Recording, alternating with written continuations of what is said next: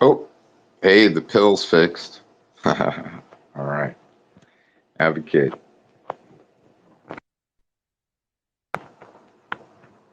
Good to see you again. Haven't talked to you in a long time.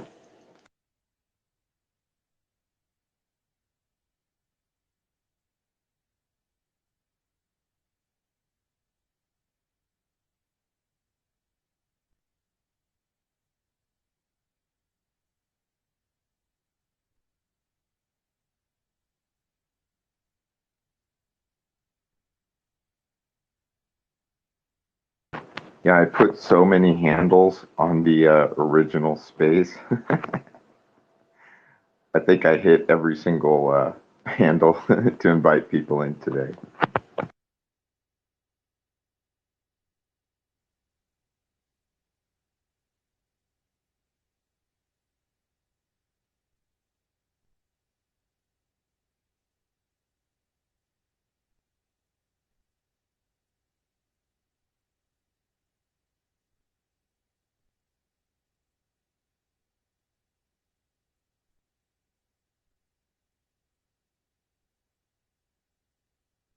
Oh, I gotta drop and come back. I can't hear Marlon. He's coming up. He had a little bit of trouble getting up here. All right, thank you. Because of course, if I can't hear, we all know why. It's because the Twitter X gods just they We're don't good. like me I lately. think. Yeah, I think we're good. The other room, it was doing that where probably people couldn't hear unless they requested to speak. Who knows? I don't know. Constitution, can you hear us? Thumbs up, bud. Carissa, thumbs up. Can you hear us? Puka, Yeah, we're good. what's up, Puka? What up? What up? Thank y'all. How you doing? Oh, I was reading Trump's latest deposition, and it's like 497 pages long, and I'm a nerd, and I read it. And it seems like all the questions come down to why didn't Trump use Deutsche Bank in his purchases? So to me, I'm gathering that they're just pissed that he used cash on all his investments and properties. And it seems like Deutsche Bank's the one just pushing this because they're just mad that he didn't use them so that they could make money too. They're pretty much saying that since he was president, he was supposed to share everything as his brown run up or anything. I don't know. That's just what I got from it. I posted a little snippet of it in the little pillbox.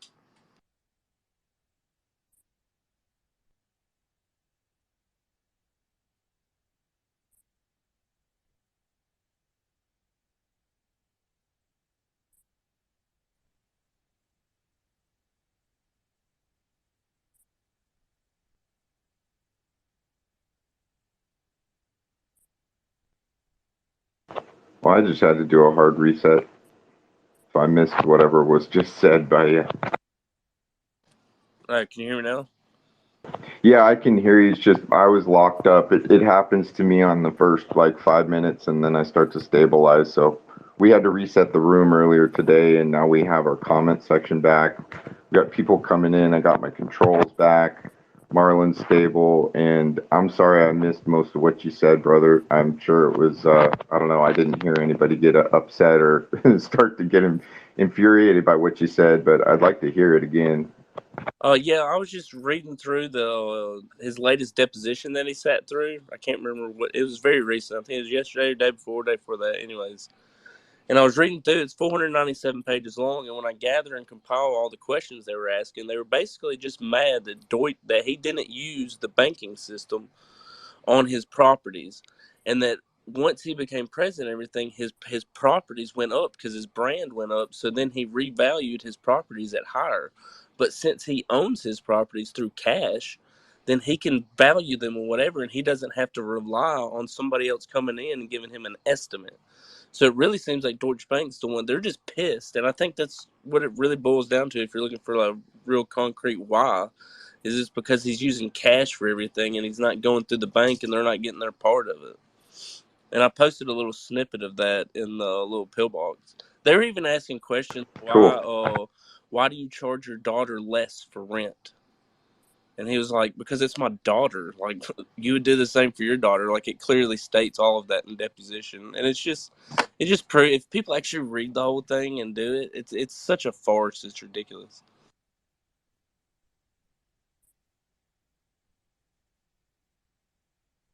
Well, if you could imagine it like this too, if they can prove certain things, they might be able to actually seize everything. And everything's pretty substantial when you think about it. Oh, he's got tons of property. And that's the thing. Like, he can back up his net worth through properties. But when you get with all these other people, they can't back up shit. They can't back up their money through assets and properties and stuff. And that's what's really this is about. They're hiding all that behind all this 800-page long documents that they put in front of each other.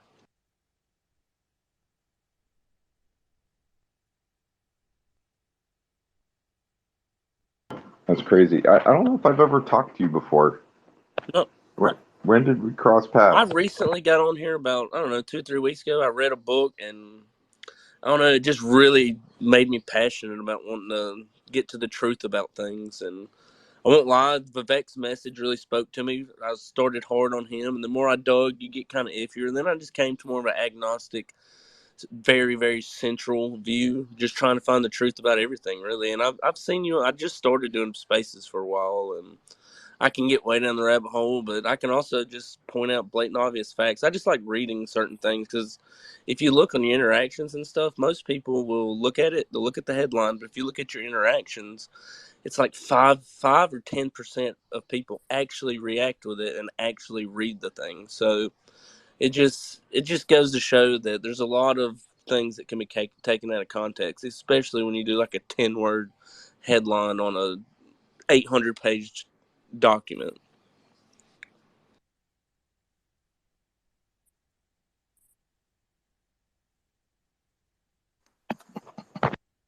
I'm gonna be fixing the title, guys, and doing some stuff in the background. Marlon, can you take it for a second for me? Sure, brother. Thanks. Sure.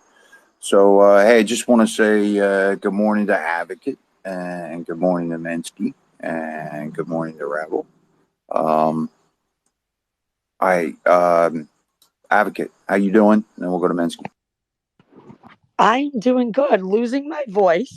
I don't know if because I was on Spaces so much yesterday, or the enthusiastic way and a loud tone to which I speak to my children sometimes. Either or could be the cause of it. And right now I'm actually trying to see. I know, right, Marlon, you got it. Trying to sneak out of the house before Jacob gets back to go get his birthday gift because, nothing like the last minute and pick up a cake. But I am here for this conversation. I was just in the Freedom Riders 1776 space. Oh, God. That ride, they got almost close to 300 people decked out Trump gear, cars, everything. It gave me chills. And I feel like this space was, a perfect follow up for me today because now I'm in a patriotic, well, I always am, but even a more patriotic Trump mood today. So, yeah, hopefully my voice comes back. Otherwise, you guys will be sad, right? Oh.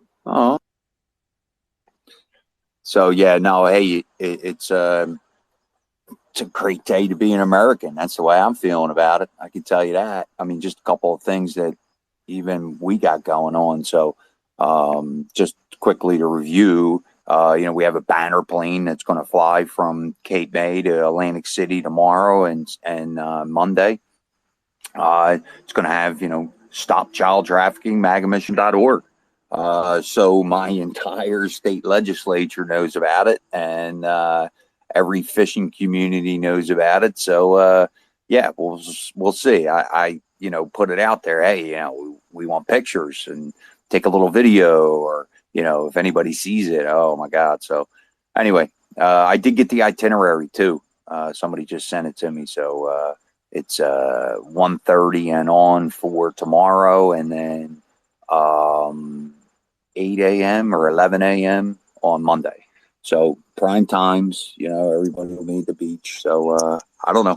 See what happens, and I can't wait to see it for myself, to be honest with you. And it's funny, those banner planes, I've kind of grown up with them right at the Jersey Shore. I mean, it's kind of like a weird staple, but it's always kind of been there with messages and pretty cool. And when they reload, guys, they lay them out like there's airports in between a couple places, and you can actually see these planes come down and grab the banners, and they have like a little hook. They don't even land. They just grab the hook and boom, they're off to the next one. That's crazy. I didn't even know that. I can picture that. Like I was thinking, how are they going to drag this thing? Do they let it loose? How do they even get that thing behind them without crashing? That's great. That makes total sense. What's up, Rebel? Yeah, that's gotta take some mad skills, because that's like crop duster on coke.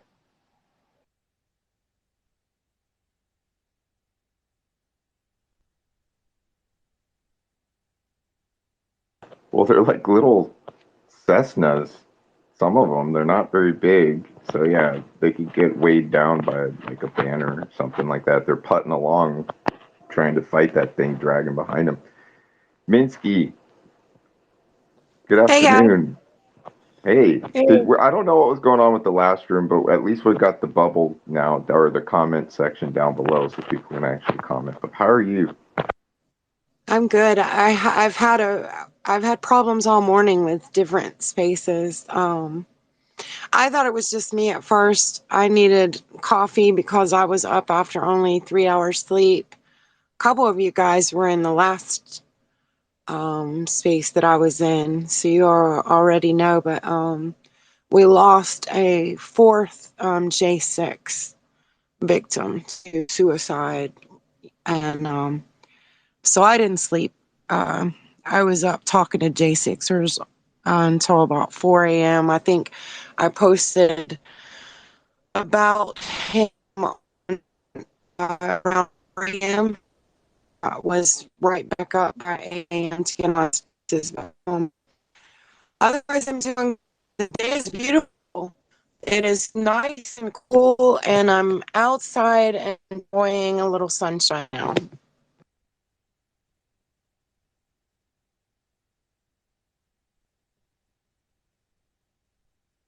Well, it's good to hear from you, and that is really sad news. And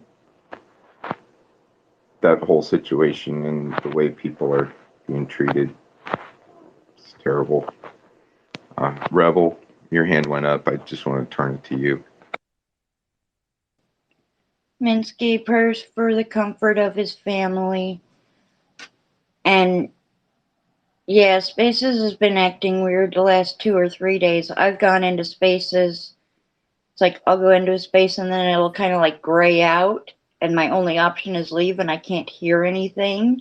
And I've been told, well, if you ask for a mic, but by the time I go to tap the mic button, if they're not like, if the host isn't sitting there going, ooh, somebody wants mic, here you go, I have to leave the room before I can even hear anything. So I don't even know if that works. And that's what happened with your last room. I came in just in time to see like 5 people throw up like emojis, and then the room disappeared. I was like, oh, great, I broke it. Last night, Phenomenology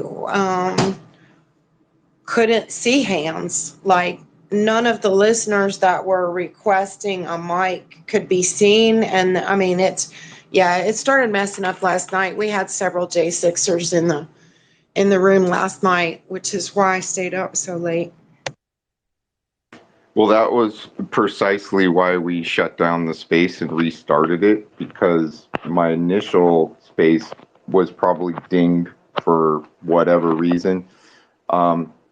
Sometimes if you pre-schedule a space, or just when you start, like starting it and then dropping it and starting again, it reset the comment section, it resets some things. So sometimes they make it to where you don't show up in the banner, people can't get in, they can't hear, and so like the audience will come in, but they can't hear anything, right? So then they leave, and you're wondering why the room isn't growing. You have no idea that they can't hear the people downstairs unless they hit the request to speak feature. There's some glitches going on, and I do think that it has to do with some of the talk between the new CEO and the ADL, and stopping certain types of speech and censoring certain things. She's going to be turning on some features. The term of services have changed.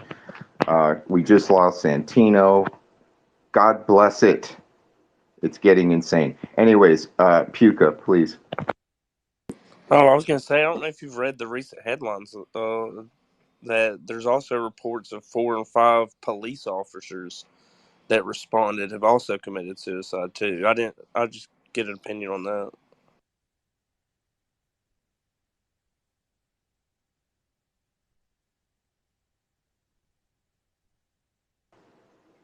Well, I'm gonna turn it over to Rebel. I got her hand up. Rebel. I'll let somebody else answer that question. That is not. I don't have enough information, and I don't want to give out wrong information. So maybe Minsky has a better answer. Minsky, go ahead. Yeah, my speaker is actually going in and out, so I missed the question. Puka, I'm sorry, man. Can you repeat that's it? fine. This is for the second time. Just Googling the suicides of Gen 6 and everything, it's saying that there's, on multiple different headlines, it's saying that there's been officers, and it seems like the officers ones are overriding the people that were actually sentenced and everything. And I didn't know if anybody had seen that. They're claiming 4 or 5 police officers that responded have also committed suicide. So I do remember there was a couple. You're referencing the Capitol Police, right? Yeah.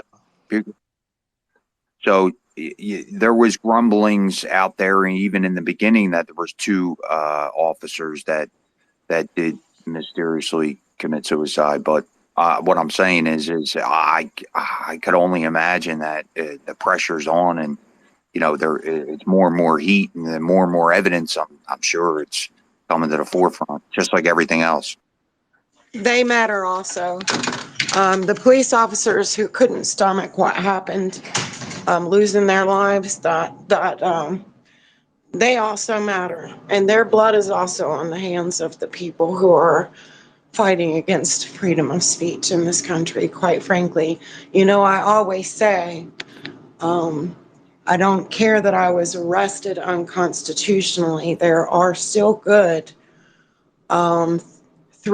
three-letter alphabet groups, all have good ones on the inside that are still fighting for us, and so do the police departments. So they do matter, and I'd rather that mainstream media leave these stories about our J6ers alone anyway, because when they cover it very negatively with a lot of nastiness. So I prefer they not cover the story.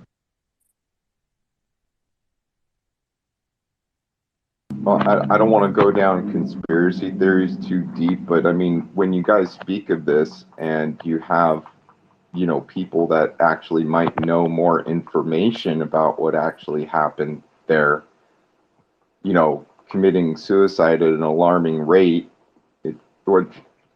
or at a high rate, it kind of is concerning. You could say it was the emotional distress of what they went through or what they're experiencing, and maybe some kind of self-reflection that led them to this, or they were on the precipice anyways and this event pushed them over. I don't know what narrative you could come up with, but there's there's got to be something there more than just self-reflection. And I can speak to you that. know what I mean? Please. Yeah, there's something. It's like, I don't want to go down the road of, well, Yeah, don't I go could down say, that yeah, road. yeah. I could say a lot of things. Right. You don't want to go down that road too swiftly because, so I don't think I actually posted straight onto my Twitter, but if you go to my profile and click on my replies, in the last space, I did share several screenshots of some J6ers for people to follow. And last night I did around 4 a.m. post the notice for this last one that we lost. His family has posted. What I would advise people is if the family is saying suicide, it's suicide. That's what I would say. I wouldn't listen to mainstream media. I would listen to the family. And I do know from experience, just with my own case, that these lawfare cases can leave you very isolated. You can feel very beat down and alone on a lot of days when you're having false testimony given against you, and a court system and badged officers that you were raised to believe in are suddenly your enemy. And one of them that spoke last night saw one die there and is still dealing with PTSD from that. It is very emotionally, it takes a toll, which is why I shared those screenshots, because they do need support. The families need support. There's actually, if you dig for the families, if you connect with the families and the Day Sixers, you can find where they gather up letters and cards and stuff for them. They need it. They absolutely need it. I don't want to see us lose anymore. And it truly is a heart-sickening, heartbreaking level of isolation that they're putting them through.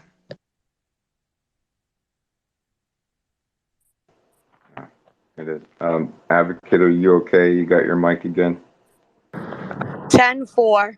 Yeah, the Space Dogs booted me as soon as I sent you and Marlon that DM offering to co-host. They were like, "Yeah, right, lady." But Yeah, that's what I was going through. If I was in a space and I did any commenting in the pill or did any tweeting or anything anywhere, it would boot me out, even if I was running the space. So as of right now, I'm stable, but you're under the you got a hit on you right now. So just don't do anything other than just hang out. If you just do sit any here and look tweeting, you're pretty. I well, can yeah. do that. If you post or tweet, it'll probably do it again. Again, Toby, I can sit and look pretty. Don't you worry. I'll make you guys look good up here. no, I need to talk to you because I was not in your space, and there was a good reason, everybody. I have a reason. I was talking with Paul and his wife Tanya about what she experienced during her time in the Yugoslavia area, and there was some interesting conversation there, and I'll go into it later. But anyways, Toby has joined us. Toby, what's up? How you doing? Hey, I'm all right. I was just gonna say that after being on Twitter for like 3 weeks, I think I needed to go back to college and take some English classes because the Democrat people on here, that's all they do is like go after your spelling, your everything like that. Autocorrect. Uh, autocorrect is a real. I'm gonna say it, and I'll put it. I'll put $1 in the tip jar. The autocorrect feature on your phone is a real bitch. It'll ruin the best meme. It'll ruin the best joke. You might type out the best thing, and then you post it, and you're like, "Oh God, it got me again. Again, really? Oh my God." Yes. It's so disappointing. It'll ruin the best punchline ever. For sure. So, Toby, I don't know if I've ever talked to you before, but if you could ask President Trump one question, what would it be? I mean, and I don't want to put you on the spot, but everybody should think about this because, people are listening that you wouldn't believe in your wildest dreams would be listening. And so these spaces are for you to speak to to your politicians. And so, if you could ever ask President Trump one question, do you have something you'd want to ask him? Man, right off the top of my head, I'd probably just ask him, right when he went to the White House, how people treated him right when he arrived. Have you ever seen that? God, what is that one thing? They like lip sync and say things over. They do videos. God, what is that one video with Yoda and the seagulls? That one's hella funny. Anyways, they do these videos where they dub over what they're saying, and they did one with President Trump and Obama, and it's hilarious. If I could find that video, anyone knows what I'm talking about, post it down below. It's the funniest thing ever, where they dub over what they're actually saying to each other as they're handing it over. Yeah, I'm sure it was. Something we probably wouldn't even believe. Yeah, it probably was pretty crazy. And I don't think Obama was too happy, and I know Hillary was not happy. There's video though of them smiling and shaking hands and all that stuff, and then murmuring to the person next to him, probably something really disparaging. I seen the video the other day of Trump whenever George Bush Senior, his funeral, when Trump and his wife walked in. That was pretty crazy.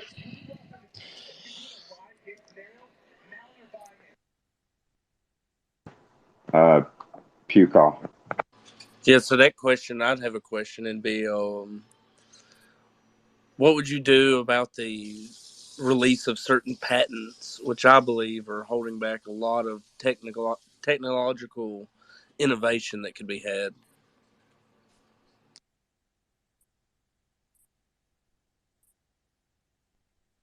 You know what's really interesting is President Trump spoke about certain control of China over certain things in America. And that's a really great question, because there's a lot of business that was being done with China where their requirement to do business with them was to give them all the information about the technology that they were involved with. So basically, you'd have to turn over all of your intellectual property to do business with them. But even further, when he was talking with Tucker, he was talking about the Panama Canal and being under the control of not the United States, which is very, that just boggles my mind. Anyway, Marlon. Marlon, you there, brother? Yeah, man. So, Pukey, you bring up a good point. Like, what we need to go back and evaluate, green energy bills and this gross waste of money, right? The money that's sitting there, the money that's been sitting there since COVID. I think there's 1.7 trillion still sitting in a bank account. I mean, again, remember, we got to look back at the way government spending happens, right? When they have these bills, a lot of these bills, they're mapped out over 7, 8, 10 years, and some of the bills that Trump signed in the beginning are just coming to the end of their existence, right? So it's more of like this promise that you're going to fund these grants and bills. I mean, we talk about frivolous bills. I mean, spending out there. I mean, talking about women's rights in Pakistan, spending 352 million on women's rights in Pakistan. I mean, why are we funding things like this? I mean, we can just competently look at what the spending is now and realize that maybe this $33 trillion in debt may be kind of an illusion a bit, because it's built on a promise to fund these organizations and grants that they put out there. So I think the whole thing really needs to be looked at by Americans.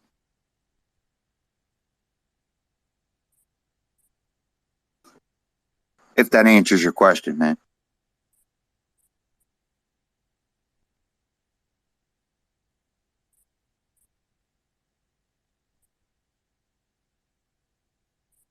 Yeah, dude. Oh, yeah, well, I was going to say, because if you see, you can look on DARPA's front page, and it says that they're involved in engineering alchemy. And that's something I'd like to know about, too.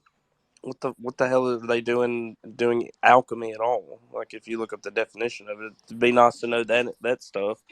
And also, they hide a lot of their funding in a lot of EPA projects for like the yellow-bellied tow weevil or whatever it is, to hide this off-site thing where they can do certain things in this site that wouldn't be able to do before because it's under EPA protection. And there's a lot of wasted money that goes to those too. Not to say that there aren't a lot that are useful and that do go to the right thing, but there are also a ton that are just made up. Like some of the things don't even exist. And that's kind of my point. We as Americans could probably competently look at it and understand, where the nefarious spending is. I think this is quite achievable by real people slapping the children out of the way and let the adults take over.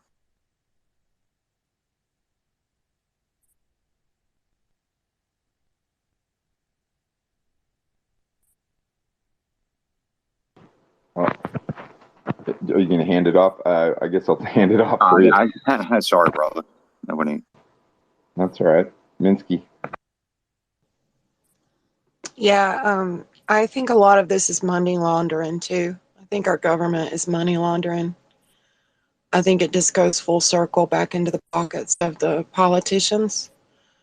The only answer to all of the questions that we are all asking in these rooms is get rid of the politicians that we have.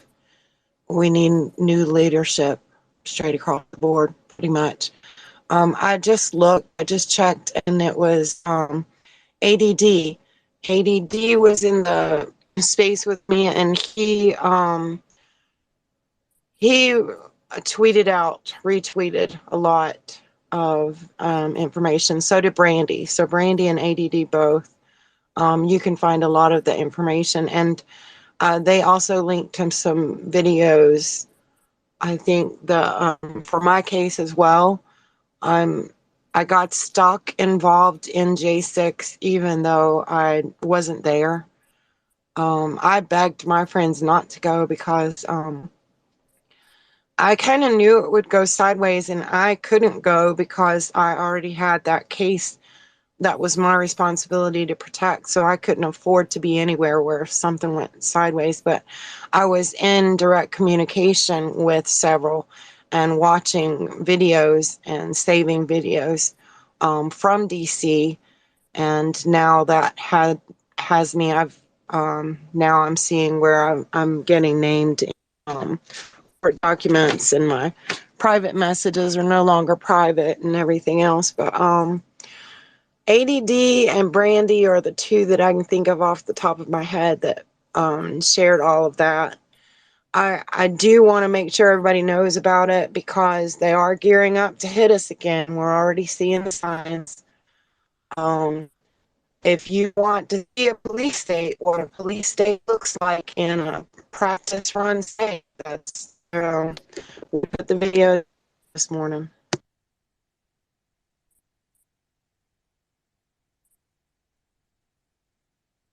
Thanks, Minsky. Well, that word police state, I don't like that just as much as I don't like colony or encampments or, these are words that I'm hearing more and more.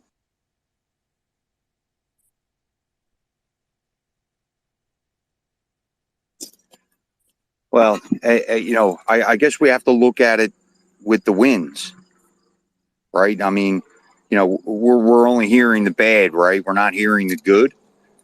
So I guess, we have to start speaking the good, right? Like, we're watching even in my own state, Minsky. I mean, there was a big deal about Orsted, getting a pause in the wind project here because of loss of funding. Some of the companies are pulling out of it, and it's a ripple effect into the state government now. And I'm definitely going to be looking at how it's going to unravel. I'm wondering how these towns are going to be able to scatter and put it back together because they've lost confidence in the way that they voted, and now there's going to be a big pause. I think if we're able to kind of pick those things apart, I think it'll be impactful.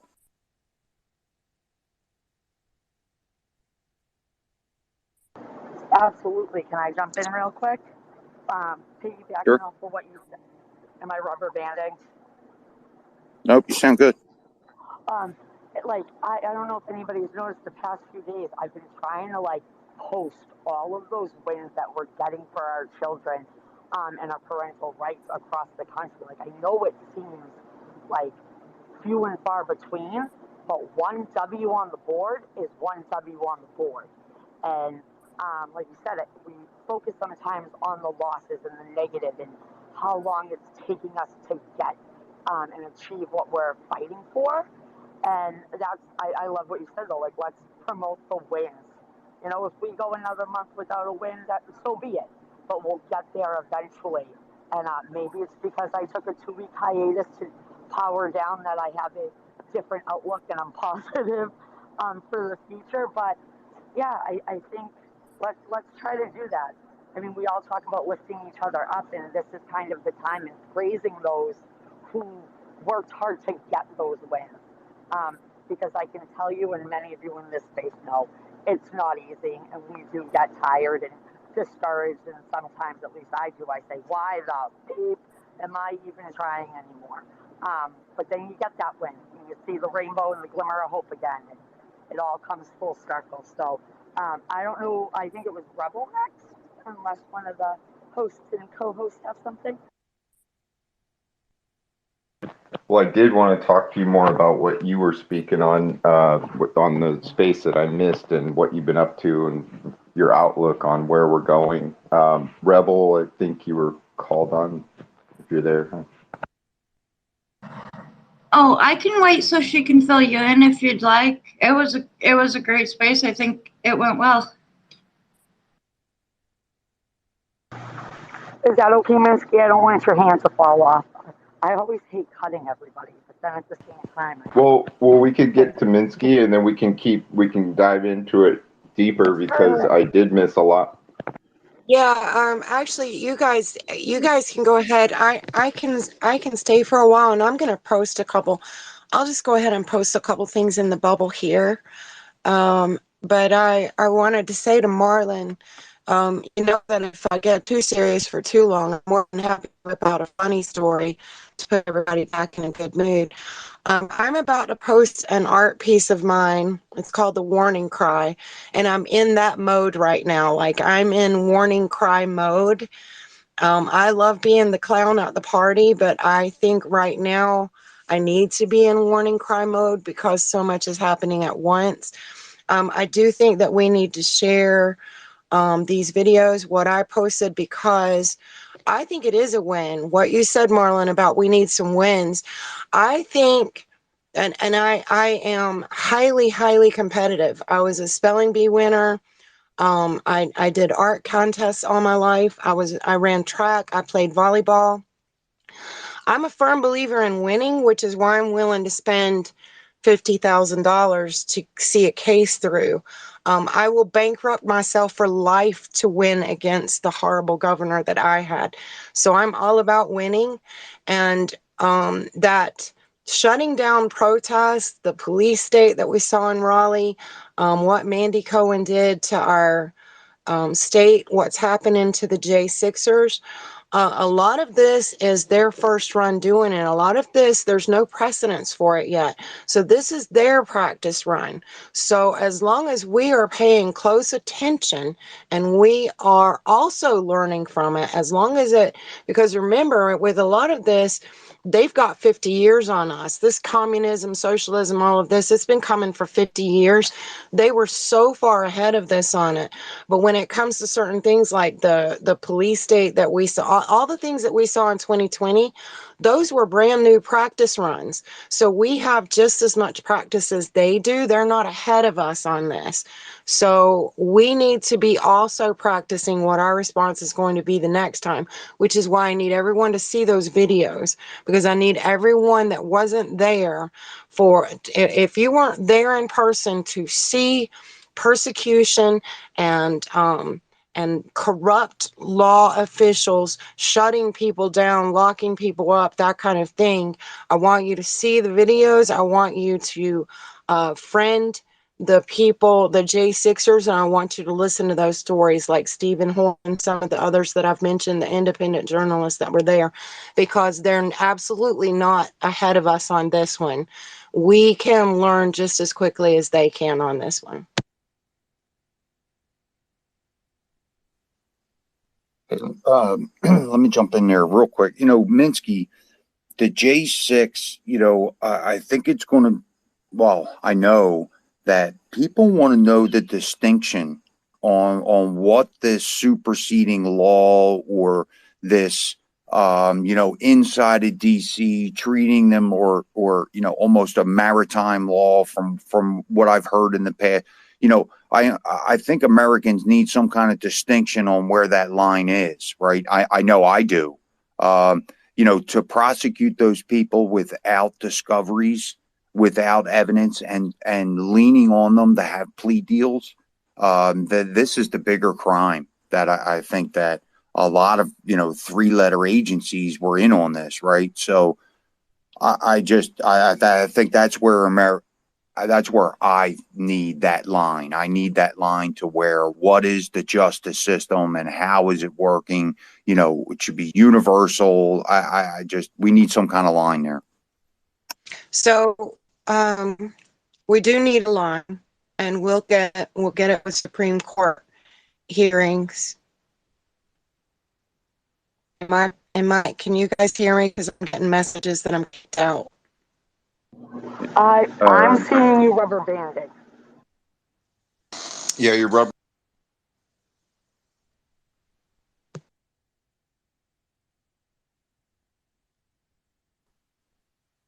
Yeah, something's up.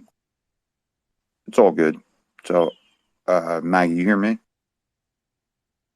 I can hear you. I hear you.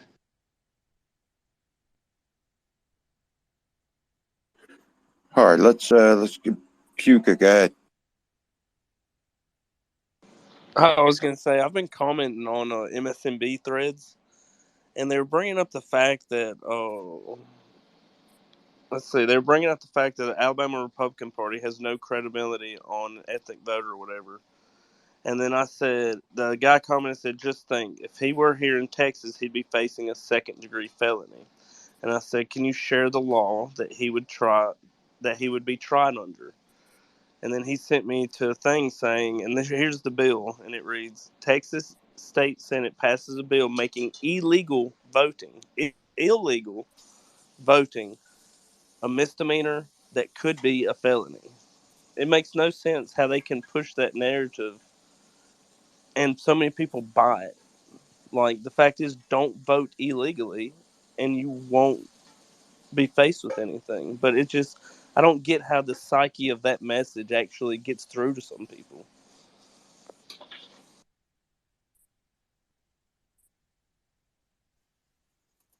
Well, in my opinion, there are in the voting system. We we need another line right there. We need to be able to work on the voter roll, and that's your concrete foundation for the election. There shouldn't be this manipulation of the voter roll. And if we had concentrated some on the Board of Elections in every county, I think these processes would change. Getting our county clerks motivated in the right directions, understanding what they're doing and how they're manipulating the voter roll. So I think we need, to get people educated to be able to go in there and competently talk about it. So I think there's a big gap there where we've just forgotten. We need to remember again. Yeah, and Sorry, you go. I was just gonna say it's not. I mean, we have forgotten, but we've been conditioned in a way to only accept 10 to 20 word phrases, and they would just automatically accept their opinion, and that's their way to their masses. And it's a tool that they've been using, and people are just asleep still. And I think if they keep it divided 50-50, it's gonna be very tough until we can reach that other side. Well, I've been referring back to this Oliver Anthony video, and again, I watched the reactions, and I definitely keyed on the black community because I could see when they started out the video and then how it evolved and how their expression and their patriotism came out of them. It was a very great sign that, number one, a lot of people are educated on, what happened in Epstein Island and the child trafficking and, all these different things. I mean, a lot more people know it than we know it. I think that was some of the message that came out of that man's song, that, he knows we know, they know we know now.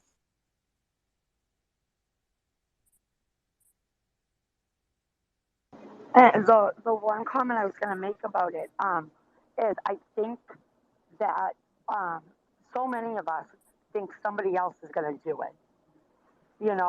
Keeping your head in the sand until it's, at your front door and it's like, oh, somebody else can handle it. Somebody else is on top of what's going on and trying to enact change.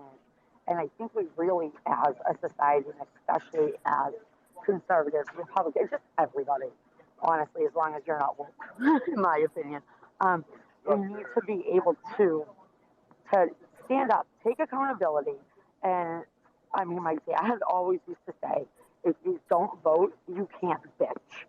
And I firmly live by that motto. If you don't get out there and try, however is comfortable for you. I mean, not everybody can be the one storming the castle. But whatever your strength is, if you're not utilizing that in life, if you're not setting an example for these children and generations to come, then I want your mouth shut. I don't want to hear your complaints.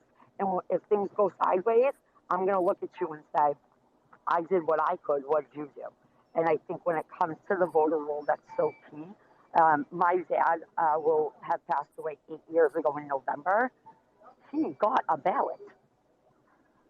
The man has been gone. And it came in the mail. And I sat there and I looked at my mother and I was just like, is this real life? And he passed away November 3rd. So that's also like extremely close to election day. So I kind of found it ironic. But the fact that he had been deceased for so long and it came in the mail really just like hit home for us. My mom and I got 2 copies of ours that came in the mail because clearly we didn't do the mail-in voting the first time. So they were like, let's send it again. But we need to stand up and be accountable. So that's my 2 cents on it. Rebel?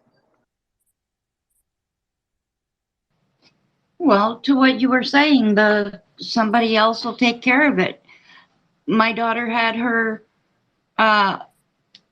orientation day this week, and I was there as the volunteer autism advocate, and I met several parents who have kids with autism or other learning disabilities, and they're in the middle school or the elementary school, and they've been having problems, but they didn't know who to go to, but they didn't want to speak up. And it's like, I figured somebody else had to notice. Somebody else was already saying something.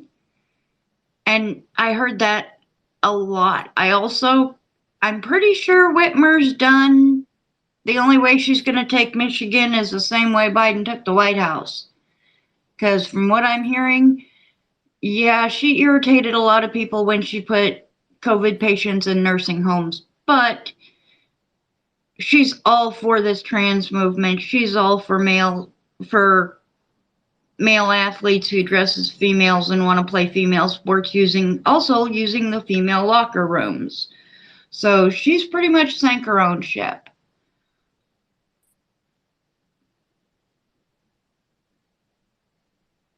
Sorry, I got diverted because I do find the irony in that, considering she ran on being such a good parent and protecting the children. But you're right, Alex. Everybody's like, oh, somebody else is going to say something. And I have to admit, I was one of those people. I was like, I've got my daughter to deal with. I'm sure somebody else is realizing it. I'm sure it's being worked on. And I was like, And it wasn't until I started asking questions. To that point, so I live in the town I grew up in. So I'm literally still with like my best friends from life. And they will sit there and, bitch and complain and not put lawn signs out for me or show up to anything because they're too, scared. Yet when they need something for their children or things go sideways, it's like, Alice, blah, blah, blah, blah, blah. And of course, I'm there. I'm never going to not be there for a parent in need. That's not my style. I don't care if I absolutely despise you or not. You come to me for help for your kid, I'm going to be there. But I always say to them, I'm like, this is the last time. I used to have to, oh, good Lord, what I just do like a newsletter to our group of parent friends, letting them know what was going on in like the school district that month or with, the sports and team schedules. Because of course, Coach Alex over here, and I literally stopped last year. I'm like, y'all got to be adults and handle your own thing. And I think it was like a lot of them were taken back. Like, what do you mean? You solve all of the problems when it comes to the kids. And it was like, you know what?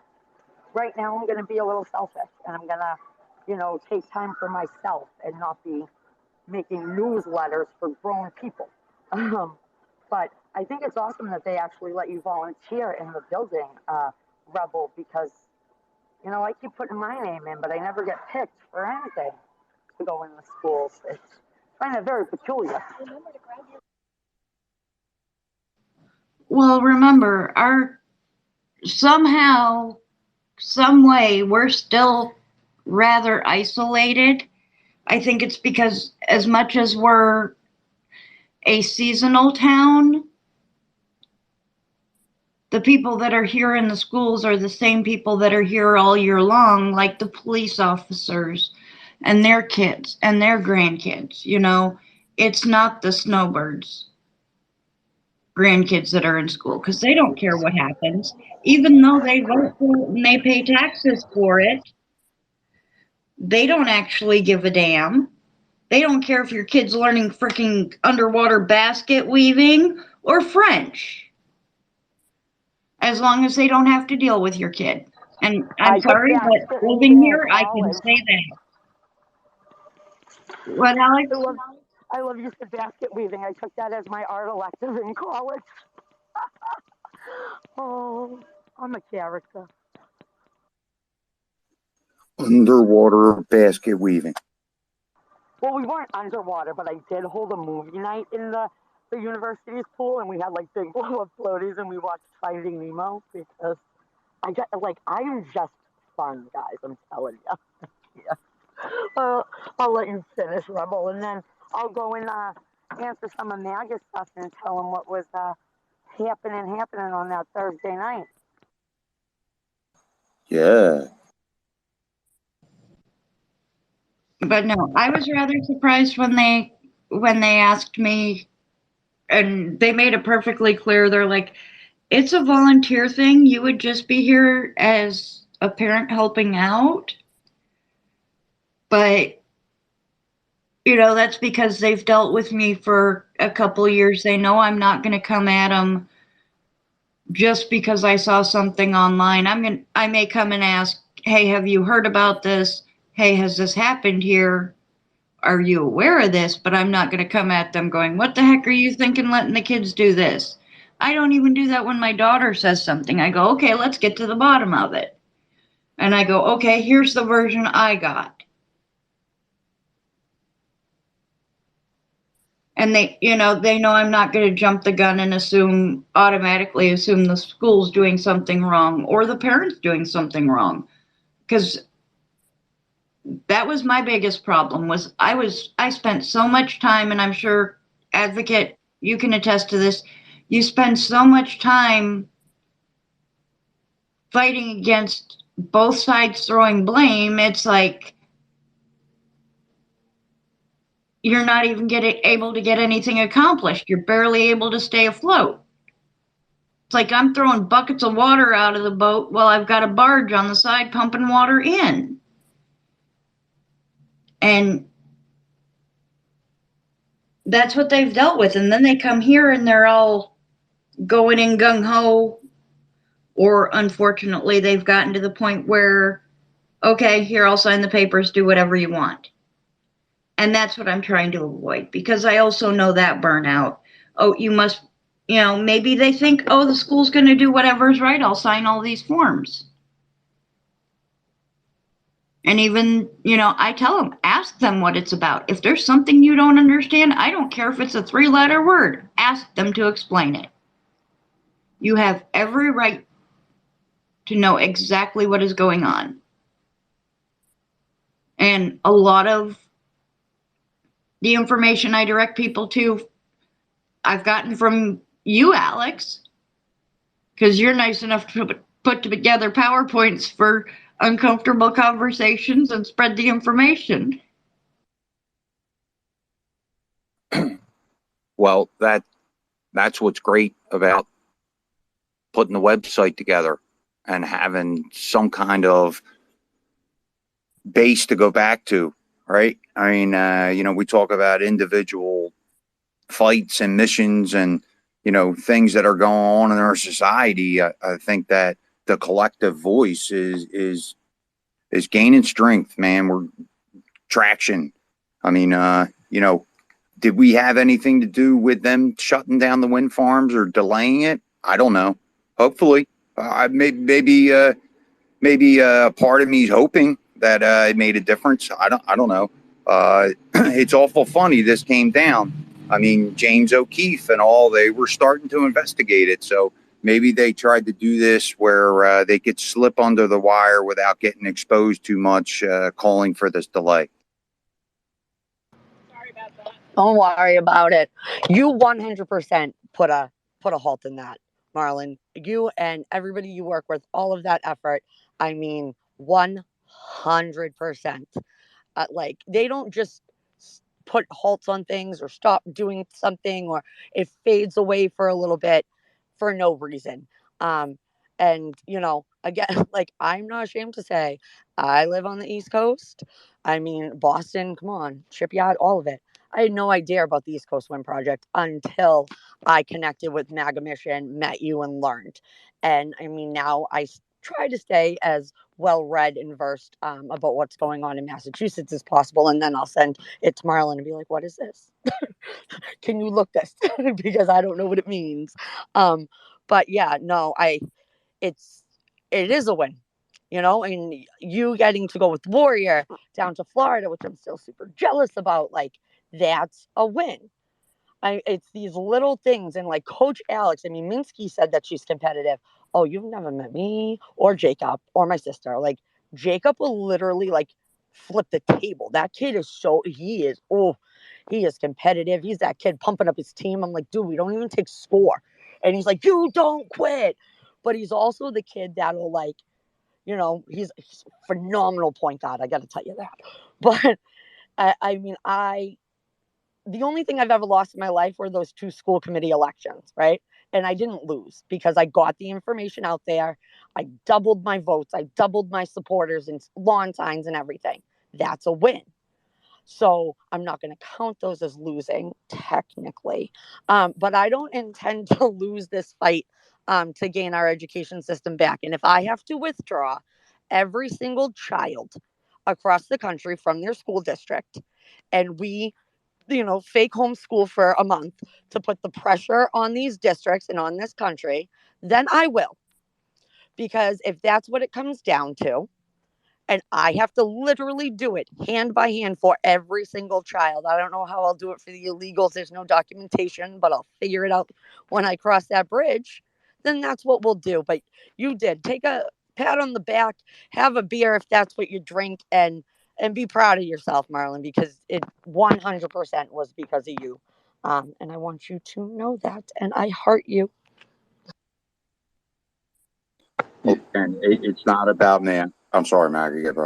Oh, no, I was going to say, I mean, when Marlon was talking about this stuff a month or two before it made mainstream, and then you started noticing that the media was noticing, so bringing it to this forum and getting it out there, I noticed that some of the words we speak, even the word mission, I mean, you hear it out there, politicians say these words. It's almost like you hear that they're listening and then they're repeating some of the things we're saying.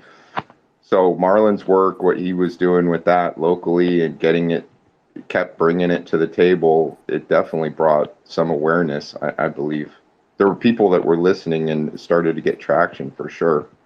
And we were talking about it together way before any of this came to light. January. General. Yeah, I mean. Yeah, Twitter becomes the news in a way, and the news is listening to Twitter. And then, of course, there's breaking news and things we reflect on here. But sometimes some of the issues and concerns we see, like, I mean, I haven't even talked about China's installations in Cuba, that their military installations 100 miles off Florida coast. But, I mean, God, which issue do we talk about first? All of them are national security issues. All of them are infrastructure issues, which then goes right back to national security issues. The children and all that. I mean, everything, we're being attacked on so many different fronts. I would say attacked. We're being prodded like cattle in a certain direction on all these different directions, and the people are paying for it. That's the other thing. Back to what Marlon was saying, the losers are the taxpayers in this, on all of these things, and these things are going in directions we don't want them to go. So we gotta push back, advocate. Yeah. We're paying for it in so many different ways. But just to piggyback on what you said about the word mission. So, my undergrad, for those of you who don't know, I have a double major in communications and business. So, it's all about those hot button words. It's all about repetition, getting those key phrases and things out there. We, as individuals, can only take in so much information at one time. That's why I tell you all to just shut me up when I go on my tangents, because I don't know if anybody's absorbing what I'm saying, 20 minutes of me nonstop. But it's it's so key when we are out there talking to our communities, elected officials, whoever, that we are truly using the same verbiage across the board, because that's going to make a difference, and it's going to be extremely powerful in the end. Because when you hear the word MAGA, when somebody hears that, what do they think of? They think of Trump, even though he was not the first one to coin that phrase, by the way. But that's what it is associated with. So the more we use that same verbiage, the more our missions will be associated with that. And you got to hone in on that, which I think MAGA Mission does a great job of doing. And I have to give you so much thanks and kudos, MAGA. So the number of downloads for the opt out form and views for all of those PowerPoints Rebel mentioned that I love doing, that has doubled since you put the page on the site. So I want to say thank you so much.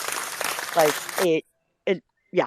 I'm gonna cry in the middle of the store. Thanks, guys. But Wow, it's the that's truth. incredible. Yeah. Incredible. Thank you. Yeah. No, thank you. Well, no, I mean, these are the things. And last weekend we had somebody come up and ask for the definition of what is winning. We got into this huge discussion about the term I winning. remember that. Yeah. Yeah. Joshua was there. Joshua spoke so eloquently on so many things. And Joshua, I know you're hanging out. So let's, I don't want to get into the definition of winning, but like we said, the battle is never. We're always playing tug of war. One of the things we brought up was that the line at which you judge what winning is keeps shifting. The narratives keep shifting, but we keep tugging in one direction. We're going to keep pulling, and we're not going to stop. And I don't want to get into the definition of winning today, but little wins and little victories all make a difference. And advocate, your work is so great. That. MAGA, I would have had a great answer for whoever asked that definition. Yeah. I'm at the point where winning is just getting $1.50 gasoline and mean tweets. That's all I want at this point. God, Joshua, that's phenomenal right there. But also, like, what's the definition of losing? Like when I lost school committee, my supporters were like at the bar crying, and I was like, "Suck it up, Buttercup. Why are you crying in your beer? Like, don't let them get you down. Get back up and keep going." Like that is the definition of winning, because you are comfortable with what you did, how you fought, and it may not have been the outcome you hoped for the first time, but if first you don't succeed, try again. At least I think that's how the saying goes. But yeah, no. Well, that's why I made the title DeSpite. Like, despite, it kind of goes to a certain individual, the way I spelled that out. But anyways, The sanctimonious, yeah, the guy from Florida that head bobbler. Despite the sanctimonious indictments, Trump is still winning in the polls. Joshua, Say please that jump 10 in. times fast. Yeah, let's have Josh jump in, please. Yeah. Okay. Yeah. I was kind of listening in, but man, I know you don't want to talk about the definition of winning, but that was just the last thing that was said. That's the only thing that's on my mind right now. But no, you know what? Let's see. Despite indictments, yeah, Trump is going to win, man. I don't know what else to say. I've seen so much crazy things in the last 3 years that is actually starting to give me hope. Yeah, we're starting to see their machine break down. We're starting to see the man behind the curtain. We're starting to see that the Wizard of Oz isn't really a wizard. Yeah, we're starting to see the background, and it's becoming obvious now. Before we were all waiting for the big media giants to come out and hey, they're gonna take our side and they're finally gonna point it, but they never did. They never did, because they're part of it. You'll never see that bombshell media report explaining how the media is the one screwing you over. It just isn't gonna happen. Everyone's waiting for it, but it just isn't going to happen. They're part of the problem. I mean, every institution that used to have some sense of trust at one point of time has been infected by these people that have what seems like limitless resources, because, well, they're the ones pulling the levers of power. But the thing is that they're losing. I know we don't want to get into the definitions of winning and losing, but they're losing. They really are. The pain got too great, too quick, too fast. And people go, whoa, what's going on here? Right? We're having a president being indicted. Where the country is heading in the wrong direction. We have $5 gasoline. And honestly, I'm starting to think of it as kind of a play. I feel like I'm watching some information dissemination psyop coming out where, and I don't pretend to know. I mean, I have my buddies that are still in the intel communities that kind of feed me some information, but other than that, that's about it. I don't really know anything anymore. I'm no longer in the in those briefings or rooms anymore. But anyways, I mean, it just feels like this is all a show. We're all starting to show, and the pain is increasing. So that way, everybody they can't go back into La La Land, Distractionville. It's becoming too much into our face. And that's how you could tell that they're losing control over the narrative. I mean, if you look at it, Donald Trump was indicted. His poll numbers went up. And people are just the news is trying to spin DeSantis as though he has a chance, and everybody knows that he doesn't. I don't even know why we're arguing about it. I honestly, I see these guys in the Trump DeSantis arguments on Twitter. I'm like, well, they're gonna lose. So what we really need to be arguing about is Trump Biden, or I don't know, how about these Trump indictments? How about we actually do something in general? And it's happening. I mean, spaces like this is happening. You got people Advocate going out and fighting the fight where she sees the front, where she sees the battlefield. Marlon is fighting what he's fighting where he sees his battlefield. MAGA is fighting where he sees his battlefield, and contributing in ways that they can. I mean, my contributions are basically my voice and my art. That's all I really have. That's all I can really do from here in Italy. But I'm pretty excited because I think and the war is never over, right? You can't really win the war. The war is always going to go on forever until the end of days. in the sense of, good versus evil. But we will win this battle. We're going to win 2024. I mean, it's nobody in their right mind is really trying to defend Biden. Their narrative is spinning out of control because, dude, how can you defend that dude? How can you defend Biden? How can you, dude, I knew we were screwed when it was Easter and the Easter Bunny was trying to tell the president of the United States you can't go talk to the press. That image is really just stuck in my mind, and I'm like, how can anyone? I mean, and then you see the news, they're really trying to spin as though he's like doing somewhat of a competent job. But everyone's starting to realize that this isn't the news anymore. Ever since Obama, amended the Smith-Munns Act, I mean, this isn't the news anymore. They're just gaslighting centers. They literally don't know anything. Just look at who was on the debate, Yeah. reviewing the debate. It was like Maddow and all these they're narrative spinners and they're gaslighters. They don't know anything else anymore, and their Freudian slips are getting more and more ridiculous. I can't remember who it was. I think it was on MSNBC, and they're like, it's like he's trying to change their opinions and whatever. And then she's like, oh, that's our job, and I'm like, yeah, well, because they don't report the news. It's entertainment. It's opinion. It's not about facts. It's just there to try and sway you, and people are starting to wake up and smell the roses because we have a former president of the United States telling us that there was a rigged election. And like, people want to pretend that Trump is stupid. People want to pretend that like Trump doesn't know what's going on. He was the president of the United States. He literally knew the majority of what was going on. He was the classifying authority. He was the president of the freaking United States.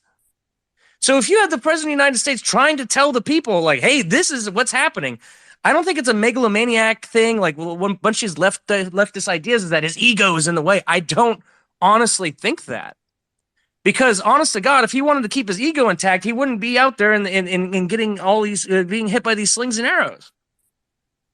I see it as I really don't see it that way. I see him more as a guy who's really trying to save the country.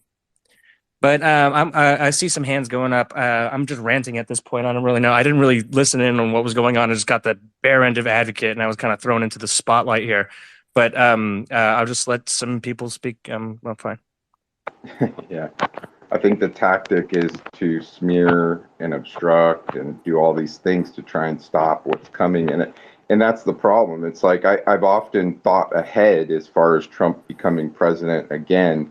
And I look back at his presidency when he was obstructed so much while he was president. And I think that the tactics, if they can't win, they'll just obstruct and slow things down as much as they can until they're back in again. And then they ramp it back up. So we're always constantly going ebb and flow back and forth, I have I have the sneaking suspicion that, 2020 was kind of allowed to happen when it comes to the election fraud, to show people how bad it really is. And, and it's just a theory because, I used to work in the intelligence field, and I might get booted off just for simply saying these words, but there's a system called Hammer and Scorecard. And that's basically how the Americans rigged almost every election in the Middle East during the Arab Spring, during the Obama years. I'm surprised I didn't get booted off. I'm probably being listened to just for saying those words. I remember a time where you couldn't even mention those words on Twitter without getting banned. Like, if you even mentioned, or on Facebook, it would just delete your post. Like, if you even said Hammer Scorecard, boom, post deleted, instantly flagged. And this was right after 2020. That's why I believe, again, I have, this is nothing more than a hunch and just from what I've read, but I believe that we're watching a play. I really think that. I think that if there's a corrupt temple, right? If there's this massive amount of corruption, and let's say there is, a group of people within, actual patriots in positions of power in the military or other places like the DIA, CIA, NSA, and in these other intelligence communities, the way I look at it is like, well, this is how I would expose it. You can't, because the fact of the matter is, if you just tell people, oh, it's corrupt. Okay, well, and let's say the truth is awful. Let's say it's really, really bad. right? Most people will go right into a state of denial. You'll hit their cognitive dissonance. They're not going to want to believe it. They're just going to be like, nah, not really. Nah, you're wrong. I'm right. You're left. Whatever. Red, blue. But if they feel it, if it hurts, pain is an excellent teacher. In fact, he's one of the best teachers there is. No one really likes him. They try to avoid him. But when he gives you a lesson, you remember. So it's kind of like what we're going through is it's just like, it kind of feels as though Clown World, the corruption is being exposed as Clown World. It's so over the top ridiculous that it's impossible to ignore. And it is impossible to spin this narrative. And that's why they're losing, because the narrative, they can't keep it up anymore. They really can't. I don't see it happening. Trump is winning. Everybody knows it, and they're terrified. They are terrified. I mean, dude, they're trying to prop up, DeSantis as though he has a shot, and now they're trying to put in that Trojan horse, Vivek. I don't trust him at all. Looking at his past, he's just telling us what we want to hear. That's all I'm hearing is lip service. I don't think he's the real deal. He's got crazy Josh. eyes, in my opinion. Yeah. Josh, let's go to Advocate and Marlon and keep rolling this conversation. You bring up a lot of good points. Vivek is kind of, he did well on the debate stage, but a lot of people don't trust him. Advocate, if you want to jump in again, and Marlon, either one. Marlon can go, and then I give you the quick update, if everybody doesn't mind, about the space we did Thursday night, and then to let everybody know about the space moving to Monday nights. So I will bow down and let Marlon take the floor. Hey, you know what? you brought up a great point. I think Albert does have his debate tonight. So we should probably listen in and listen to him, hopefully crush the stage, And hey, to go back quickly to what Josh was saying, the elected officials, they realize this is on the downfall. I mean, I can imagine that, getting on the DeSantis train is getting harder for these people. Some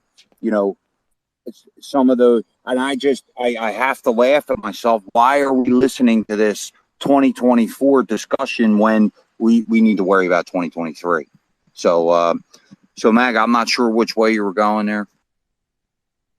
I was going to go to hands. I think Puka has been waiting, and then Rebel. Puka.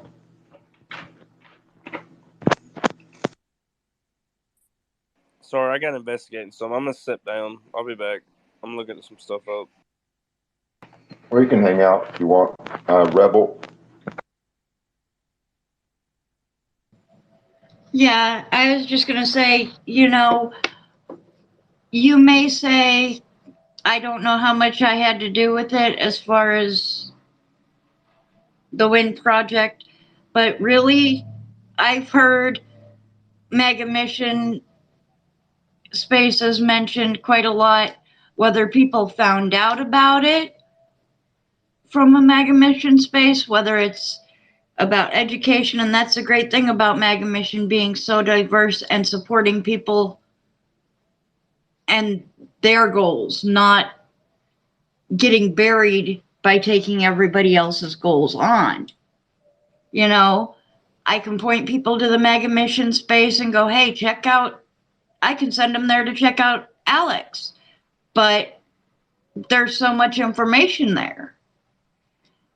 And I've heard other people say, so it's getting out there. It's spreading the word. I've heard everything from, oh yeah, we talk about this regularly. This is what's going on this week. Or, oh, I heard this update. Oh, hey, have you checked out Marlon's space? He holds a space with the truckers on Tuesday. And it's great to know that people are making those connections and spreading that information, because, Usually if I have a mic, I'll pop up and go, oh, you know they have a website. So I'm not going to stop. If anything, it's made me more determined because I see that information getting out there. And I think that was the reason that I got kind of backed out of it for a while, was I wasn't seeing any progress because I wasn't connecting with the right people. But I'm seeing progress. I'm seeing how what I do affects the communities around me and my state. And Alex is in a completely different state, but what she's doing is affecting my state and vice versa. And I want to have a good effect. Hey, you know what, Rebel? I want to tell you a quick little story.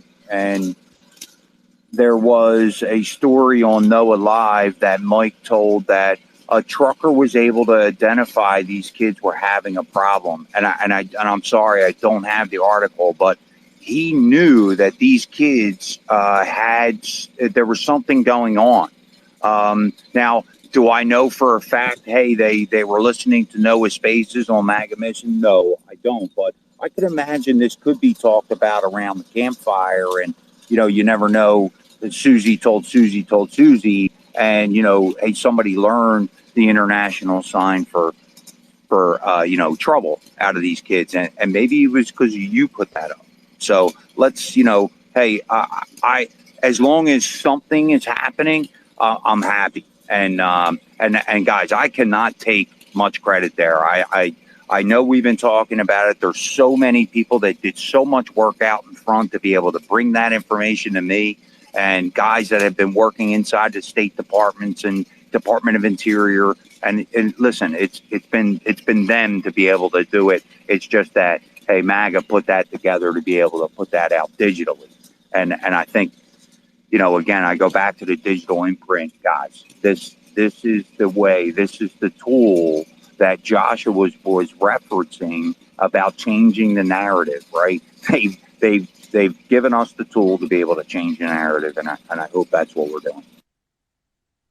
And that trucker saved those kids by what they learned, like you said, Marla, in these spaces, were able to help those children. And I think, now I'm going to cry in a dollar store. Guys, you're killing me. You talk about a W for the board. I mean, put that win right up there with all kinds of gold things. All right, question for you, video game people, MAGA. Is like $25 in Roblox, whatever the heck that is, like coins, is that a lot or no? Anybody know that real quick? Side note? No, I'm not a pedophile, so I'm not on Roblox. Don't do it. What do they have?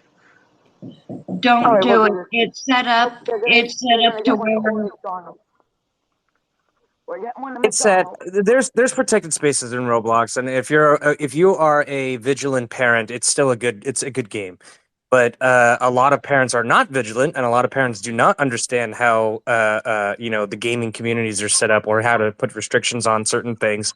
And so there's just places for predators to find prey. And that's all I'm going to say upon that. No, I'm obnoxiously on it, but no, I was saying that don't do it. Alex, I was saying that don't do it from the Roblox money aspect, because it will just get more and more expensive, and they aren't going to keep getting free stuff. So anything else you will have to buy. It's a big trap. So just heads up. Cool. LOL. They don't. I'm like that super cheapskate mom. I'm horrible. But I'll be quiet now. I just wanted to throw that out there. That trucker saved a life, and yeah, I think huge credit to Shepherd's Watch and Brandy, to Warrior, to MAGA Mission getting it out there. Like, I mean, I didn't know the sign for help me if it hadn't been for Rebel teaching that to all of us, and I taught it to the boys. Will they remember it? Who knows? But hopefully it'll trigger in their head if they ever need to. Hold on, I have a professional on the Robux. Go ahead. The Robux thing, when they do the Robux thing is a scam. Just because like they'll do events where you could get free Robux, but then you'll win and you'll have to pay like almost like at least like 50 or more actual money to get it in the end. Now, this is what these spaces are all about. Maybe not the specific one, but bringing together people and helping those who have questions and just don't know. Look at that, y'all. You just watched it happen in live time, and I think that's a huge win. And tell your daughter I said hello. She's like, Mom, why don't you just let me tell her? I'm the one who knows about it. I'm like, are you willing to say something? She's like, well, yeah, they need to know. Well, back to what Marlon was saying about using the digital imprint. So working with Noah working with us, making these links and connections with other organizations, it just strengthens the message out there on the internet. And when people even get a whiff of maybe something that they're interested in, they can just type in those words and it'll lead to the information. And that's really what we're trying to do, is just make sure that we create these links with these organizations and bring it all together. Though as the awareness grows, then you see that it has impact, just like when Marlon was talking about the wind farms and the windmills or the wind turbine projects and things like that. It starts to raise awareness, it gets into the news, and then it's like this big circular tidal wave of just the people finally just everywhere they turn, there it is. And so, you can't avoid it at some point. And so that's what they bringing everybody together like this. And Joshua's artwork, we've talked about that. He brings a lot of impact with his images. Again, people share those images. It spreads to the people. And that's kind of what we're trying to do with the digital world. But outside of Twitter, we got to cross-platform people. You got to get on every single platform you can. And you just use the hashtag and unify the people in the message, and it starts to have even more impact when you do that. Marlon, jump in here, and then you can hand it off, brother. So, again, I don't know that we know how impactful it may be, right? I mean, I don't know. Maybe this is over my skis a little bit, but maybe we're rewriting history and we don't know it, guys, right? That would be like, wow, hey, where this grassroots started was back on Twitter. Oh, do you remember Twitter? Oh, X. Oh, yeah, that's, that was ha ha ha. I don't know. Maybe. I don't know. It's a dream. Well, the suppression that you experience here on Twitter, and I've said it many times, is this just one little small fishbowl that you're in digitally, and the digital parameters of the space you're in is small. It's not out. There's many other mini universes out there in the internet and on Twitter, social circles that never collide because they don't want you to collide. And so I want to break through the glass. I want to break through the parameters that they've set up. I'm going to show them that they cannot hold the message in this little fishbowl. We got to get it outside into the other fishbowl. Santino is like amazing. I mean, you look at his Telegram account and you look at how much impact Santino has as a person, and how much impact Marlon has as a person, how much reach and algorithm Joshua has. These are like some really, impactful people, and there's even more people out there. I was followed by some human rights journalist. She has like 64K followers. I mean, I'm not a very big person here on Twitter. I'm relatively small and unknown, but we're doing our best despite all odds. We're going to keep fighting, and that's what it's all about for me. So, I don't really focus on the followers. I just focus on the message. If we can get that impact out there, that's everything to me. And I think that the people that have done that are getting seen. Joshua, please jump in. Yeah, I just wanted to talk about kind of what I think a lot of us need to hear. What we're trying to say is that there's a butterfly effect. There's a huge butterfly effect happening right now. People get in these spaces, they hear something new, and it could be something that they had no idea before, but then they're more aware. And if you think about it in your life, people are like, well, I'm not sure if I'm making an impact. You are. You make a huge impact with the people around you. Look at your families. Look at your communities. Look at all that you have done. Look at, and everything you type in, everything you talk to, it goes somewhere and it creates a butterfly effect. Okay. And so everyone, when I first started doing these images, I never thought I would get anywhere with them. And then I had the former president of the United States tweet my stuff. Or retruthed it, whatever, he truthed it. But and then all of a sudden, it's starting to explode. I'm meeting all these people. I feel like I'm having an impact. And I am. And the thing is that everyone here in these spaces, you pick up a microphone, you say something, you're doing something. You're taking something that's in your mind and you're giving it to somebody else so they can either copy it, muse it, work with it, meld it, forge it, turn it into something else, and then, you help them in their battle on this front. Because this is a battle of the minds. Make no mistake. They're trying to tell us what we've been thinking for the majority of our lives and for the majority of the many generations that we've had, that we're somehow wrong, being what we are, being, the force of good in the world. Because maybe some of these behaviors and things that we're suffering from are not good and we don't like it. And they're trying to tell us to sit down and shut up and take it. And, well, I'm not going to do that. I don't think anyone here is going to do that. I mean, I see a bunch of people throwing 100% up there. And yeah, because the people that are in this room, we're here because we weren't seeing assembly in our communities.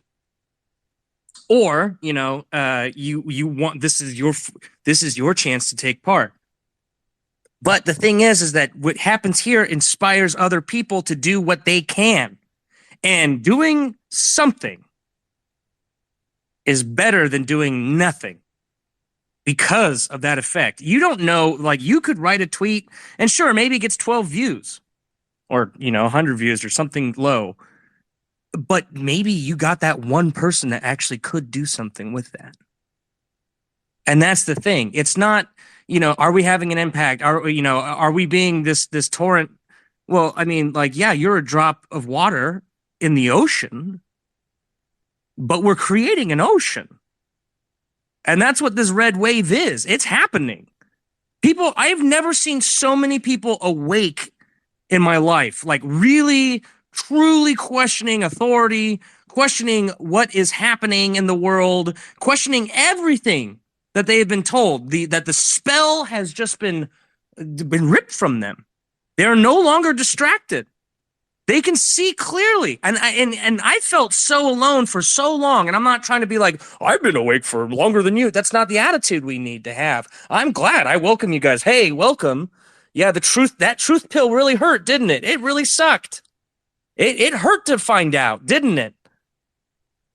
But what are we going to do about it? And now we're finally at that point where we're actually doing things about it. I'm like, I am absolutely dumbfounded. And it's happening. It's happening. And, we're all getting a little discouraged because the news is, they're going crazy. You ever watch that movie V for Vendetta? And there's that part where the dictator, the chancellor or whatever he was like, tell the news to remind them why they need us. Give them all the negative press. Keep pumping it through the TV streams so they remember why they need us.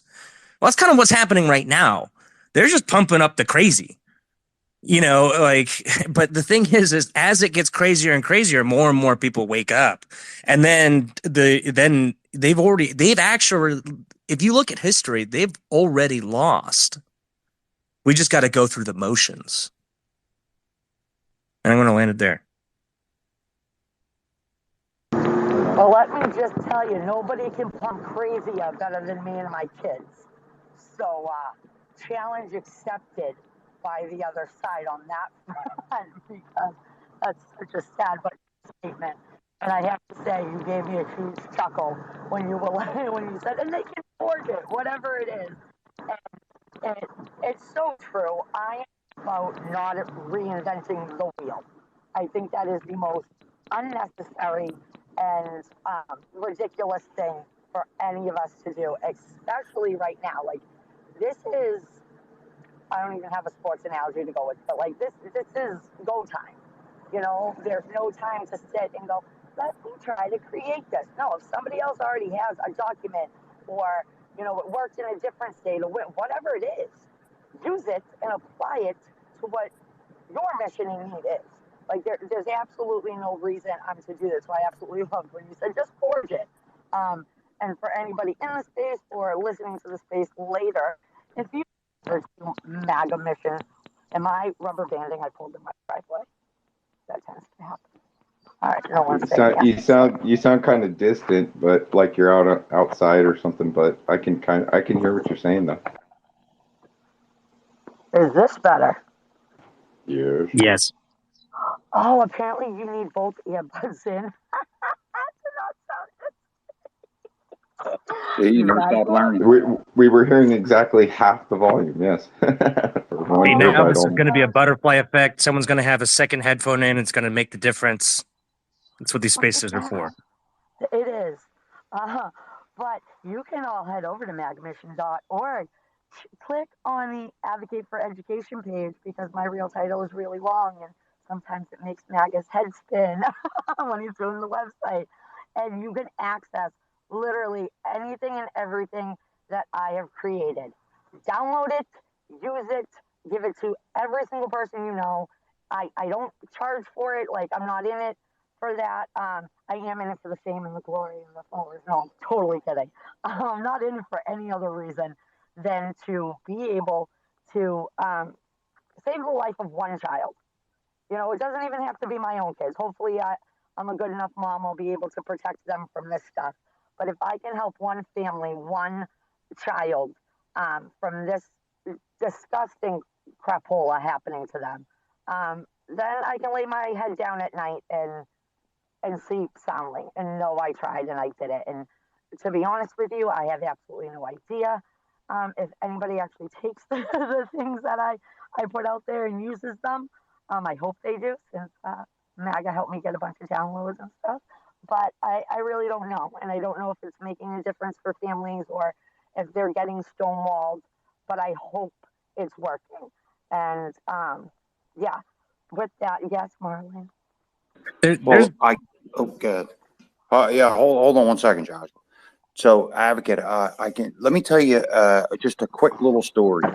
There has been a woman that has been in our spaces and listening, and she had questions to when.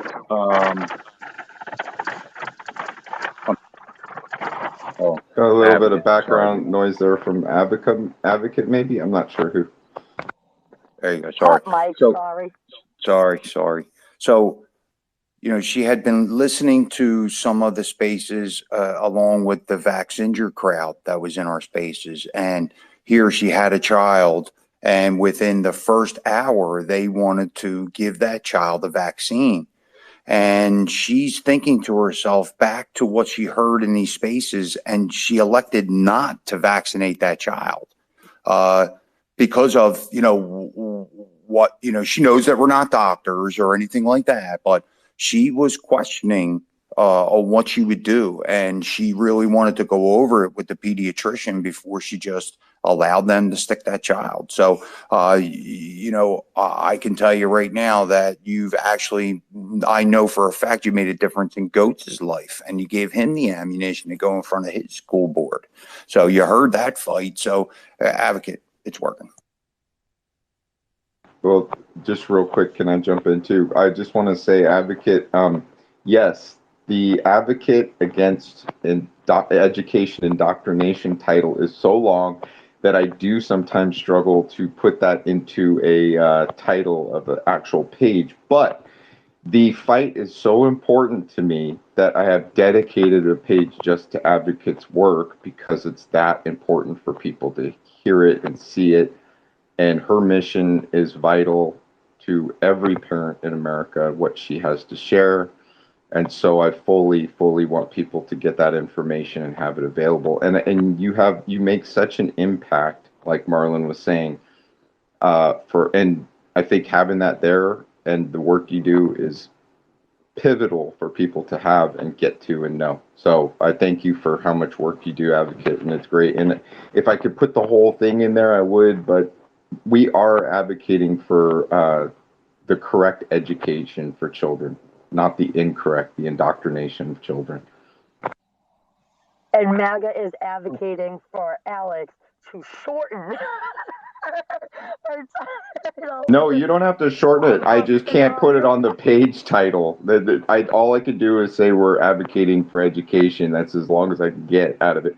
But anyways, the page itself is incredible. The work you do is incredible. And I think people get the gist of what we're saying, especially with Woke 101 and some of the other titles. It really dives you into your education on this as a parent.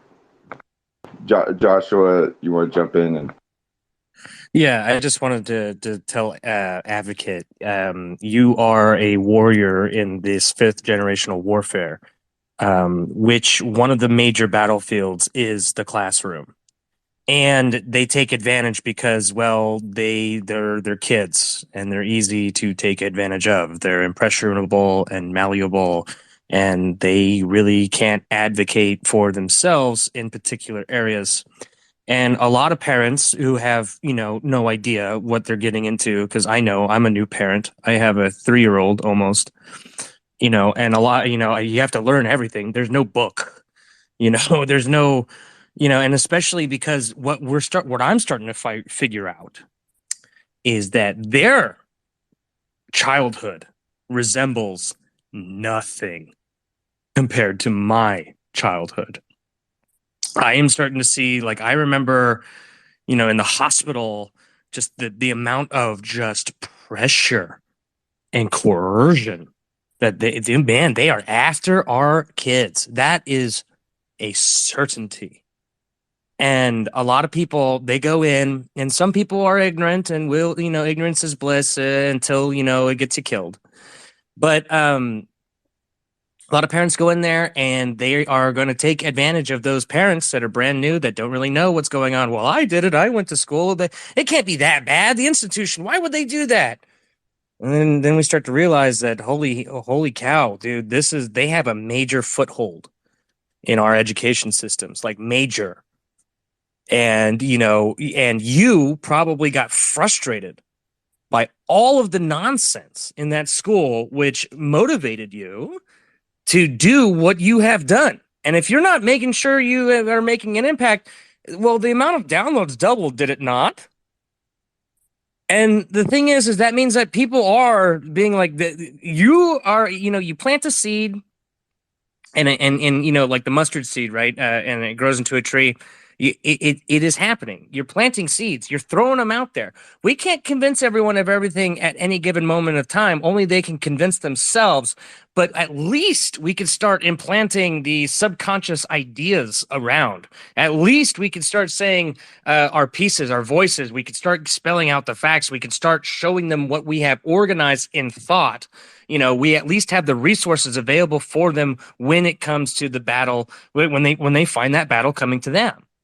Because it came to you, right? And we're all fighting our own battles in our own way. But make no mistake, we're in fifth generational warfare. This is about information. This is about your mind. This is irregular, asymmetrical warfare. And we're all soldiers in this battlefield. And we're all targets too. We're all being targeted by these digital machines. We're all being targeted by these massive dragnets that are collecting data on everyone. And the minute you start to become important, or you start to get a little bit of a name for yourself, all of a sudden, then enter bribe, And if they can't bribe you, they'll blackmail you. And if they can't blackmail you, they'll beat you. And if they can't beat you, then they'll threaten you or your family. And then if that doesn't work, they'll try to imprison you. And if that doesn't work, they'll kill you. That's how the world works. That's how the intelligence, that's how the entire flippin' world works, unfortunately.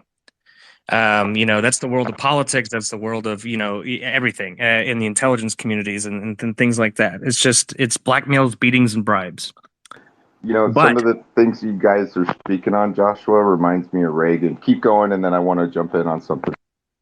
Yeah, but make no mistake, we're all targets here.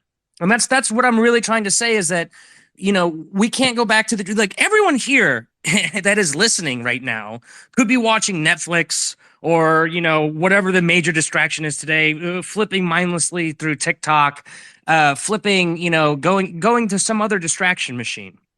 But instead, we're here to listen to each other, to listen to organized thoughts of people who are sick of it, who want to do something, anything, because they felt powerless once that truth hit them and they got to see the ugly truth for what it really was. They go, I know. And they were the people that said no. The people in this room were like, no, we can't have this. The people in this room want to listen to something so that way they know what to do. They can at least say it in conversations wherever that battle may take place for them. At the dinner table. It could be Thanksgiving. It could be trying to convince grandma. It could be trying to convince their friends. It could be trying to change the school board. It could be trying to change your county level, your state level. It could be to change or inspire somebody else to enter into these spaces so that way they may participate. And that's why people are here. Well, the reason why the children are so important and their education is so important is summed up by Reagan really well. And it goes to the core of two generations. Yeah. Freedom is never more than one generation away from extinction. We didn't pass it to our children in the bloodstream. It must be fought for, protected, and handed on for them to do the same. Or one day we will spend our sunset years telling our children and our children's children what it was once like in the United States where men were free. And I mean, he really captured it in that statement. And that's why this indoctrination of our children in education is a concern.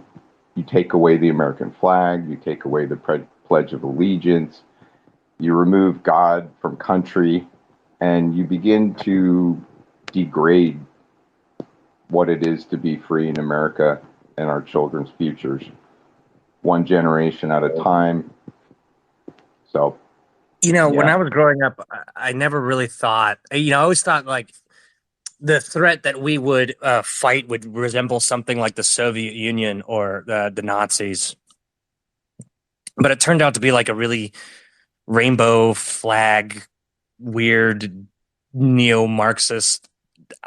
It is so strange what is happening right now.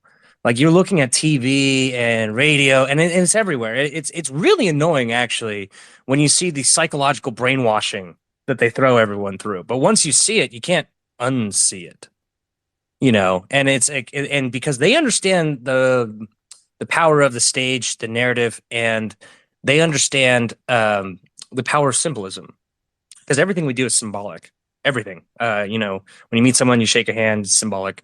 When we talk, what we're doing is we're changing the frequency in the air in order to, into symbolic meaning of auditory, responses. So that way I can share what's in my mind with other people. So everything we do is symbolic. And once you understand, the importance of symbology and you understand that what they use and how they're using it. And like you said, they got rid of the American flag. They're throwing in that rainbow flag. Like it's the new national, whatever. But they have more allegiance to that flag than they do their own flag because nationalism bad, globalism good, and it's the same thing over and over. And they're trying to pretend that they're championing some oppressed, downtrodden group, but in reality, they're not. They're just grooming the next oppressed class that they can manipulate. And they understand the symbolism. They understand what the Pledge of Allegiance means. A lot of people are angry about that because we all did it and it actually meant something to us.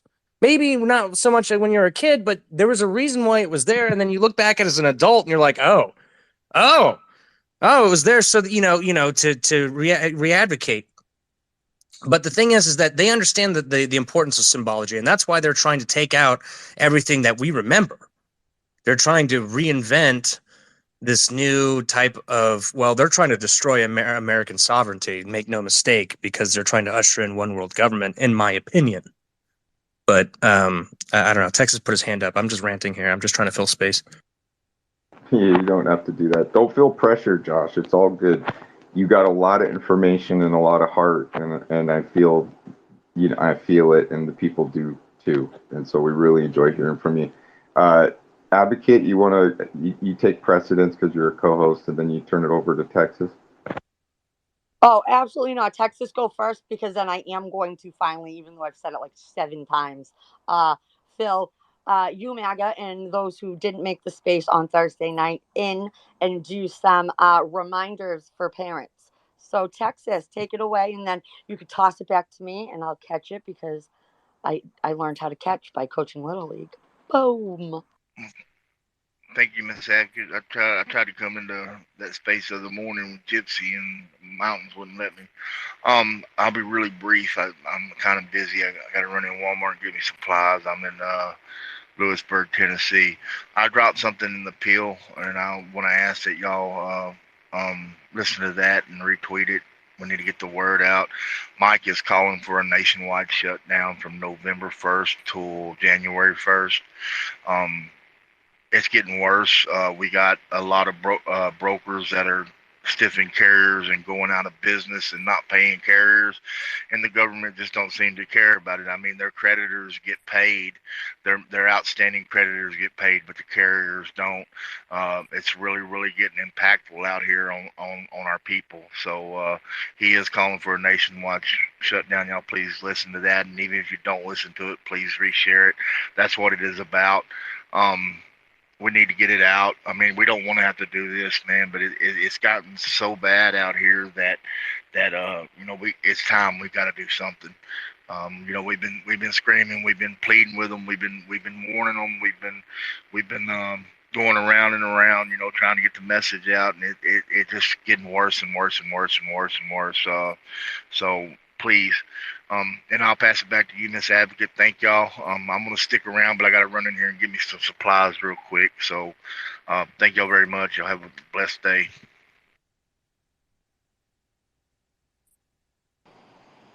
Yes, Marlon. Well, I don't want to hold them up. I had a question for him, but I know. Marlon, I'll be in a minute. Go ahead. I'll wait on you, brother. I know when you guys went fishing the week before last, it jumped the rates, it spiked the rates. And then the following week, how did they act? And then now we're in the following weekend. And what do you project on Tuesday? Well, I can honestly say that, I had to go find another spot to run. I had been trying to run around the house close to home because it made sense because the fuel was cheaper. But it had gotten so bad there in the last 2 or 3 weeks that I was having really problems getting loaded for a rate that I could haul for, so I was setting most of the time.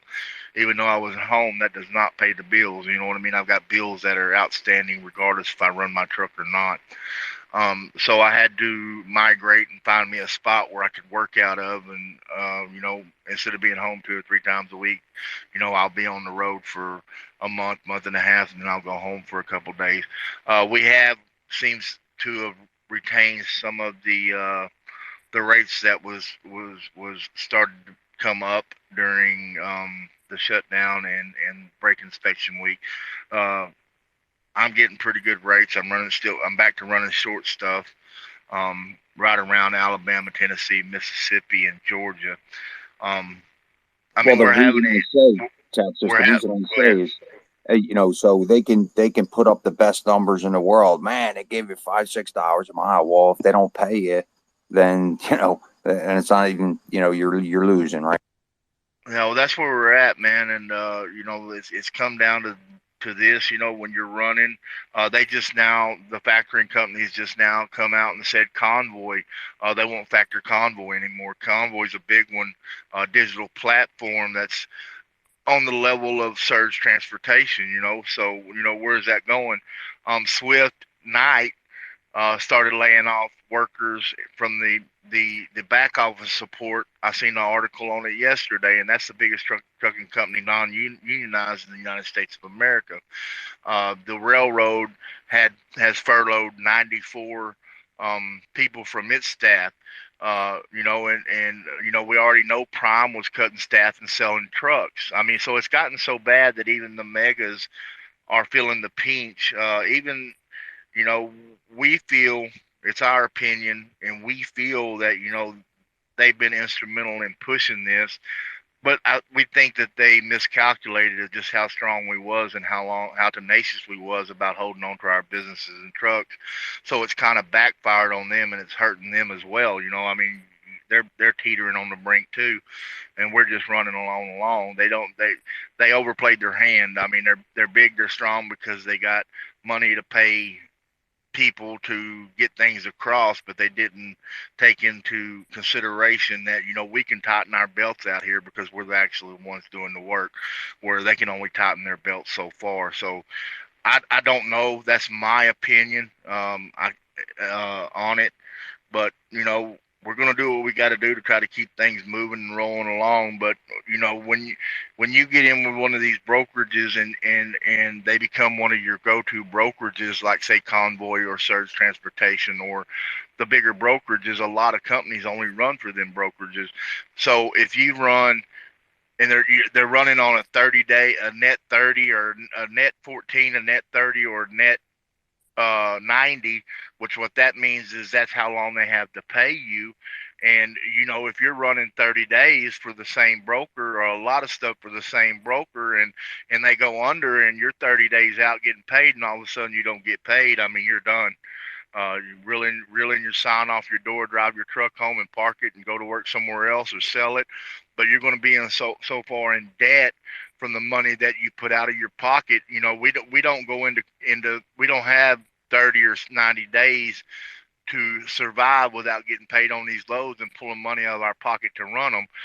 They don't really have that much invested in the load because they're not putting the materials out to run these loads. We are. So every load is run basically out of our pocket. So I don't know. We'll see. But Mike is calling for a nationwide shutdown, so we'll see where that goes. We got TIA going to Washington next month. Around the same time, I believe the Vax people is going to be down there, and the children, around the end of next month. So we're probably going to be there in Washington as well around that time. I think theirs is the 25th, 26th, and 27th there in Washington at the Marriott or something, where they're going to be whining and dining and playing Esther to Congress and the senators, the TIA is, and trying to do backroom deals to get them to not go through with the broker transparency. And that'll be a big mistake if they do that. I mean, the rules are already there. It's not something we're trying to get added. The rule has been there for 43 years. They just avoided it, and now we're pushing to have it enforced. So now they're gonna wiggle and they're gonna squirm. They're already wiggling and squirming, but they're gonna try to keep it from going through. They're gonna try to get it stricken down, and that's gonna be a big mistake because we need that. We need to cut out the double brokers. We need to cut out the co-brokers 4 or 5 times over on a load and be able to see that they're doing that, and then just, hey, we're not going to do business with you.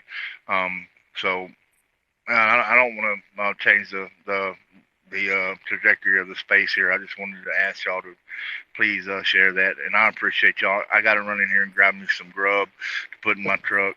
Thank y'all. Hold on, Texas. So every time you said load, my kids started laughing because they were like, they got a load in their pants. And I was like, no, dude, no. So there's a little comic relief from, triple threat to you today. Because every time you said my kids got it. And But you can tell him if it was a load that size, it's a lot of crap. 80,000 pounds, that's a big load.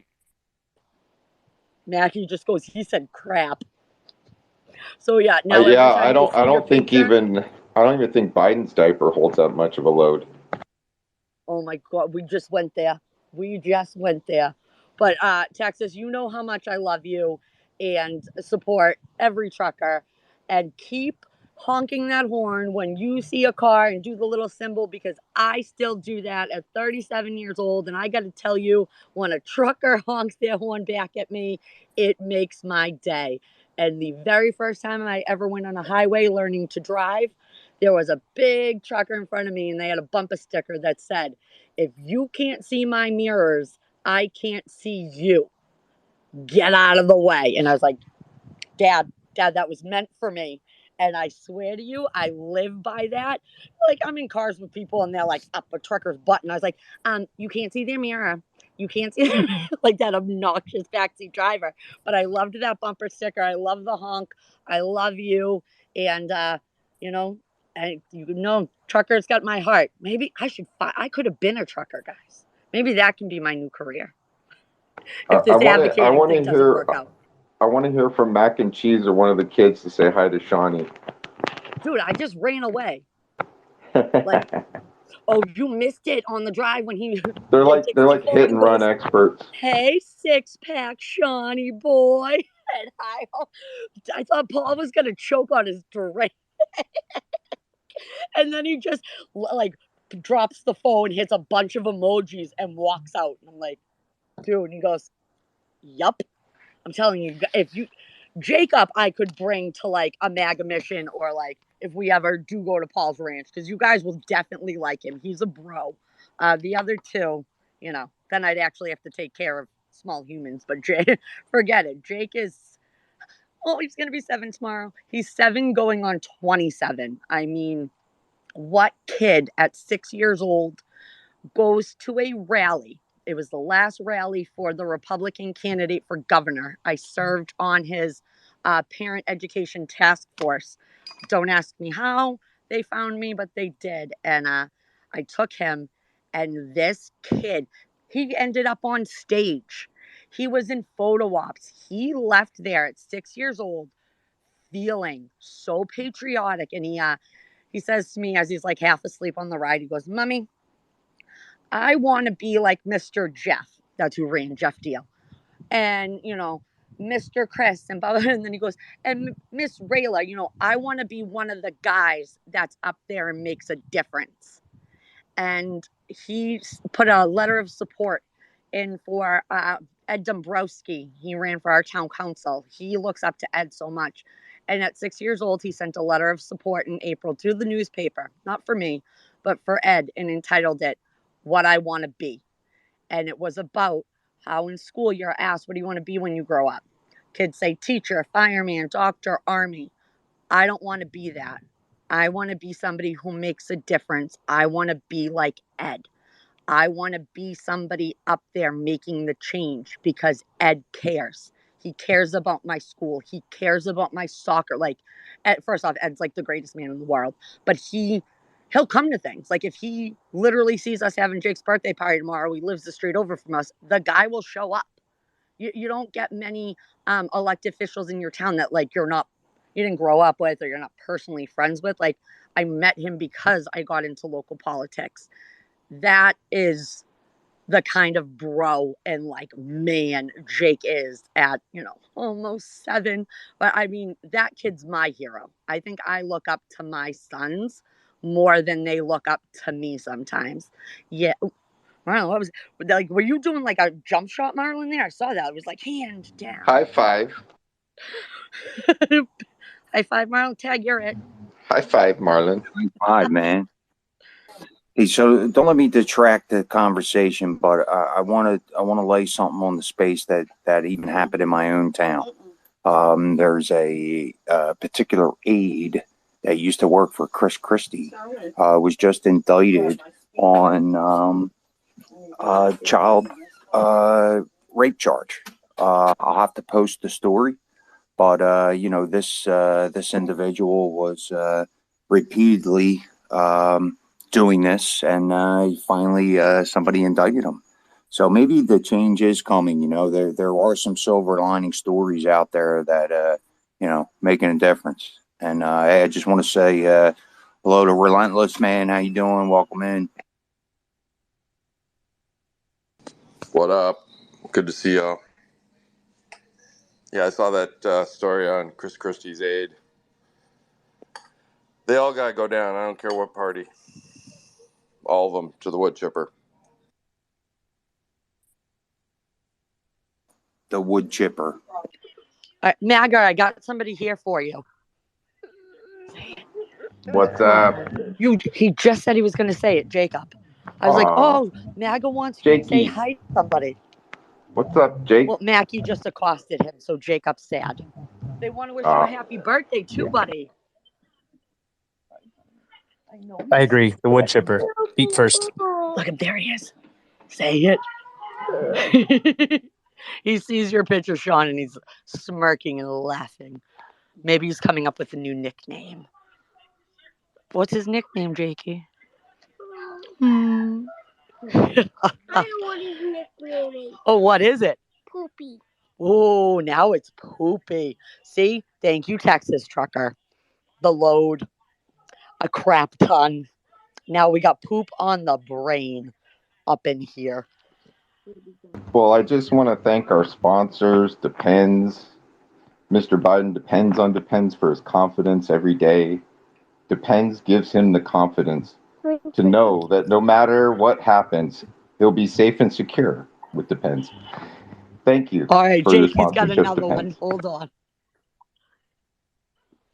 Hi, six-pack Shawnee poop. It doesn't get old. It truly doesn't get old.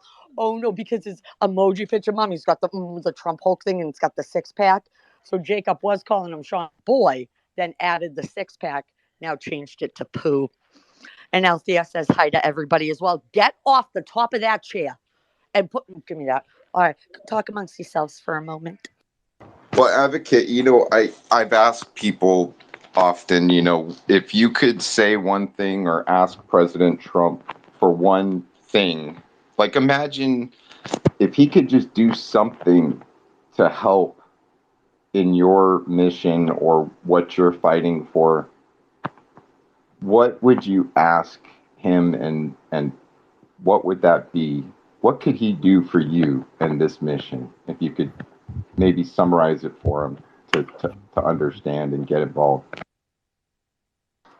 My dear President Trump, if you are listening, which I know you are, if there is one thing I could ask you for, it would be the funding to be able to take what I do on tour, not just uncomfortable conversations, but be out there in communities as an advocate that may not have somebody already, and that I would be able to take my kids and my mother with me. Then I would actually homeschool them. Oh, Lord, I just said that out loud. But they would actually get a better education traveling in the country and having experiences. And then, of course, I can't leave Althea. So that is the number one thing I would ask of him. And then possibly maybe a new cell phone that actually takes pictures and works and isn't beat up. Well, Advocate, I understand. understand that desire to have that kind of support from President Trump, but I was thinking more across the lines of how he would impact across America for all Americans. He's not Santa Claus. He is, he is a very kind person, though. Naga. He might, you never know. You might get your stocking full of goodies and all that stuff. I figure it can't hurt to you got to go big or go home, right? Like you start big. That's how Mackie does his Christmas list. He's like, Mom, I want an Xbox and an iPhone. Starts super huge. Then by the time we're down to the wire and we got to tell Santa, it's a normal kind of thing. Like he's brought back down to reality. And sometimes you got to ask big because you could say, oh, hey, can I get, lollipops? And someone's like, oh, hey, I would have bought you the whole candy store. And it was like, what? That's what I really wanted. So, but yeah, and I want him to just go in and sweep all of these bills, dismantle the Department of Education, dismantle these unions, Maybe hire me. No, I'm kidding. But that would be the big thing too. Like you said, Maggie, you weren't really thinking about me, but how to help parents and get like we all talk about breaking it down, and crumbling it. Some people say burn it to the ground, whatever you want to say it. That's what I want him to do. I want him to put his hand like out on a table, like you do in business, and swipe everything clean, everything right off that desk, and start all over again. Because that's at times I feel like that's the only way we're going to be able to do this. But I also hold out hope that maybe we won't have to get to that point right this second, and we can make and implement some changes that are solid and will stick to get us to when we're ready for that point. Because we can burn it to the ground all we want, people. If we don't have a backup plan and a structure and sound things that will actually be implemented and work, then we're standing a pile of rubble. What good is that? I mean, it's good, don't get me wrong, but you need to be able to stand on that rubble, sit and process your win, and take a breath, and then start construction the next day. Marlon knows about that. He builds things for a living, and I learned he was a bricklayer. Fun fact. But yeah, that's what I would ask of Trump. I was. See, I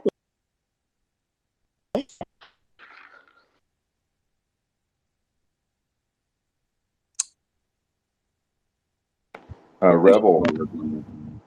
I couldn't hear if anyone was talking. Sorry. Oh, I didn't hear what Alex said if she called on me. I think I would ask. I have I two big can't hear questions Rebel. for Can him. anybody else? Rebel, hold on a second. Advocate, maybe Rebel, can I drop you and then bring you back up? I think that'll reset it. I'm sorry, hon. Of course. Yeah, right. 1 second. We'll get you right back up. While we're waiting for Rebel, I was going to take this opportunity to fill everybody in real quick and do those reminders I had mentioned earlier for parents, if that's all right with everyone. Yes, that was my calm teacher voice. Creepy, right? Totally creepy voice. um, but nonetheless, like, thank God I was never in a classroom. I swear. Wouldn't have been good for me. But yeah, we did uncomfortable conversations on Thursday night after a 2-week hiatus. Had to take time to myself and get myself good and handle my kids. But your girl is back. Lucky you. And it honestly, I had a game planned in mind. I was going to actually do the Woke 101, a parent's guide presentation. And then, obviously Q&A, whatever people needed, and then go over the quick reminders and call to actions. But as soon as the space started, most of you who've been in my spaces know me, like, I pretty much let it flow sometimes. Like, I will have a topic in mind. I'll have a PowerPoint presentation ready. But if there's something else that's really pressing and on people's minds and hearts, like, I'm not going to, deter people. I'll go with it. And Albert, so that guy's my spirit animal. I love him. He came in and we were talking about how to put pressure on districts, and we're talking about pulling like their liability insurance. So Albert started talking about that, and we just went into all these different scattered conversations that were absolutely amazing. But we kept bringing it back, or we at least tried to, on what can actually be done. And I think it was in your space, Marlon, the other day, there was an individual who didn't get to actually ask his question in the space because he wanted to know what he could do about banned books in the schools and how to get that material out in the community and not get hit with a distributing pornography around minors charge. But it really did heavily focus on that concept of what do we do now? We need to get in there and put pressure on them. How do we get to know our kids, teachers, principals? If you're me, you have the superintendent's personal cell phone number, not his district cell phone number, because he doesn't want to talk to me on that. that how do we go about doing this? And how do we go about filing these papers in these templates that I've put out there for families? And how do we start those conversations with like other families in our community and friends that maybe we don't know where they stand politically, or we don't know maybe how they feel about this indoctrination. I mean, I do know several people who just are complacent. They're like, whatever. Who cares if they're talking about, sex to preschoolers? Like, they're just like, whatever. They don't care either way. And sometimes I think that is worse than having such a strong conviction like myself and many on the woke side.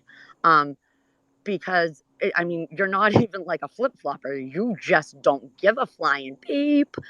And it was really, I think, very interesting, and it made me think more about how I share information with individuals and how I share it on the spaces, because that I don't want to. I've been, labeled a fearmonger lately, which I hold that title proudly, but I have become more self-aware of when I'm getting too passionate and getting too riled up, and choosing my words carefully, and also choosing when and where is the right time to address certain things and how to do it. If I'm at a barbecue on Monday and everyone's just hanging and having a good time, is that the time for me to just randomly bring up all of this intense doctrination shit? Yes. Probably not. Yeah. Does somebody? Yes, always. No, it needs to end. I get what you're saying, and because I'm on the same boat as you, and a lot of people are like, hey, this is. I'm like, no, this is exactly the time. Apathy is how we got into the position that we are in. We got into this position by not talking about it at situations like this. When people say, "Don't talk about religion, money, or politics," or I'm like, oh, you mean so the things that we should be talking about? I hear you, Like. and I don't disagree, but I've come up with a tactic. So let me run that by you.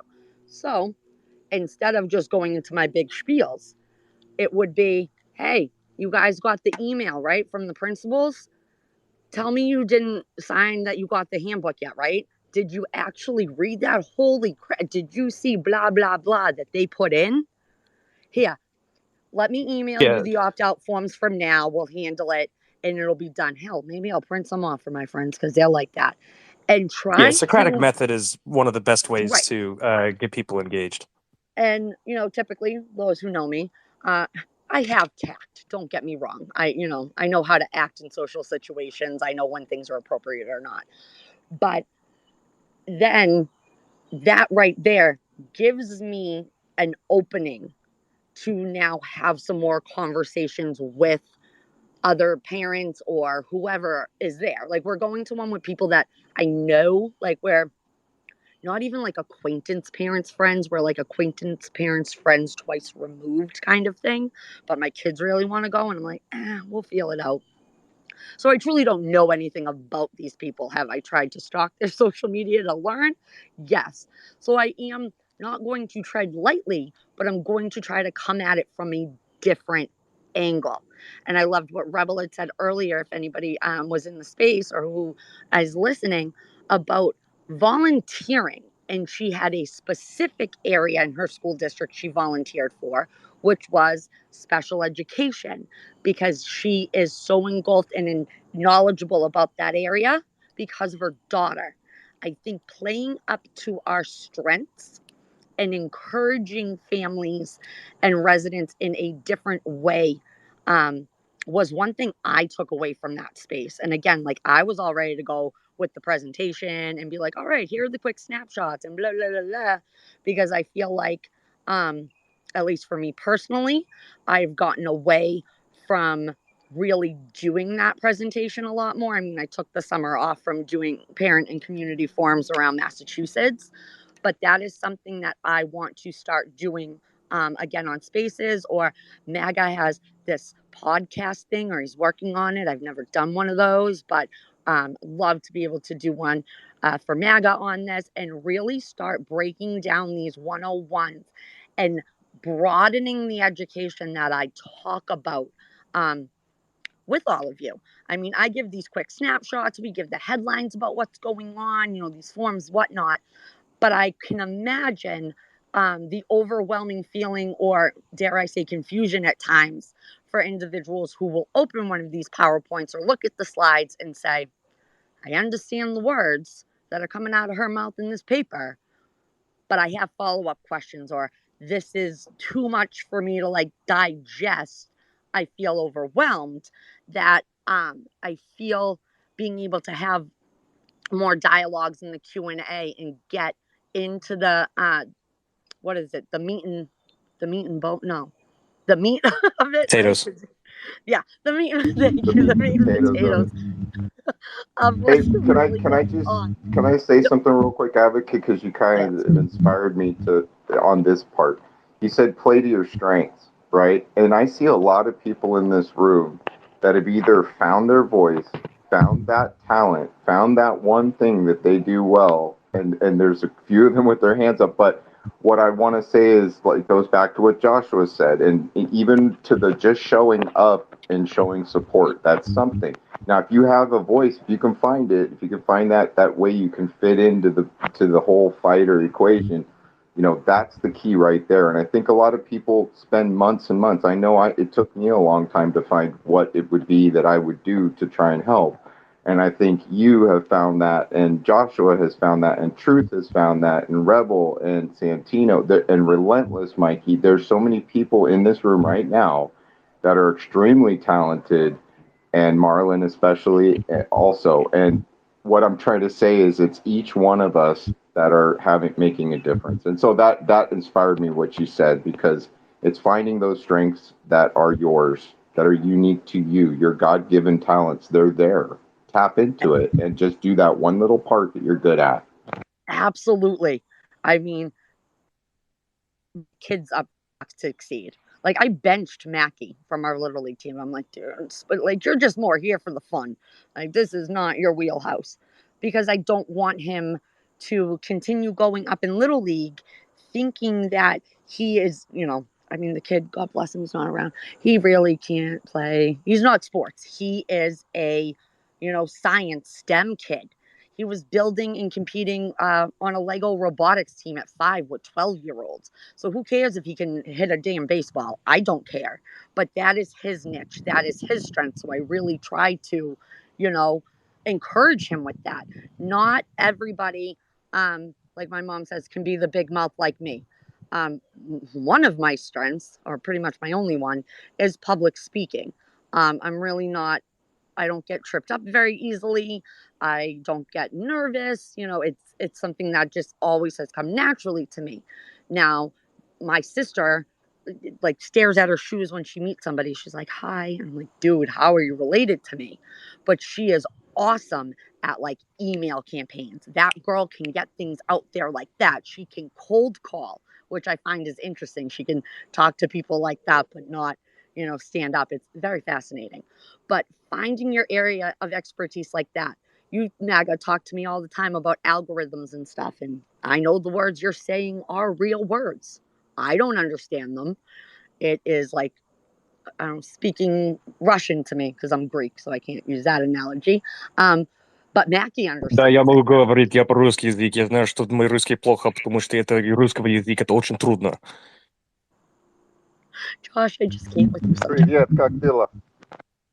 I can't. Хорошо, отлично.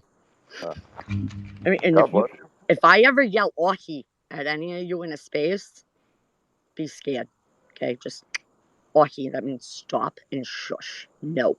But that inspired me too, Maggot, to come up with another PowerPoint presentation, kind of highlighting different areas of this fight where I see the need for individuals.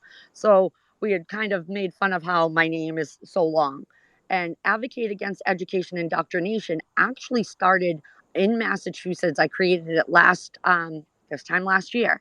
And it was, it technically is, a statewide movement that I created, where each of the different counties, we have point people in. We have a full structure of who would be in charge of donations, who does marketing, XYZ, whatever. And, delegating things out. There is not a single one of us in this space. I'm sorry if I'm hurting your feelings. That is Superman, Superwoman, Batman, who, whatever you want to be, and can handle it all.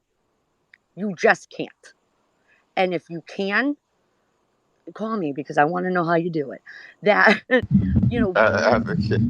Advocate, I don't know if you could see it, but you've inspired a lot of people down there to speak. Do you I'll want shut to up. call See, it? No, that's the way you do that's it not what now. I'm saying. Advocate, that's not what I'm saying. I'm saying you got 5 people that want to talk to you. Call on them and have a conversation. Let's do it. We all know I don't look at my phone, Maga, but okay. I don't know the order, so I'm going to go with Santi because he's the first hand I see.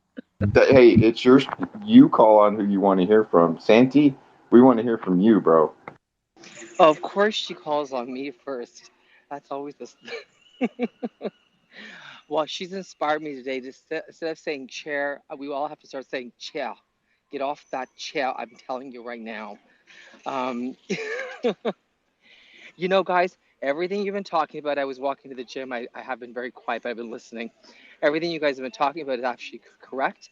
And there's not a good or bad way when you're going to a function or like a barbecue or something to start talking about certain things. The one thing you never want to sound like is, I'm here and I'm going to preach. So the good thing is to talk about things and then take a moment and let's see what people say in response to what you're projecting. And if you're getting a negative response, then where do you go from there? But if you're getting questions, that's great. That's an introduction to continue talking about it. But you don't go on, because then people are going to start saying, oh, she's here to like indoctrinate us with her beliefs or his beliefs. So it's good to feel the room out. But I got to tell you, you guys better watch your backyards if you live in the Manhattan area, because apparently the NYPD is doing drones all across New York right now this weekend, and they're going to be watching your backyards. And they're saying no, they just want to make sure that everybody's going to be okay. All of a sudden they want to make sure you're safe and that and there's no drug use don't either. drug use. And they're swearing to God, our Lord, that they have nothing to, do face recognition. But they also have a thing where they're going to say, like, kind of like a voice that comes out if they see something very sketchy. I believe that this is the way that they're going to use footage to push that stupid narrative of masks and what have you. So watch your backyards. But you know what? I always get inspired when I hang around with you guys. MAGA, I love listening to MAGA and Marlon. Their voices, they're so, how do you say it? They got masculine voices, but they're so sweet. You could tell they're sweet, sweet guys. That's how I feel about them. I don't know about you guys. But There's somebody else up here. oh, sorry. So, Not yeah, calling sweet. I also find Advocate's voice very masculine and very sweet as well. Very masculine and Upa, Sakapo, all that Greek stuff. God love her. Oh, yes, she loves. I could run a Greek mafia, hands down. Takanis. Get to the Kala. Pelikala. Oh, I know Greek. Oh, Anyway, where's thank you for that? letting me speak, guys. I love you guys. How much you don't even know. You guys don't even know. Oh, Santi, you're one of my favorites, and I cannot wait for my trip to the to Canada. While you sleep on your couch and I get to sprawl out on the Trump mattress. I'm just, waiting for the formal invitation from you. Hint, hint, nudge, nudge. Uh, don't worry, I should be able to get over the border and back. They may not let me back in the country. What a Trump-tress. Trump test. That mattress is so Trumpting. I know, it really is. Like, I've never even been near it, but I Or is feel like it. Trumping? I don't know. Trump. I love you. But Santi, you're so right. Reading a room, feeling out a space, and hey, who knows? Maybe I'll get there Monday and I'll put my hand out and be like, "Hi, I'm Alex, and my pronouns are Magamission," and just roll. Well, technically, I'm the town caboose. My pronouns are toot toot. I could lead with that and see how it goes, but I haven't gotten much response. But as always, Santi, I love having you in the spaces. Now I see Relentless. Hi, how are you? Hey girl, how are you? But I'm gonna tell you, I'm like all this Greek talk's got me wanting like some moussaka and spanakopita. I'm just like getting hungry now. I want some Althea. lamb and some dolmas. Oh my, I want all the food. Lupinades, guys. It's the Greek festival this weekend in Lynn, so go me. Yeah, but yeah, no, I just wanted to just add in, like, we have a great opportunity. Like right now is when I'm starting to see congressional candidates starting to file, or starting to kind of get out in the field. I just found one who is filed in my district, and I obviously went right to the website, took a look at what he had. He's like, "Oh, I want to restrict human and drug trafficking." I'm like, restrict? Like, what does that mean? Like, so I challenged him, right? And he's like, no, that's really good, and I'm going to change the wording. And if you have some verbiage that you recommend, send it to me. So of course I wrote up the whole thing, and he's like, yeah, I'm going to incorporate it. And then me and him have like an hour and a half conversation this yesterday, and so there's an opportunity as these candidates are starting to kind of show their faces to kind of get in front of them with all these different lanes that we're in, to kind of help drive those things that we're all doing, because obviously, power in numbers, right? So if we have those mouthpieces out there along with, our mouths, and some of us have bigger mouths than others, but more people the better. But I just want to make sure I put that out front, that there is an opportunity with these candidates coming out that has already started. Well, Well, not only that, I think that these candidates, they're willing to listen to us because, they understand that, the news is fake now. They're gaslighting everybody constantly, and and they know that MAGA's the vote. They know that our voices are the ones that we are going to vote for because we are a massive voting bloc. And so now they're like, well, what? Now their ears are more open. Instead of on Fox News or CNN or their local news channels, they're more like, hey, what's going on in these Twitters? What are these people saying? And that's just a quick comment that I wanted to make. I'm still going to wait my turn, but Totally fair. Totally fair. And I even told this guy, I said, you know what? I said, I've been in Illinois politics, Illinois politics for damn near 20 years. And I said, if I find one more candidate, yourself included, because Alex, I used your verbiage. I said, we're going to have some uncomfortable conversation right now. I said, if I see one more candidate tout their crap all over my district, and they are not including every section of the Republican Party, or what, in terms of like whether you're far right, whether you're center right, whether you're a gay conservative, whether you're a black conservative, whatever you are. I don't see like a candidate starting to bring more people to the freaking table, I'm gonna lose my complete crap on you. I'm just gonna put it out front. I said everybody in our district is not 70 and white. So please stop doing that. Well, the primary mission of MAGA Mission is to have the people that are running or that are involved in Congress or the Senate, and candidates that are running, to connect with the people here, the constituents. And, we might have people in here from every state. I don't know. I mean, hell, we got Joshua, he's in Italy, for God's sake. So talk about, the diversity of the room.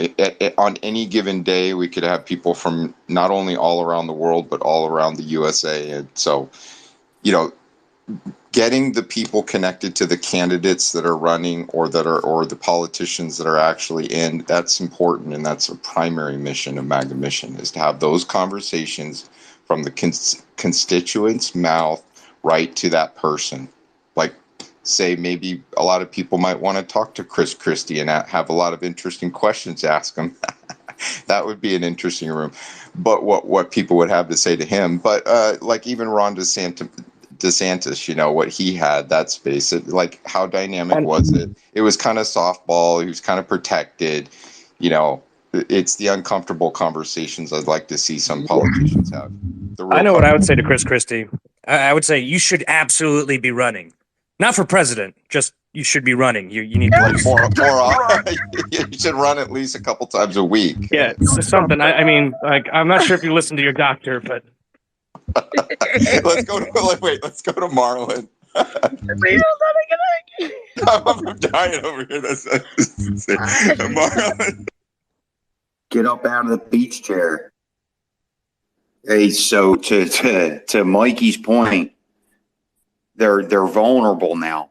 You know, Relentless is exactly right. They're going to listen. They got their ears and eyes open, right? And you talk to them competently with your issues. They're listening. So that's a great example, Relentless. That's exactly right. This is the time of the year to do that. 100. Hey, Matt, by the way, I'm going to try and get this candidate somehow connected with Mega Mission with you. His name is Kent Mercado, Dr. Kent Mercado. He's a doctor and a lawyer. Like, I mean, can you overachieve a little bit more? And that's like strong. God, a doctor and a lawyer, that's crazy combination. That's awesome. Like, hi, I'm Kent Mercado. Like, that's a strong name. Like, bam. Yeah, he's a strong talker too. I mean, dude, he had to become a lawyer to defend himself from the malpractice lawsuits, the frivolous malpractice lawsuits. Oh God, and baby, it's almost necessary as being a doctor now, so we can actually stand up and actually practice medicine. We're kidding for anybody listening. Yeah, that's the problem though. It's in the malpractice insurance. You know, that's a major expense, and that's a major hurdle that our doctors in the U.S. are absolutely having. Maga, hey, can I turn it over to Truth there? Yeah, there's some people that have been having their hands up for a while. Truth, please. Yeah, we haven't heard from you today, sir. You with us? Yeah, great conversation. I've been working on some stuff here at the office, but you always ask that question, Matt. That's a great one. But the problem is, I've heard the other comments. The co-host, bless her heart, she's motivated a lot of folks before today. I just did a video myself talking about asking questions about JFK Jr. What really changes history. And his death, you have to honestly ask that question, folks. Certainly did that. We know who won in New York in 2000. I jumped over. I was invited to speak over at American Mission. Marlon knows this. I try to unite all the folks here and other places. I've got Michael Yan doing a show on Red Pill News next week with Zach. Should be enlightening about the border, bouncing around a little bit, but it's important. I'll segue back to my point and crash my boat or dock it. Matt doesn't like it when I crash my boat, so I'll start docking it. But at any rate, Michael Yan's done a lot of work, folks, globally and also, i.e., the border. I had a friend of mine came right home, shot in the face, doing routine border interdiction work by a trafficker. It's been tough. This is a guy that I've known for 20 plus years. So it hits home, and you ask a lot of questions. The fact of the matter is, and I'll end with this, is you have to ask the right questions. One of the reasonings that I started speaking publicly. My wife never wanted me to speak publicly, or i.e. my family, for my background and what I do for a living, but I had to. I supported Trump twice at the ballot. You can see the divide that's causing, including this current election cycle. We all know why, if you ask the right questions. And what are those? The reasoning they want to remove God, the founding fathers, the Constitution principles, the reasoning that you're seeing the narrative shifts that we saw same in 2020. They don't want you to have those rights. They don't want you to have, think about that. The founding fathers, being as young as they were, we talked about it in the earlier space, figured it out. how to have a self-governing, by God, government, non-tyrannical, and even laid it all out for us how to do it. Think about that. And it's telling. You look at the J6, what's going on right now, and you think about things like this. Here's a question. Why is no one talking about the Weather Underground in the 1983 bombing of the Capitol? Why aren't anyone talking about the travesties that occurred at Ruby Ridge? A young mother with her child shot in a doorway. Why are we not talking about the files that were in Oklahoma City bombing building, the mural building, then later on 9/11 building 7 were the remaining documents? What documents? The documents linked to the Clinton, the Bush, Bill Barr, and others in the Iran-Contra, and also Mena, Arkansas, in a Gulf War syndrome. Why was Barry Seals' plane at that ranch that the Bush family owns? Why is that? Till we had the lab leak recently, I talked about. No one even hardly paid attention. But a guy over who I've met, he does great work, but some others had mentioned that they're grow tired of folks just pushing a narrative, wanting credit, wanting clicks, wanting views, wanting money, notoriety. That's not what MAGA mission's about. That's the reason why I've attached to it. And that is this. It's not about the credit, it's the direction that we're heading. That is so important for folks to ask, as the host humbly mentions every time he does a space why I respect him so much. Makes me want to go grab my Kalashnikov Russian-made AK when he talks that way that he did earlier. That's a joke. But it's time to ask the right questions and not only ask them, put things in place to start correcting when we get the answers to these questions and we know what the answers are. This is a tyrannical one world government, one world religion, currency, and governmental takedown and ultimate control agenda. When I look at my kids, my family, I say no to that. What say you? Thank you. Truth, I want to thank you so much for coming up, and everything you said just really, I got goosebumps. That resonated with me, and I literally had to go inside while you were talking, and get my notebook so I could write some things down.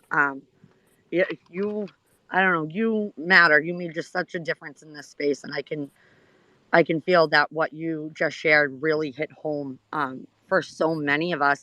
And I loved what you were saying about asking the right questions, and that is that made me think. Hence, my now I'm going to look at my notes. Asking specific questions. I mean, I do that with my kids when they come home from school. Because if I'm like, "Oh, hey, how was school?" But I'm like, "What was the best thing that happened today? What was the work?" Very key and specific, and using that same idea when we're talking, um, to these candidates or the elected officials currently in office about your mission or things you just care about and have questions about. Reference bills, policies, laws, how it plays into our constitutional rights, and find out what they believe on a specific thing like that. And if they don't have an answer for you, or they don't know the bill or the part of the Constitution you are referring to, that's when the conversation ends politely, and you go and you get that out there about them. You do. I'm not for the shame game and bullying and whatnot in life. But I don't consider that bullying or, shaming somebody. I consider that getting the truth out there. So you know what you're dealing with. You know when you go to those polls who you're really voting for. There was an article in our paper that just talked about that and how our town just votes because they like the person. Oh, we see them at soccer or whatever, but they don't know what they really stand for, except Alex. And that's why she wasn't elected. And that's an exact quote from the newspaper. But being able to do that, I think, is key. And then that ties into something you said, Marlon, that made me think about when you go in, being clear and concise and knowing your stuff. My dad always said you never go into any kind of situation expecting to win if you don't show up prepared and you don't know your stuff. And the flip side of that, he always told me too, is if when you're in those situations you don't know something or you have a question, humble yourself enough to say that. To I mean there's no stupid question, there's just stupid people. So, how are you supposed to learn and educate yourself about something if you don't ask those questions? Ask it. Or say, you know what? I'm not well versed on this, or I don't have an answer for that. Let me do my research, do my due diligence, and get back to you on that. But I want to hear, from you. Share with me. Give me some knowledge. That goes a long way, at least for me. I, I may not agree with somebody, but I will respect the crap out of you if you have enough humility to be able to admit that you don't know something, that you were wrong. That goes a really long way. And I don't think we have many politicians or even people for that matter in society these days that can do that. It's, taboo in a way. But ask those questions. And honest to God, you can never ask me a dumb question or a question I'm going to make you feel less than for asking. And I hope people who know me feel the same way, that I don't make people feel that if they ask me something, I'm not like, oh, seriously, you shouldn't know, that. Trust me, my kids ask me enough really dumb questions that I Come on, welcome all I can questions. see the shrug of the shoulders from here. See, I always say I wish these were videos so you guys could see, because I do I'm Greek, so I do air quotes, I'm me. Watch me walking around as we're talking.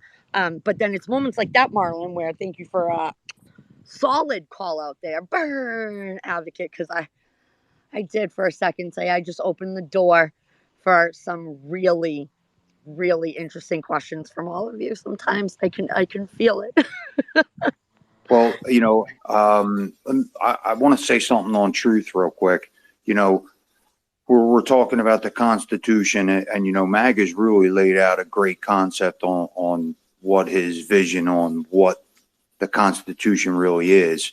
But we look at the Hawaii thing, the situation over there, where even President Putin is sending aid ships, and they're telling them they're spy ships, and he made a statement saying that he was going to help America, even though their own president and country have abandoned them.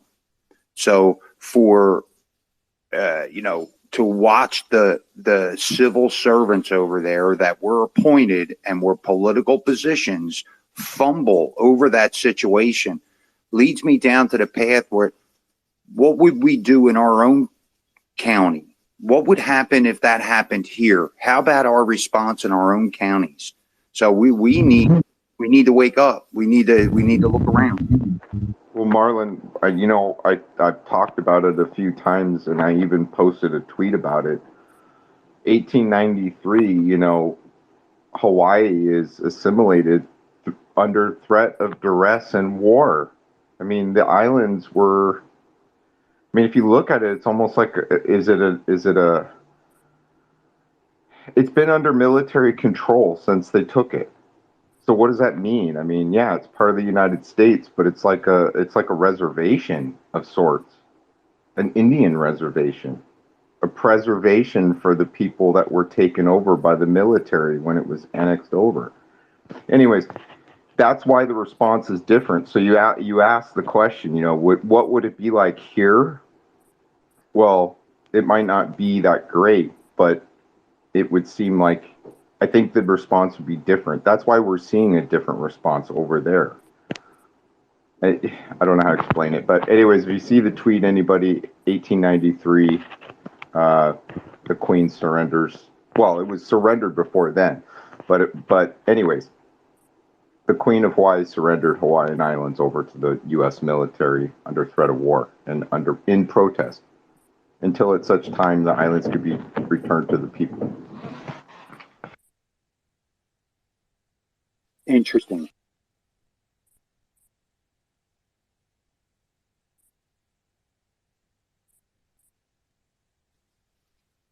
I guess Josh, well, go ahead, man. Oh, yeah. Okay. I had my hand up when Maga said, "What would you ask Trump?" I think is what originally got my hand up. That's cool. And then lay it on us.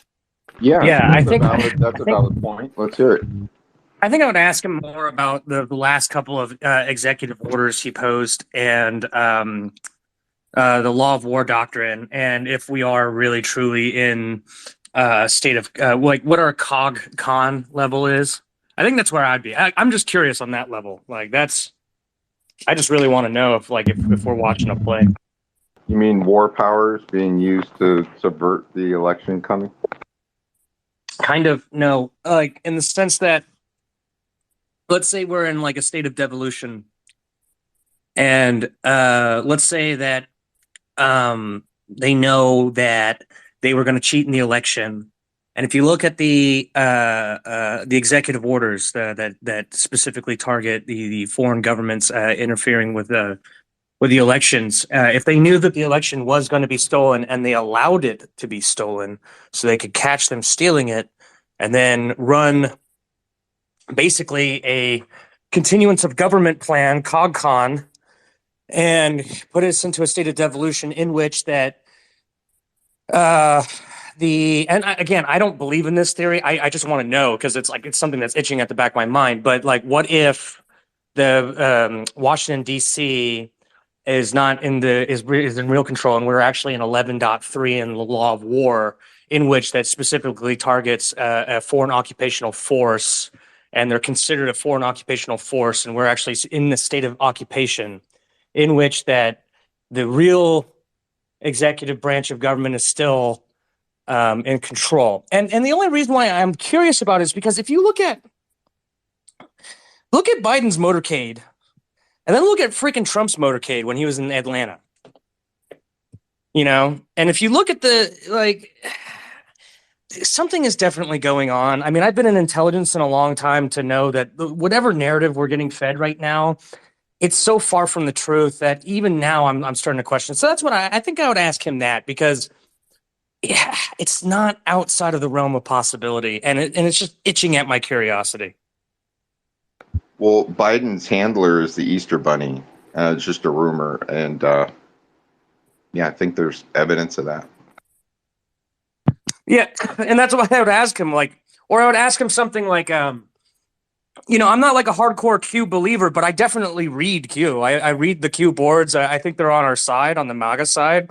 I think that they're on the Republican side. I don't think the Q people are bad, and I don't think it's a psyop either. I don't really know what to make of Q.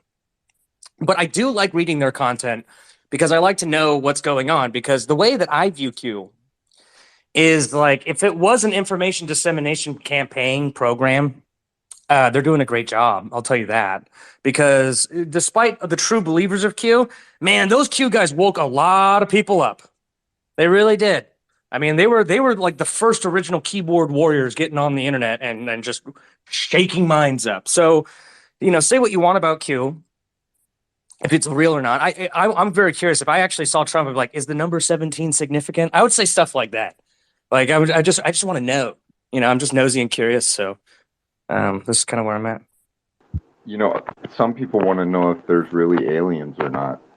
Things like that. But I think a lot of things are become clearer when you're at, I'm sure his hindsight is 2020. But even in his position, I think there were some people trying to obscure the truth or things from him. I mean, you look at how he was directed by Fauci during the virus and all of that. If you're getting intel from somebody and you don't, if it's false information in and of itself, it could really direct things, So this is in a negative way. this is where I'm kind of like, if you think about it, right? 2020 woke a lot of us up. 2020 got a lot of us activated. A lot of us woke up from our sleep in 2020 and go, whoa, something's wrong. And it's because of Fauci. I think he let the idiot speak. I think he let him, steal his own grave. And he left it to the states. I'm going to say that, like, a lot of people want to blame Trump for what happened in 2020. He really left all the power to the governors. And so I think he was kind of showing, he's allowing Fauci to run his mouth to show how ridiculous things get. I don't think Trump is a stupid man. And I think he knows when someone's lying to him. And that's why I'm saying we're kind of in a play. Like, I really don't, because it's like game theory, And this is just me being from my background in the intelligence field, questioning everything. So, I'm a jaded person. I'm just going to say that right now.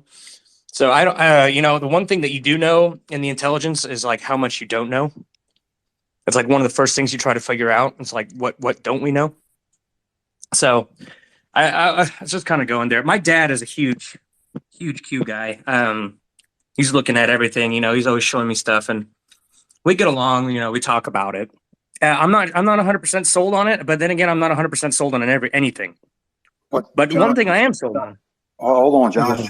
But don't you think it was just a tool, an informational tool for Americans to realize that it is happening? Don't you think it was just an informational stream? I think so. I don't look at it as one guy or one entity. No, it's definitely a team of people. In fact, you know what I think it could be? And this is man, this is me just throwing spaghetti at the wall and see what sticks. But I think one thing it could be is, look at what we have now when it comes to AI. Look at ChatGPT and what's available now. If we have this available on the consumer level, imagine what DARPA has had for the last 15 years. So what we might be dealing with here is Q might be an artificial intelligence like the voice of God technology. And I don't know if anyone knows what I'm talking about, but we used it a lot in Arab Spring. I said it 3 years ago. Which is in other languages. Said it 3 years ago. If you look at the funding of QAnon, just wait a minute. I hate to jump in here. It is AI intelligence. Cody Snodgrass and I talked about it 3 years ago, right before Q hit the boards in November 2017. There was funding to the NSA, and it was linked right to it via AI, military intelligence, programmable intelligence boards that followed suit with the HN postings. We talked about it. No one really paid attention to it. The channel I just mentioned, Zach, Space Shot 76. I looked at Q. I followed it for a little bit, but I figured out that it was maybe, I hate to say this, it makes a lot of folks mad, but it was a psyop. Just like the whistleblower I just mentioned, Cody Snodgrass. He worked for Black Ops Intelligence back in the 80s and 90s. They give you 20% truth, but most of the time it's 80% lies. I'm not saying that's what Q was. Q put a lot of information that was useful. But you also have to look at... I'm sorry, is he breaking up for everyone else, or is that just me? I heard him all right. We can drop you and bring it right back, Joshua. Sounds fine to me. Yeah, drop me and then I'll come right back on. I'm just getting yeah. No, I was just going to put that out, Matt. Just like J6 was, I told Matt Couch and his team give prayers to Matt Couch. He's still having medical problems, but I saw right away what J6 was. It was a trap. And you got a big time guy on X talking about he supports law and order. He supports the sentencing of the 3 J6ers that just occurred last week. Well, that's not law and order, my opinion. That's one-sided law and order, ladies and gentlemen. No one has served a significant sentence from the 2020 riots that transpired with BLM and Antifa. Just look at the African American officer of 20 years, Mr. Doran, that was killed during a BLM riot. No jail time by any of these folks. In fact, the vice president, current vice president, ladies and gentlemen, talk about questions or something to think about. Even after he was installed, the current president, that the riots would continue on their side, the peaceful riots, remember? And they went so far as saying that anyone who voted for Trump, we were coming after all of those as well after we got finished with J6. And to couple back to what the other gentleman was saying about Q, a lot of folks that supported Q were there that morning on J6. Q exposed a lot of things, but it also, listen to me good, write this down, folks. Q also exposed a lot of patriots in this country. It let the people know, the provocateurs know who they were. We're seeing some of that right now in J6 with some of the tracing methods right out of the NSA, CIA, FBI playbook, reverse IPs. Anyone with any kind of tier 2 or up intelligence levels, ask Nate Kane, he'll tell you. Whistleblower, FBI, Uranium One, personal friend of mine running for office, West Virginia. It's not amateur hour, folks. This is what's happening. What's going to continue to happen unless we stop it. But I digress, and I'll crash my boat back in the dock again safely, Matt. Don't worry. But what you have to really ask yourself is, when are we the people? Not being violent here, but we need to continue to do this research, continue asking the right questions, continue in doing what Mr. Marlin does and actually showing up, speaking out, and having receipts when he does it. And let these politicians know, including the McConnells that can't speak. Poor Turtlehead. He should just retire. But they're there for a long time for a reason. That is to keep real candidates that represent we the people, not the bankers. Can you say BlackRock? Go do a little research on BlackRock. See what you find. That's who really runs this world, folks. And they do not want Donald J. Trump back in the office. Remember that I told you this. They cannot have Donald J. Trump back in the White House because they've gone too far. Thank you.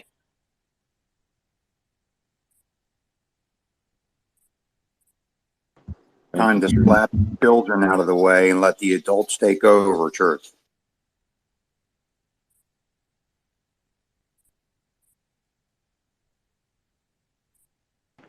Yeah, your content's great, Truth, and the stuff that you put out there is right on point, and we appreciate you coming in today, spending time with us.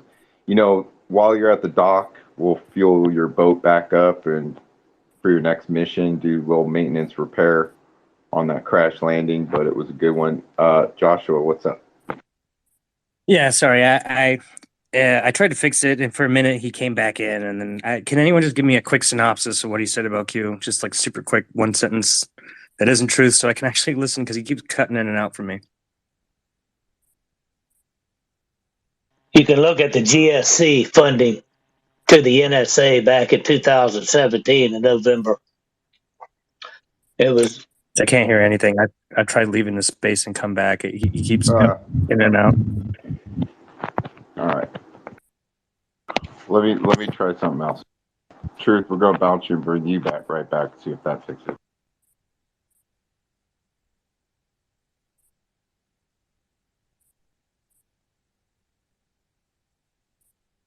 And Shane, if you can hear me, I tried calling me earlier, and because I'm in the space, I can't do a phone call. But Shane, if you can grab a mic, I'm not sure. Give me a thumbs up or thumbs down if you're having trouble grabbing a mic. And we'll get Truth back up here. If he can get back up here.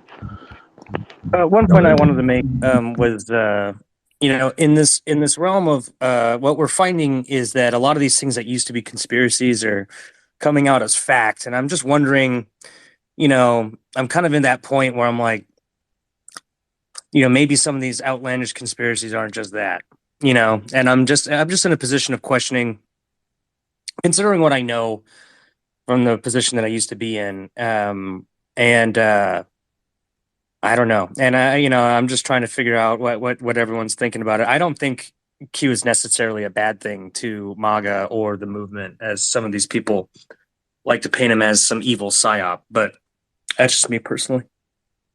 Well, you have to look at the facts. I'm not saying that it's an evil thing at all. I got personal friends, as I just mentioned, that have been on Q since day one. That's Mike out of Rhode Island, Space Shot 76. He's on Rumble. Check him out.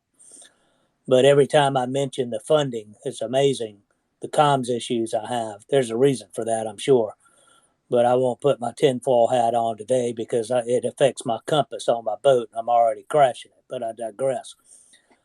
Cody Snodgrass and I did a podcast, lengthy, about the funding a few years ago. He's dealing with cancer right now, but we did some great shows on Mixler, YouTube, the ones that stayed up on YouTube. Some of them got taken down. We have a gentleman by the name of Ole Damagard. Has a website. He's over in Europe. He looked into Q, the assassination of JFK, 9/11, etc. But I'll give you an example. You have to focus on the facts, back to asking the right questions.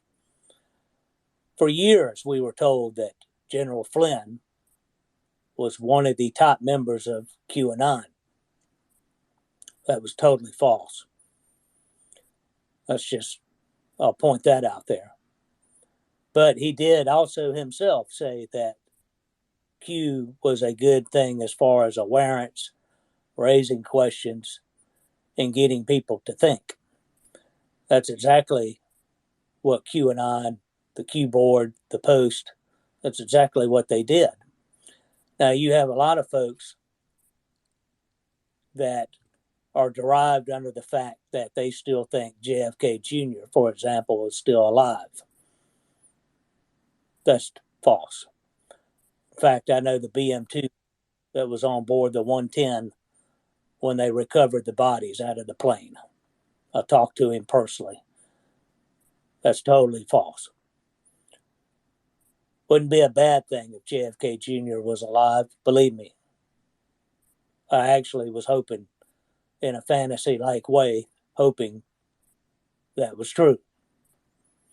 But the fact of it is, folks, the truth is, we are at war. Good versus evil. If you have to simplify it, it's that simple.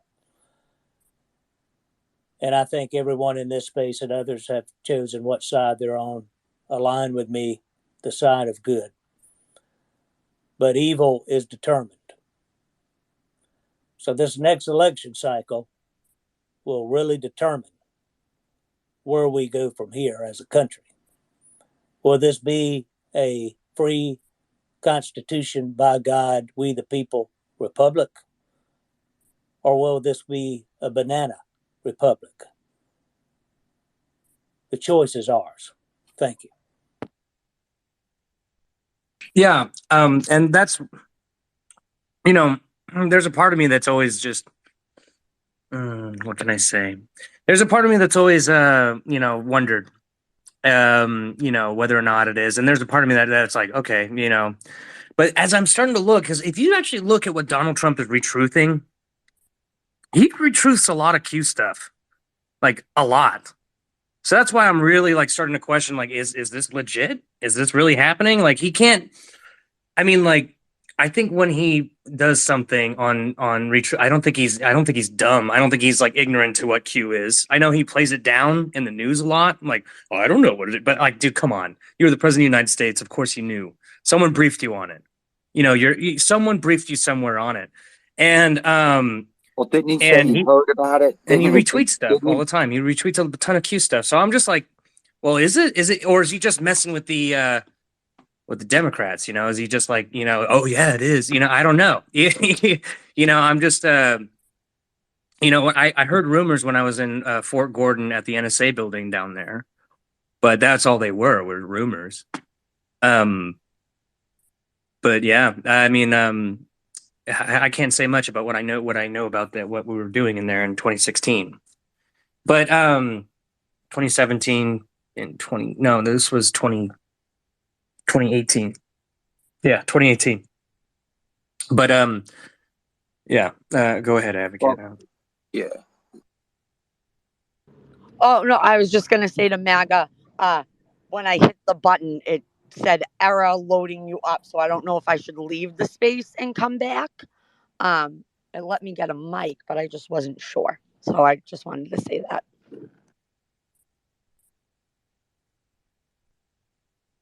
What's your Trump tweets? Q post are called deltas. I know what you're talking about. The gentleman that was just last speaking. If you've ever heard, if you haven't, there's a show on Rumble every Thursday night called Table of Titans. I helped start that about 5 years ago with Space Shot 76.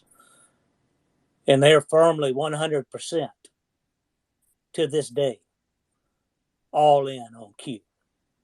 I've kind of taken a step back. There's some things that I think really valuable with the Q research, but I've also got to look at things that are there, facts, events that have happened in this country, transpired, and I've stepped back a lot from the Q phenomenon, if you will. But I guess my point is, you're correct, sir. Donald J. Trump absolutely knows what Q is. In fact, there's not a rumor. It's been around a long time. Whenever you see Q plus, that is a direct indicator of Trump, of a tweet he's referenced on a Q post. One famous post that he was referenced with, future proves past. If you know anything about Q, you know about that post. But I'll also tell you this, not taking over the space, but it's important information. You're absolutely correct. Just like I've pointed out, I haven't got a lot of fanfare by doing it. We continuously hear about warp speed. Fauci made a speech back in 2016, premeditated speech talking about the pandemic. The plans were laid out way before Trump got into office. And look what's happening right now. In case these indictments don't stick, don't work, or they have zero result of what they're trying to go for, meaning removing him off the ballot for 2024. That's what this is about, ladies and gentlemen. Make no mistake. They don't care about law and order. They care about holding on to power, completing their agenda. So they've rolled out the possibility of more lockdowns. Anyone could see, at least my opinion, to what's going on here. Question is, if we're going to really ask some questions today, how many people are going to coincide and get back in line for it? That's the question. For what, the vaccine or? All of it. The mask, Yeah. mandates. I don't think it's gonna happen this time because we know it's coming. Last time there was a sense of shock and awe and fear. And I think that's what got a lot of people when they were all like, everyone's got to wear a mask. So everyone was kind of wearing it because it's like, okay, what's going on? And then, and then like they were looking around, they're seeing that everyone else is wearing the mask, and they got into that herd mentality. But man, I realized that we were in the majority.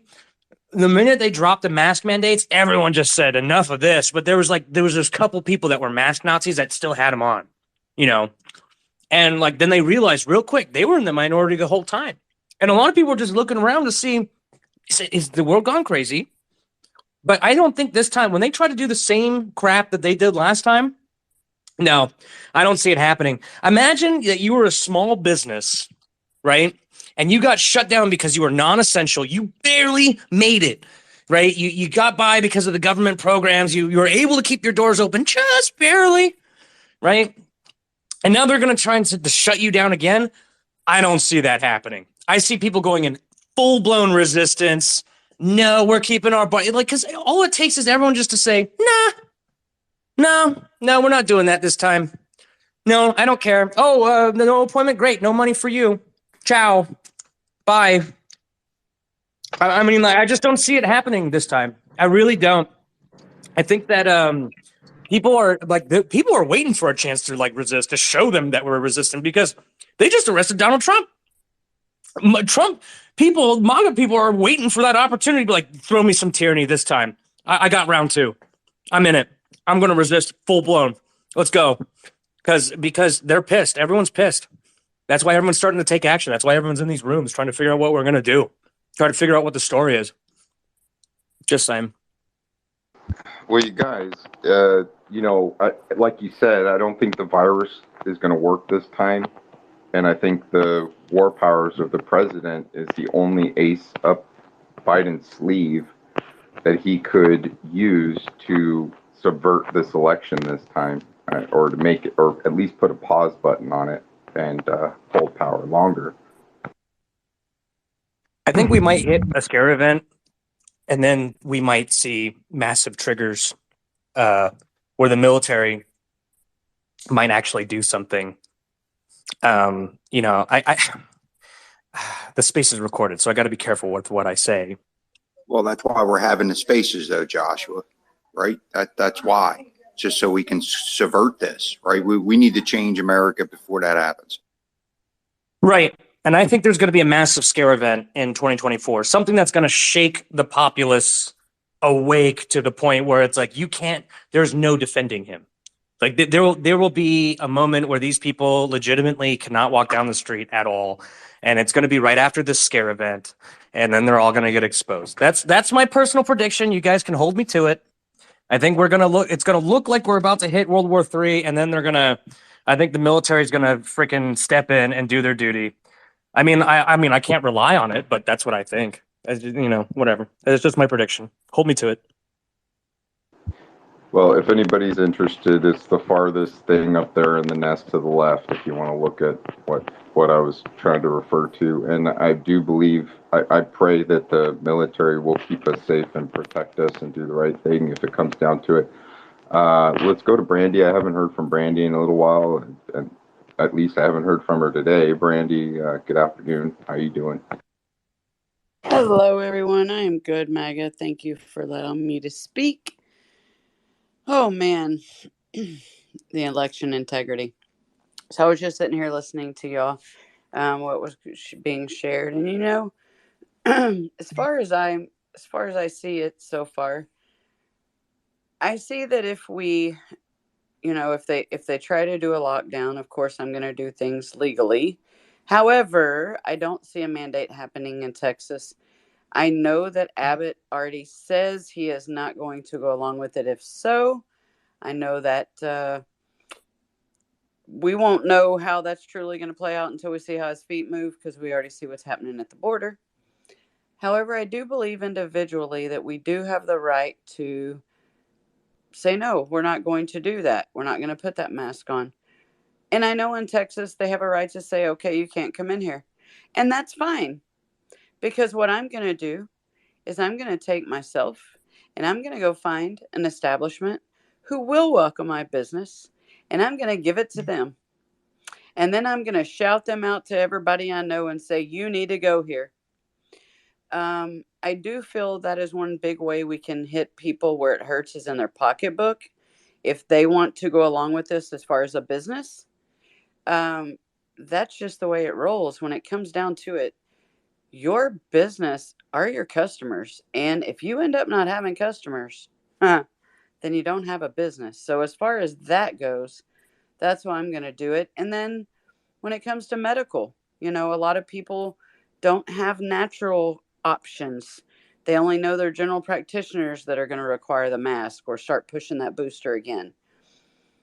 And so I encourage you right now, before things start going crazy, to find a natural option. Look up who a naturopath is in your area. Look up who the nearest one is. If I know you personally, maybe we can get my naturopaths to start working with you if you're not local to me. I don't mind asking and seeing if I can set that up. But I do believe we have to say no in the areas that we can and keep our money away from it. And I think that's going to hit them bigger than anything, because I know they want control, right? And I am watching what I say, of course. But big pharma, if we're not feeding into big pharma, they're going to take a hit too. And at the end of the day, that's who's making so much money on all of this, besides other people that are funding it, is big pharma. And I feel that if we go the natural route, if we avoid going to places that are, because let me say this too real quick. If they're pushing the mask, they're also probably all boosted. And I don't say that to be rude or mean.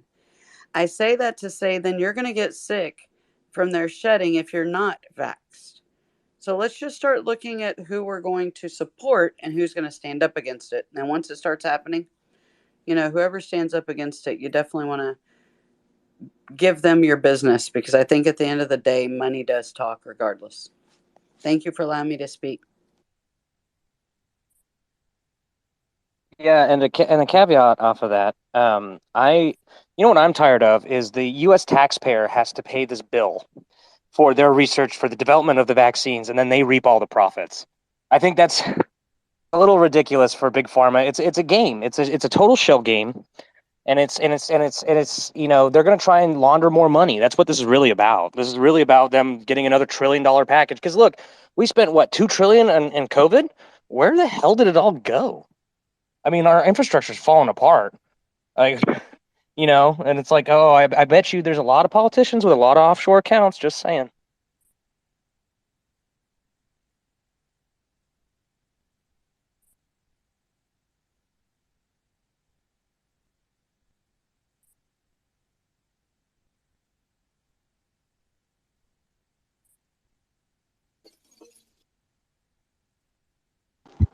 Yeah, I was in the background there. Sorry for the silence. What's up, Marlon? No, it's just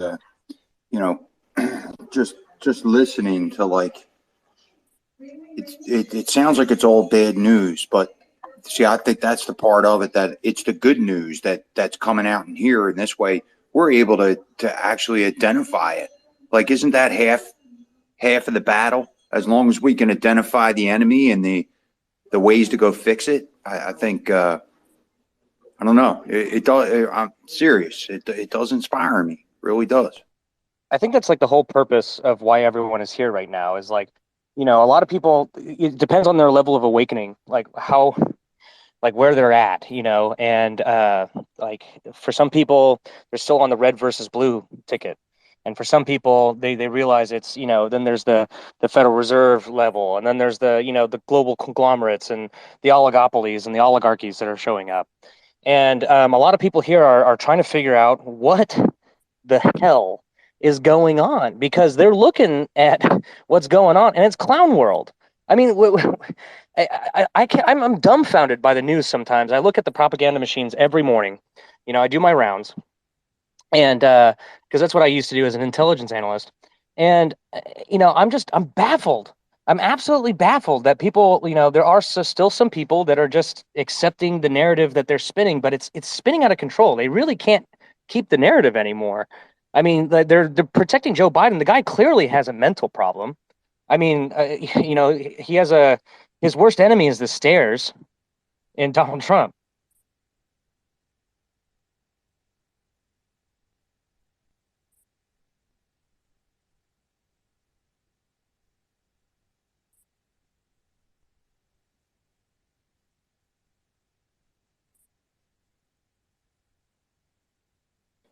Sorry, brother. I was washing dishes, man. Yeah, I'm in the background too. I was trying to get Shane a mic. I don't know if he can come up and talk or not. He seems to be busy or tied up, or the machine, the matrix won't let him come up. I don't know. We have been going since 10 o'clock, but we can always shift the conversation and keep going here. I'm not sure how much longer we're going to stay open, so anybody that wants to come up and talk, please do. Shane's stepping up. It's good to see you, sir. Thank you for stepping up. And, we've been working with Shane on a couple different things, and, one of the most important things is retaining our freedoms here in America. And what Shane is working on right now with Walker Anderson is a good example of your rights being stripped from you. And right now, Walker Anderson is in the middle of something that almost anybody could have fallen into this trap. But anyways, wanted to welcome Shane and talk to him, see how he's doing. How you doing today, Shane?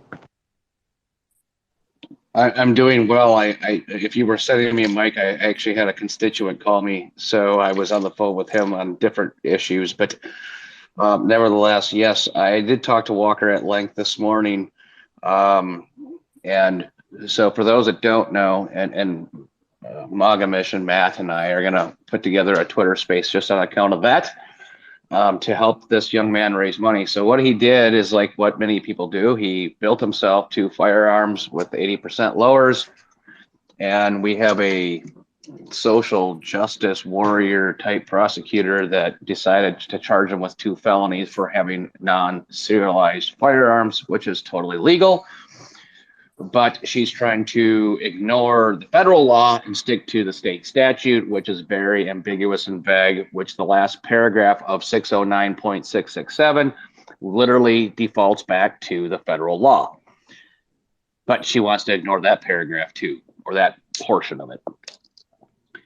So, and in going through this whole thing for the last year and a half, it's been kind of interesting because initially she was trying to argue that one of them was a short-barreled rifle, an SBR, despite the fact that the expert witnesses was saying, no, in order to be that, it's got to be this or less. She didn't care because she identified it as an SBR. That's just where she's at. And nevertheless, he's a young man, 22, and he's facing 2 felony charges, which is 10 years. And either way, just the legal cost of this to take it to appellate court and then wherever it goes from there. Everybody believes it'll get shot down in appellate court, but that starts at $100,000 to get to that level. So I don't know. I can't imagine being 22. I mean, I remember when I was 22, my car was a piece of crap. I barely had 2 nickels to rub together. I was trying to find, somebody like that was really cute, whatever, and start life. But I can't imagine facing 2 felonies when you did nothing wrong. So amongst many other things that we get ourselves into, but yeah, that's kind of the long and the short of it. So thanks, Matt, for everything you guys do, all of you actually. And then obviously the stuff that you guys do for the owner operators.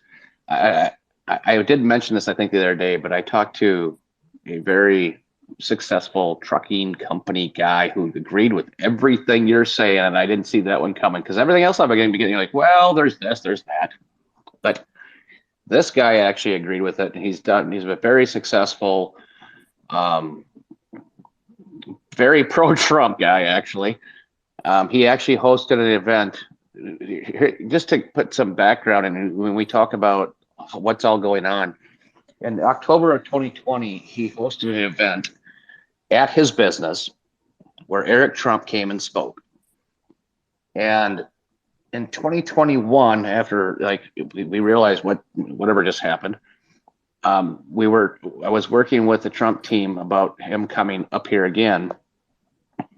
And I called the same guy to see if he would host it again. And he said, I held that one. And surprisingly, after 40 years of being in business, never been audited in my life, but all of a sudden the IRS and the Minnesota Department of Revenue decided to audit me, not just once, but then they pushed back even harder. And they well, that's just not enough information. And he said, all I've done ever since is paid accountants to keep feeding them more and more stuff, which in the end, nothing came of it.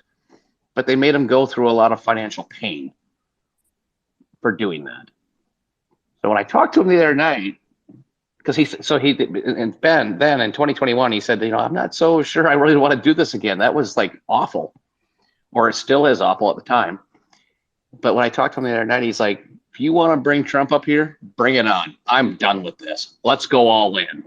So I'm telling you, there's a lot of positive movement, in my opinion. But I think we're at that point, folks, where buy tea bags. I don't know. Tea bags and bobbers. Watch your own damn bobber, and if you're not careful, we're going to turn Lake Superior into the biggest pond of tea you've ever seen.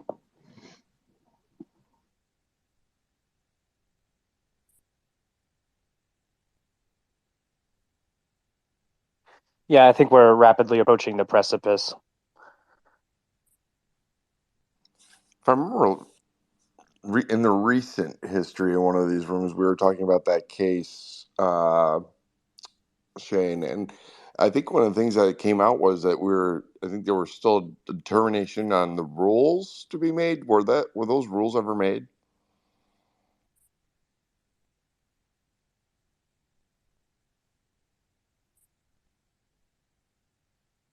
I don't know if he could hear you. Shane, did you hear Relentless speak just now?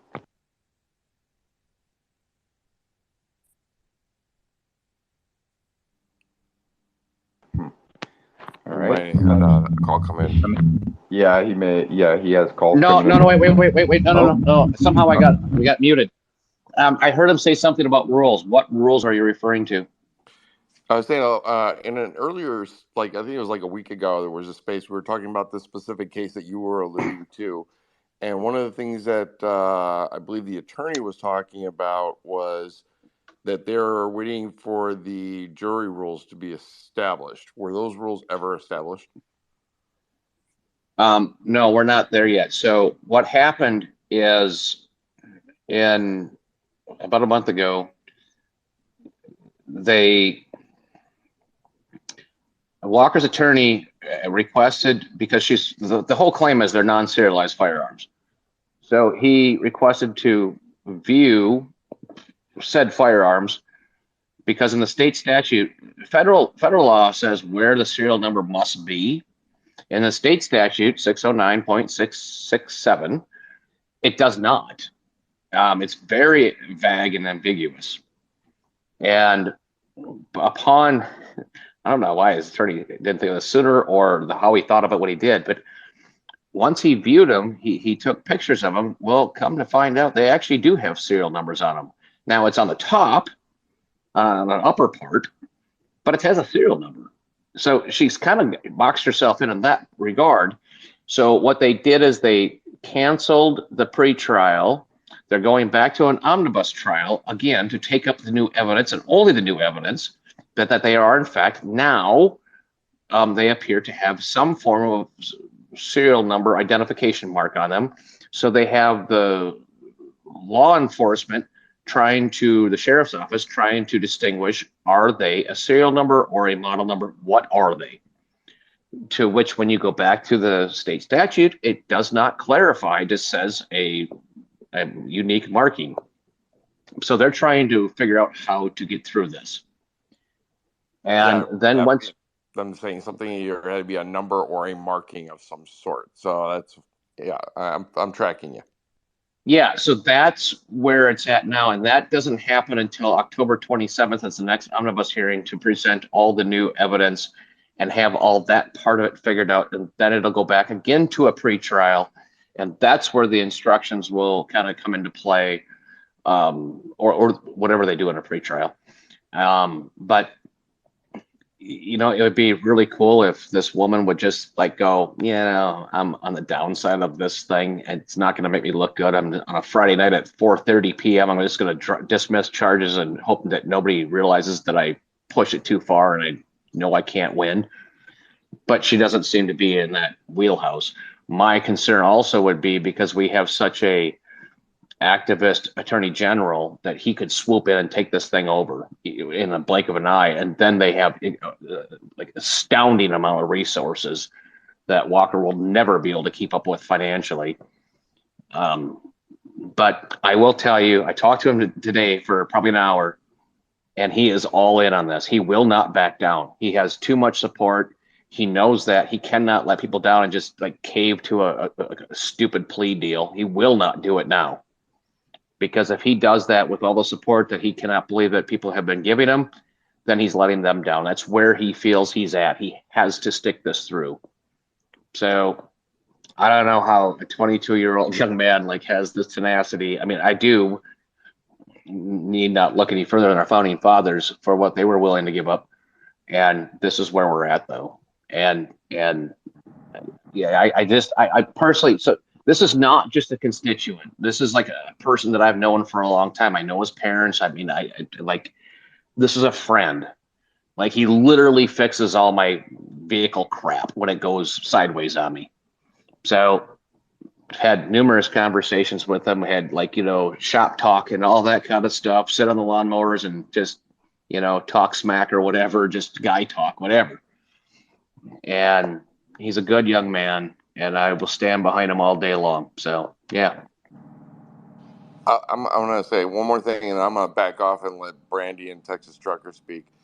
Is there any risk of, and your legislature as best as anybody, is there any risk of legislation swooping in prior to the pretrial? Not at this point. We're not in session. Okay. So here's the other side. Going into 2022, I don't want to make a big deal of it, but everybody was promised a red wave. Everything looked like it was really going to go the right direction. It did not.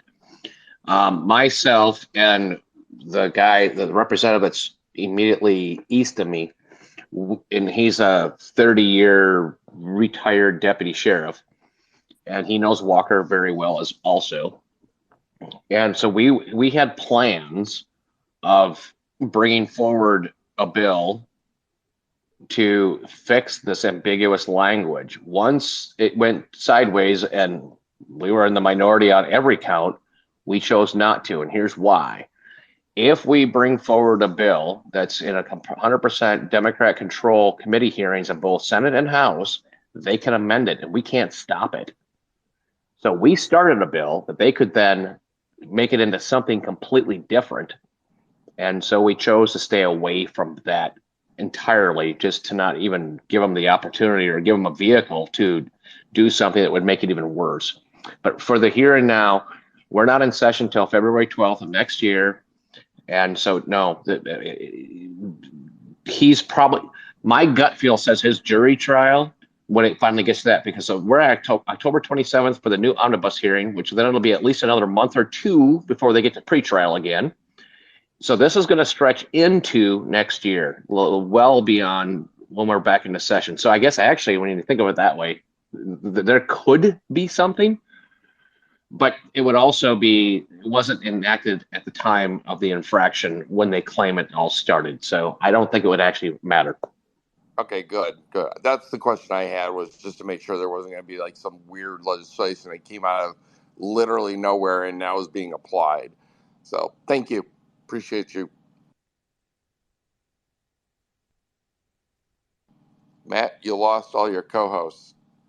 That's all right. Yeah, I don't know. Marlon gave me a thumbs up. Next thing I know, he bounced, but that's cool. We got Brandy was going to speak, and then we'll go to Texas. So my question is for Shane. and it'll be pretty basic. Watch Wild Words.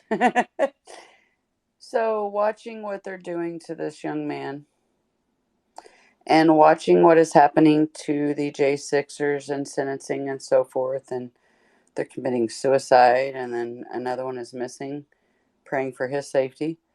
Do you feel, I know this may seem like a dumb question to some, but I'm asking this to bring light and just some awareness to the people that haven't seen it this way. Because we want to bring awareness, right? That's why we do these spaces. Most of us.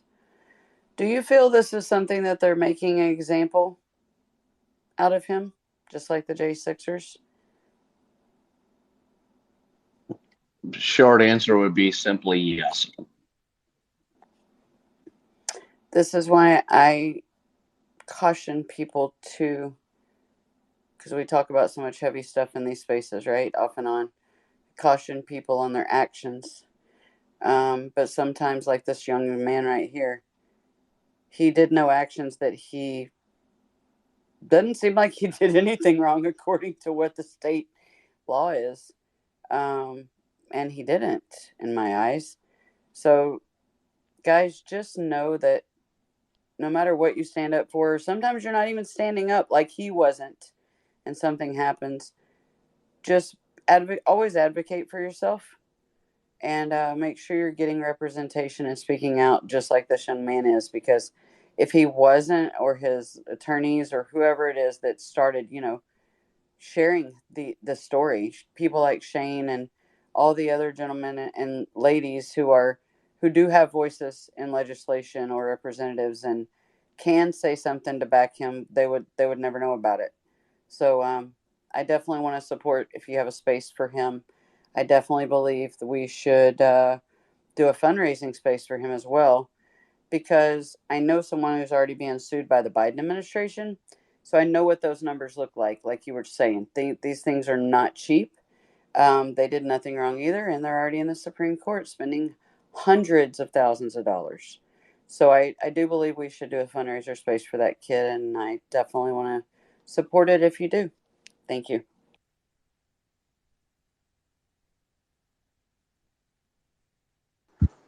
Yeah, Walker has been getting some support from anonymous donors. He received a pretty substantial one recently, but his legal defense is going to definitely be costly, and I think the prosecutor is hoping that he'll run out of funds and he'll just go away. It's an uncomfortable inconvenience for them to have this discussion because it brings it right to the Supreme Court, and it could lead to that. I don't know. I see this as a violation of rights. And when you have state statute that's vague, it's supposed to go back to federal law. Federal law is saying that he's innocent and that he hasn't done anything. And, I guess somebody would have to say, well, then a judge might say, well, it goes back to the state. It goes like in a circular argument. And it just points to the fact that there's nothing there.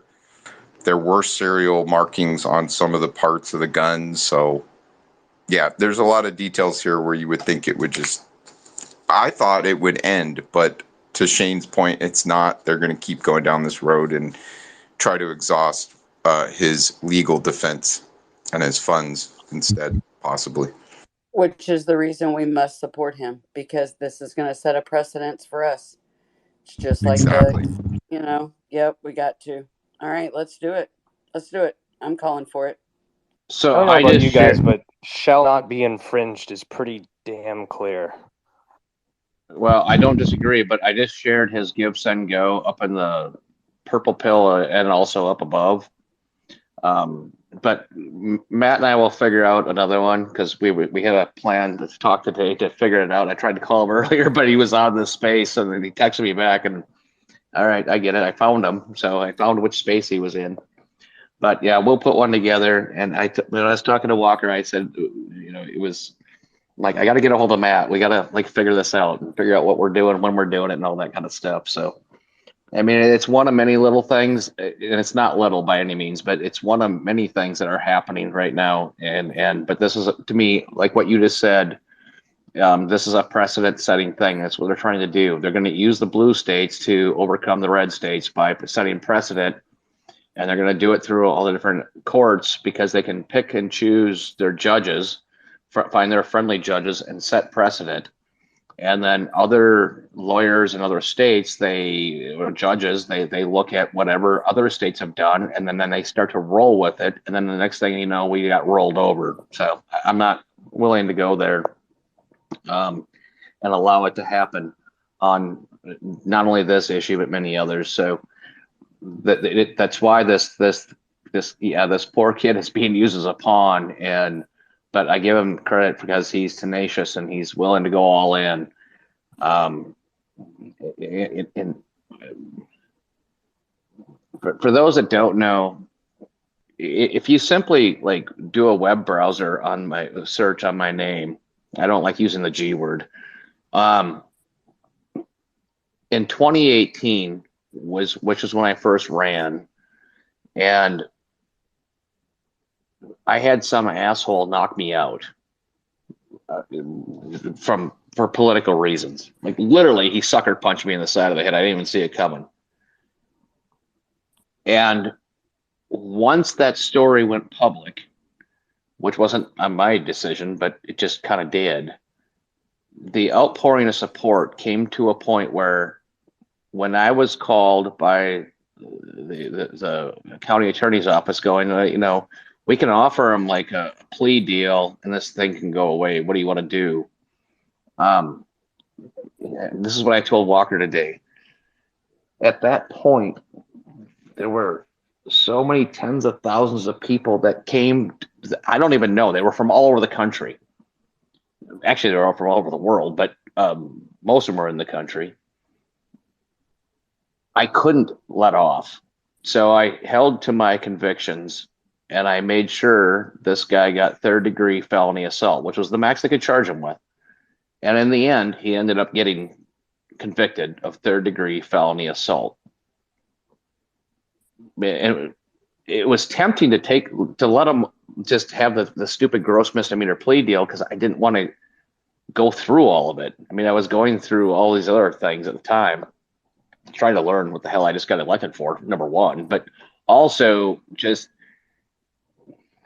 do I really want to sit in a courtroom in front of a jury and have his defense lawyer like just tear me to pieces and do my best to hold my own, not knowing where they're going to come from? But in the end, I held my own, and he did get third-degree felony assault. So that's where Walker's at. And because he's not going to let all his supporters down, because he knows now, he totally understands that he is the precipice of where this is going to go going forward, because he sees what they're trying to do. So I don't know.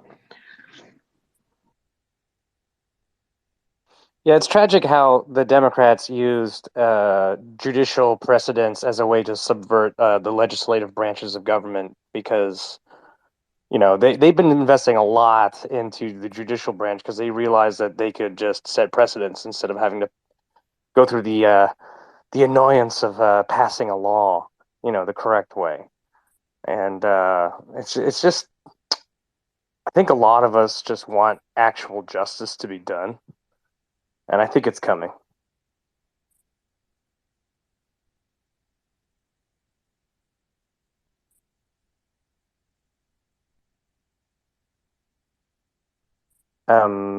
Matt's not Yeah, I'm here. here. No, I am. It's just I'm doing stuff behind the scenes to keep the room running. Texas, what's up? Hello. Shane, when y'all do that, let me know and I'll bring my people. We've already committed to supporting Walker Anderson any way we can, shape, form, or fashion. So let us know and we will come.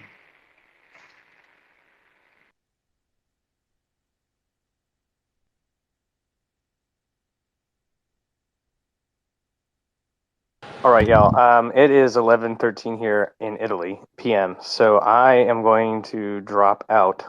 But it was a pleasure speaking with all of you. Shane, I know you tried giving me a call the other day. Just try again in the future.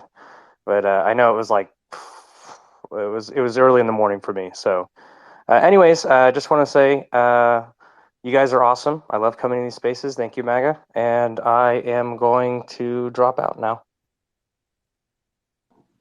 Hey, Josh, before you go, call me on your time because I don't know. I mean, the time change thing, so I don't need to bother you like at 5 a.m. or whatever it was. Yeah. Just add 7 hours to your watch, and that's where I'm at. So. Yeah, I get all that, but I'm just saying, like, call me when you have a minute because I have a really good idea for you and I to do together. I think it'll be fun. So. Okay, perfect. Yeah, that sounds great. I'm in so many projects right now, and I'm sorry. I know a lot of people have been asking because I did put it out. You know, I could help you with art, but right now I am getting swamped with certain projects. We have a lot of things cooking. Um, things are going to look good here soon. Hopefully, Art for Patriots can get the buffer it needs in order to get that launched, and that's coming soon. But also, I'm working with somebody else about making some video content because videos seem to spread more, and I kind of want to get into that. So, but yes, I am more than willing to do a project. And I'm sorry for I know a lot of people in here have been asking. And I'm like, I'll get back to you. And trust me, I plan to. It's just I'm just getting getting overwhelmed a little bit. So I just got to get on that. Plus, I'm going through some rough personal stuff. So, and not to bore you with those details, but yes, so I hear you guys. I see you guys. I haven't forgotten about you. I've just got to get things going. So. Yeah, you got it, Joshua. We're really supporting your efforts with Arts for Patriots and your work. You can see some of Joshua's work on his website, and we also are posting some stuff in the magamission.org gallery for Joshua. His images are inspiring, and I think getting that message out there through images is going to be a way to get the message out to people. It's actually pretty amazing. I see my images being used by a lot of people, and people who know me. I don't watermark my stuff. I like the art to be spread first, and then people find me the natural way because I figure that's how I get the fans, or well, not really fans, but the people that are really just activists and really want to spread the art and the message. And I asked for all my followers in here because I see a lot of you guys in here. If you could just hit the notifications bell, and just try and spread it as much as possible because it is spreading. I've seen it get to accounts I never thought would ever use it. I see it on YouTube videos all the time. People are using the artwork. It is working, and the images are working. I'm not doing this for fame. Yeah, I'm trying to make a little money off it so I can afford to keep doing it because it costs to do what I do every month costs me about $300 a month, and I'm living on my VA disability. So so I'm on a fixed income, but and it's working. It's getting there, and I see people all the time use it as a username. Their profile pictures. I love you guys when you do that. A lot of them switched it over to the Trump mugshot, but that's okay. I think that's a powerful image in and of itself. It's done a lot more than mine ever have done, and I totally support it. Well, not the fact that he had to be in a mugshot, but yeah, I really love you guys. I'm sorry that some of the projects were kind of placed on hold a little bit. Mag, I still got to do those eagle pictures for you, and I'm getting to it. I'm just going through a rough time right now. I'm just trying to get things off the ground.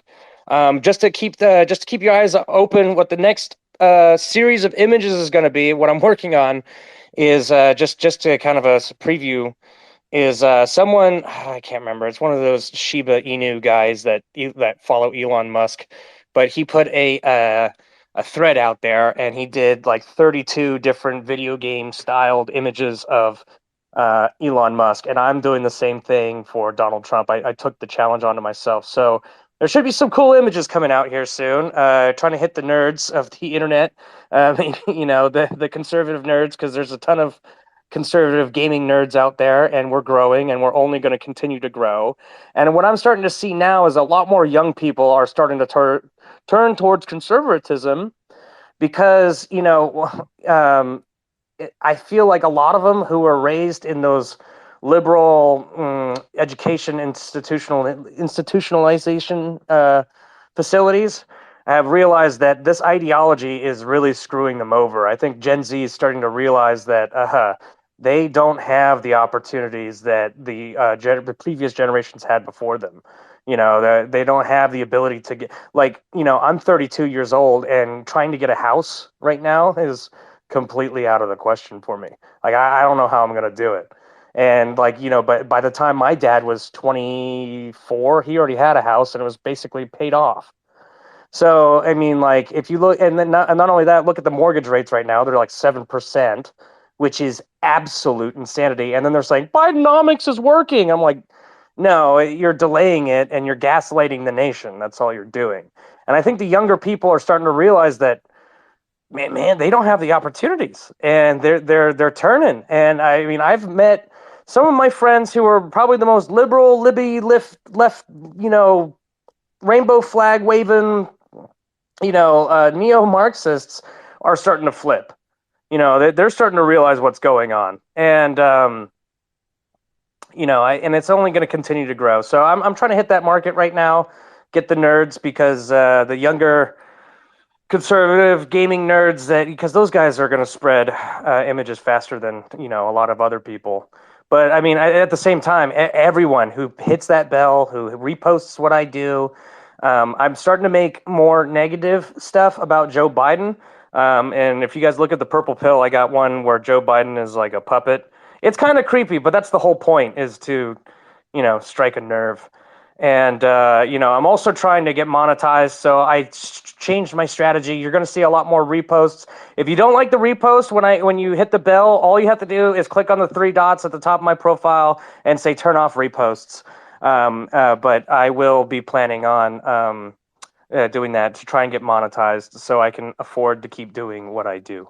So, and for everyone who is hitting the bell and following me and reposting my artwork, you guys are awesome. I know who's here every day. I know the people who hit my stuff and retweet it, and a lot of the people are here in this room. And I just want to thank you all, because we are getting that reach, and it is spreading. And I'm seeing it not just on Twitter. I'm seeing it everywhere, and it's so awesome to watch. Just to see, my creations with the help of AI making an effect. And it's before I was in intelligence, in the military intelligence and communications, I wanted to be an artist, and it's happening, and it's really cool. And I just want to thank you all, because you all have helped me do that, and thank you.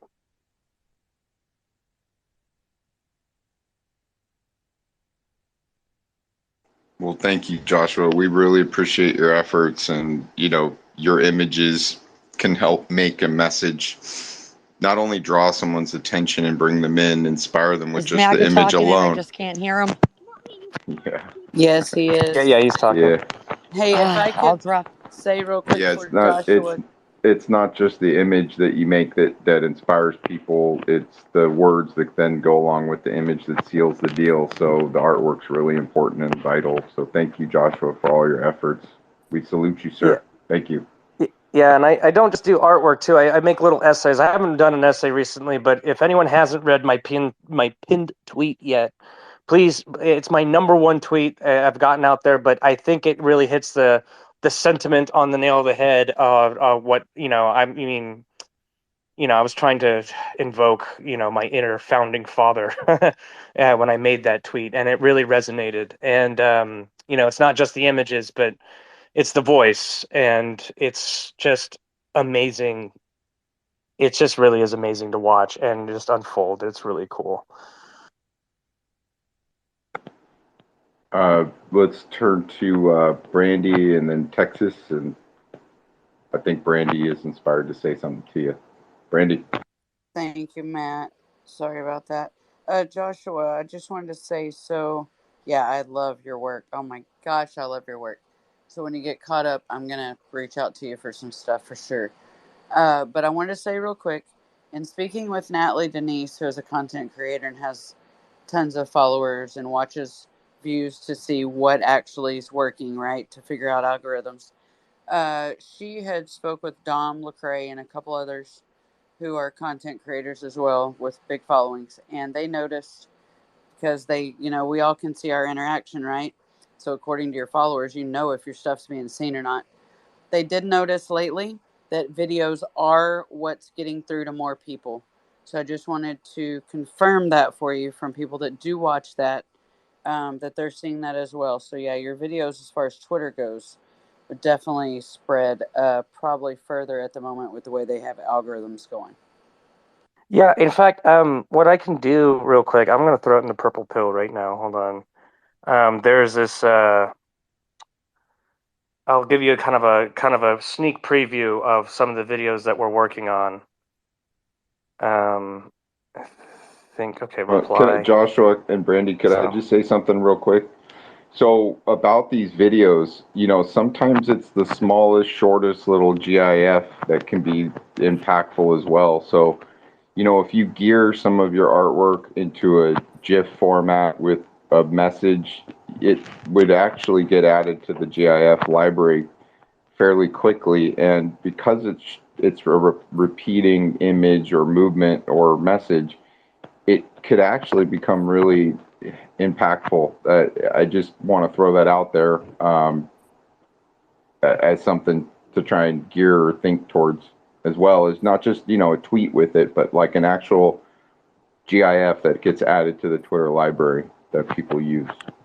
Yeah, and that's what we're also working on right now. So I'm working with a person who is a big 3D animator slash video editor. And, we just clicked. We talk on Discord. And what I'm also thinking about doing is starting a Discord, kind of like a little command center to create content using AI and just what other people's skills have. Because there's a lot of people who have the skills, they just don't have the how do you say it? Like they just don't have the means to just pump out content or have the vision. But I'm thinking about starting a Discord where anyone can just hop in at any given moment, and it's like we're just kind of like in the meme war, and just creating gifs, videos, images, and just collaborating and just doing that. So I'm thinking about starting that just so that way anyone can jump in at any given moment and they can find other content creators where they can collaborate and then strategically drop them in places and just watch things go. I kind of want to, the idea of a meme war and being a meme general is pretty appealing to me. So, but yeah, I did throw in the purple pill. There's this small video.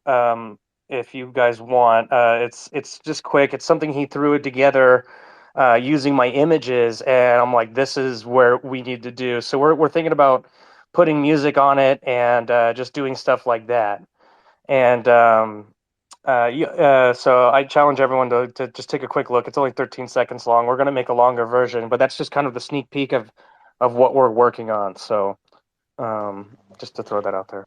Yeah, a lot of the early days when I was in Twitter, I was a big memer. So I have a whole meme gallery that I want to put on magamission.org. So images like that, it's a little different than fine art, but it's definitely an art form to make beautiful memes. It's what makes the world go round. I got to get to Texas. What's up, brother? Yeah, I'm sorry, my phone died, man. I had it plugged into the wrong charger. I got one charger in my truck that my phone does not like. Anyways, what I was saying was, we let us know, and I'll bring my people in to support Mr. Anderson. And I wanted to say something else, man. I find it very troubling and disconcerting and worrisome that people. Because here's the way I look at it. Mr. Shane, you're down to the earth. You're salt of the earth. You come in here and hear us speak all the time, and to find out that you have doubts or had doubts about what we're telling you being true or accurate, it really concerns me. Because if we can't get out to someone like you that we speak to regularly, then what impact are we having with other members of Congress and Senate, and where do we go from here? We're not fabricating anything. We're not out here with nefarious purposes. We're telling the truth, telling it like it is. I mean, I've had these owners of these companies and associations come into spaces and admit exactly what we're saying. I mean, the 49 CFR 371.3 in itself should be proof enough that it's been circumvented for 40 years, and the rules and regulations are definitely there in the CFR, and which is our governing document. The CFR is where all of our rules and regulations are. And to find out that you had doubt, like I said, it really concerns me, and it took a friend of yours telling you that we're on point and what we're saying is true. You know, I don't know how else we can convey this and get this out there and get people to accept that we're not fabricating stuff, we're not being malicious, we're telling the truth. We're hardworking Americans that's out here being victimized and abused by the system. I mean, you can go back. Matt was in there. I'm not sure if Matt was in there, but I know Marlon was in there when a broker comes in bragging that with 20 employees in 2021, when it was supposed to be a bloodbath, when brokers were supposedly getting murdered, every load they moved, they lost money on for 2 years, is what they tell you. But then he comes in and tells you with 20 employees, he made $40 million. Well, I had 10 employees that year and running 6 trucks and putting all the money out to run these trucks and get this product and everything moved to keep America going. And we had a really good year that year. With 6 trucks, 10 employees, we grossed 2.8 million. You know, what's it going to take? And this is a question for you, Mr. Meekland. What's it going to take for us to reach out to these people like yourself and be able to dispel that doubt and have them come to the conclusion that we're not being malicious and we're not fabricating stuff, that it's actually there and it's actually happening? Because until we do that, I mean, what's our other alternative? Shut the country down? That's the last thing we want to do. But we've got to get eyes on this and address it, because, I mean, now you say you believe because a good friend of yours told you, a successful trucking company told you. Evidently, we're missing the point and not ringing true. I don't know. I don't understand it. Can and one more question. You know, now knowing that we're telling the truth, where will you go from here? Thank you, sir. So I think that was Texas Trucker, right? Yes, sir. Yep. So it wasn't that I had doubt in you. It was that when I reached out to people that I know that do logistics, or all the people that in the brokerage side of things, they're all poo-pooing what I'm bringing to them. And so I'm trying to find, like when I brought Senator Barr in to one of those spaces. I mean, he knows this world. He's a trucker. That's the whole point of why I brought him in. You know this crap better than I do. You know all these acronyms or terms they use. And I actually talked to him yesterday also. But it wasn't that I was doubting you. It was that I'm talking to these people, and they're the ones that are going, yeah, well, you know, it's this, it's that. It's probably the shitty truckers. I mean, I'm getting all this feedback, and I'm going, this doesn't make any sense, because I, being a small builder, knows what it's like when the big builders go and pass legislation, or they get it passed, they lobby to pass it, that pretty much tweaks us all right out of the market, because they want to corner the market, which is what I believe. And from my just you compare the two of them, it's very, very similar. So in Texas, it was not that I was questioning you by any means. It was that as I'm trying to get information from those that I know that work in the different aspects of the industry that you guys operate in, and just listening to the different stories of the way they see it versus what I'm hearing from you. And then when I talk to this friend of mine, and all of a sudden, because he's a very, very specialty trucking company. I mean, like extremely specialty. So he's not impacted by everyday rates or whatever you all call it. Not to that extent anyway. And when all of a sudden he starts laying it down on the line, everything you've been saying, because he's lived in this arena for 40 plus years, and he's breaking it down and saying that they're not wrong. It's okay. Oh, fine. Okay, so what I did there is I found somebody who's going that I know that actually is in that industry, that has lived it in like his whole life, and he's backing up what you're saying. It wasn't that I was doubting it. That's not what. If that's how you took it, I did not mean it that way. It's when I talk to these people that I thought were like-minded, but then they're even the, I don't know if I should say his name, but the Truckers Association people, like, we're downplaying everything. And I'm like, there's no way we have two different stories going on here, and there's a whole bunch of them over here, and there's this one little conglomerate here. Like these associations I find really interesting because they tend to go where the, lick your finger and put it up in the wind and see which way you want to go, kind of thing. Well, getting ironclad confirmation from as many experts in the field is a great way to solidify, your mind on an issue, especially when you're hearing conflicting narratives from different sides of the argument, right? And that's the whole thing. Yeah, but I just want to be really, really clear. It wasn't that I was doubting any of you by any means. It's trying to find those experts that actually live, walk, eat, breathe, sleep that in particular industry, and then give them as much as you can remember, and then say, what say you? What do you know? Like I said, that's why I brought Cal Barr into that one Twitter space, because nobody knows this. I mean, that I know, he knows this better than I do, and he did over the road every week for many, many years, and then he tapped out of that because of your stupid electronic monitoring crap, whatever it's called.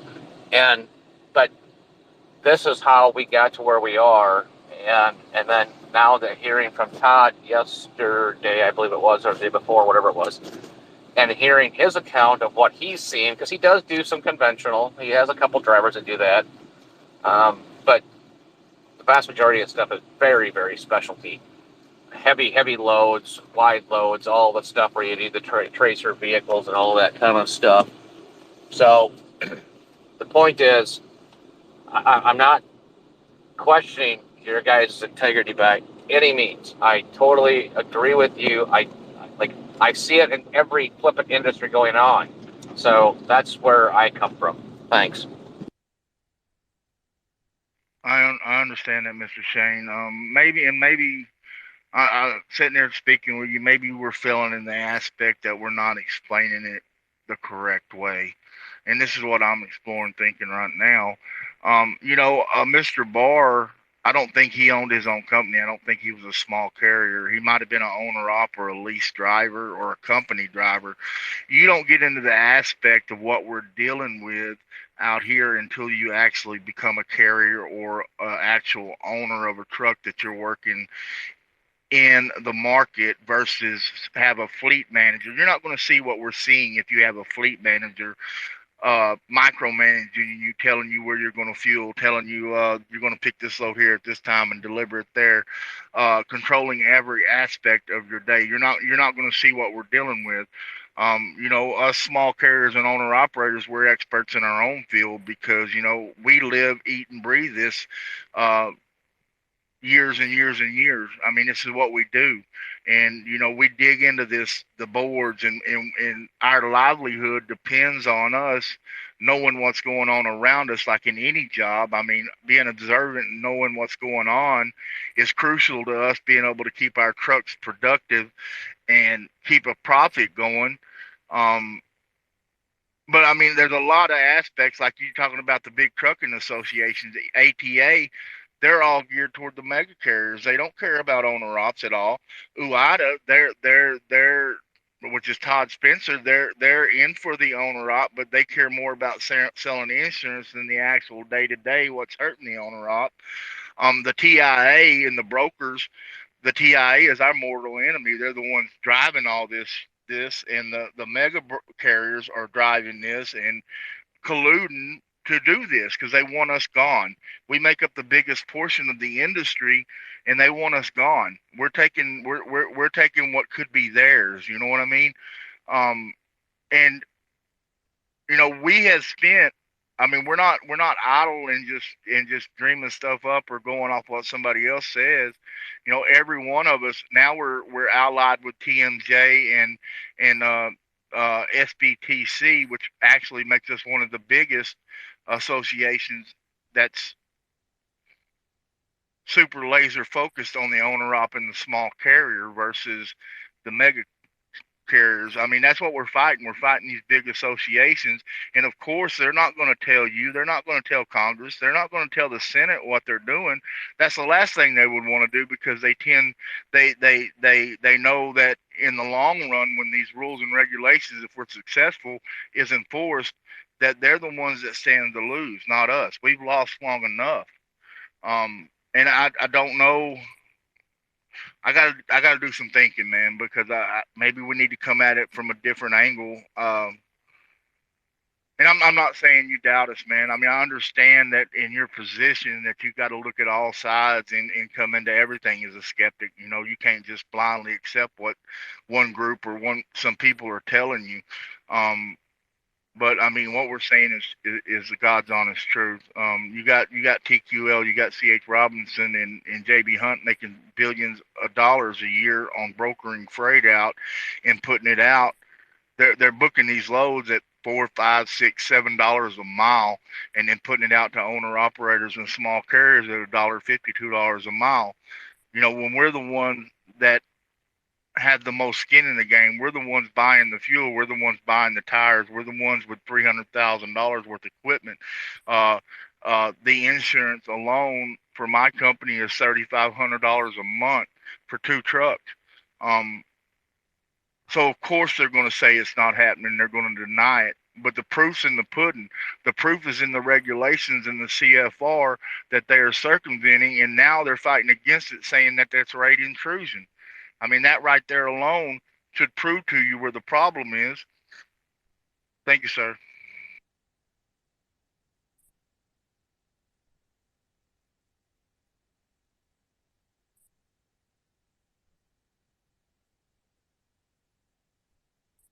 Well, thanks, Texas. And Shane, I just want to, we have somebody who's been really patient.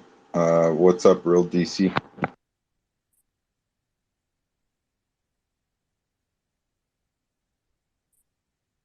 No, this has been awesome. God bless you guys. Thank you for the mic and hosting this room and making this happen. I don't often jump into spaces, but I'm on my weekend hiatus, so I sat in and wanted to listen and hear where everyone is. I literally live 3 miles from the Pentagon, and everything you all are saying is so important. So I made some notes because I'm really bad when I jump into these places, but Shane, evil has existed from the beginning. You are absolutely correct. But I have no doubt that we, the people, have the power to make this work. And I'm going to end it with why. Texas, God bless you. Truckers are vital to communication that is happening right now and will continue to happen. When I was on Telegram, truckers were very important back through COVID to understand the situation that's going on. And speaking the truth, sharing the information, don't stop doing it. And Joshua, kudos to you, military intelligence. I dated the Sergeant Major of Delta Force. The one thing when I did, this was back way before, and I'm not going to go into this too deep, but this was back in 2013 and 14. And he told me about these incredible geeky guys that they would hire to do things. don't stop doing what your passion is for. We need you. I've been in this movement for a really long time. And if you look at my profile, I have a post there. I've been writing on the back of my car for 7 years. I'm a big Q follower. I trust these men. I trust our mission. And we are going to make it. But it's because we, the people, are standing up. So I'm going to land this really quick and just let this go with the messages that I write continuously. And don't think this is an easy thing for me in DC, because it's not. But I've been chosen, and I'm thankful and honored to be on this mission. And God has guided me through this entire thing. It hasn't been easy. But I have Trump wins. You should, if you go into images, you'll probably see a post. And watch Q Team. And the reason I'm saying this, I've been doing this for so long. And I've been through so many psychological observations of these demons here in Northern Virginia and DC, that I'm finally seeing, almost, I want to say in the last 2 weeks, the depletion of these liberals. So I've dealt with multiple levels of frustration, anger, mad at me, hate me, I'm an awful person. And when I say that, when they pull up to my car, they see I'm a female, they're just raw. I mean, I can't begin to tell you. If I had cameras on my car, I would not be living here right now. I'd be living in the Cayman Islands because I have so much money. But with that being said, that's not our mission, and that's not what we're here for. We're here to fight the demons. But this last 2 weeks, they're depleted. That doesn't mean this game is over, because it's not. But when they come up beside me, I see it in their eyes. They're exhausted. They're not dead yet. I want you all to know that. You cannot stop. We have a whole mission ahead of us. This mission comes from, we are finally going to, and we will get to the point of ending, but it's the next beginning. And that's where the real work goes, of changing what we have in front of us. So I don't want to change the space, but what I want you to all know is that I am seeing an emotional expression that is different than I have for the past 7 years. So keep that in mind, keep on fighting, doing everything you're doing as equally as I am, and we all come together from a collective frequency of winning. And that is so important for all of us. So all of you listening, if you don't have a flag sticker on your car or on your truck or whatever vehicle you drive, please do that for me, because this little piece of our country and our history absolutely goes through these people. The flag is a satanic symbol to them. And the more that we put it on our vehicles, the faster we're going to fight them, the faster they're going to see that there's multiple. And I'm seeing it here in Northern Virginia. It's been a long, drawn-out situation, but it's happening, and I'm seeing it more. So find your strength, put that on your vehicle, and drive around and let them know that we stand with our country and our Constitution. I'm going to land there, and I love you guys. Thank you.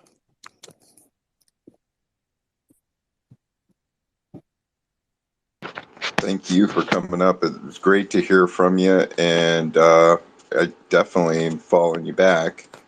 Really appreciate it. I think a lot of people have said a lot of great things today. We've been running since 10 o'clock my time. It's now almost 3. I think I want to put a bow on it, regretfully, even though, a lot of people are here, and I don't want to, I hate closing a room when it's full. But I want to turn to Advocate, see how she's doing. If she's with us still, we're going to get some final remarks and comments, and then we'll close it out. Advocate, are you there? Caw, I am here. Hey, At least I think I great. am. I don't know what planet I'm on. Mom and I Why are don't looking at each other, walking in circles.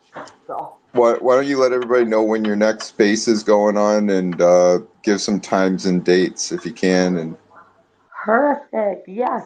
The next uncomfortable conversation. We are moving to Monday night.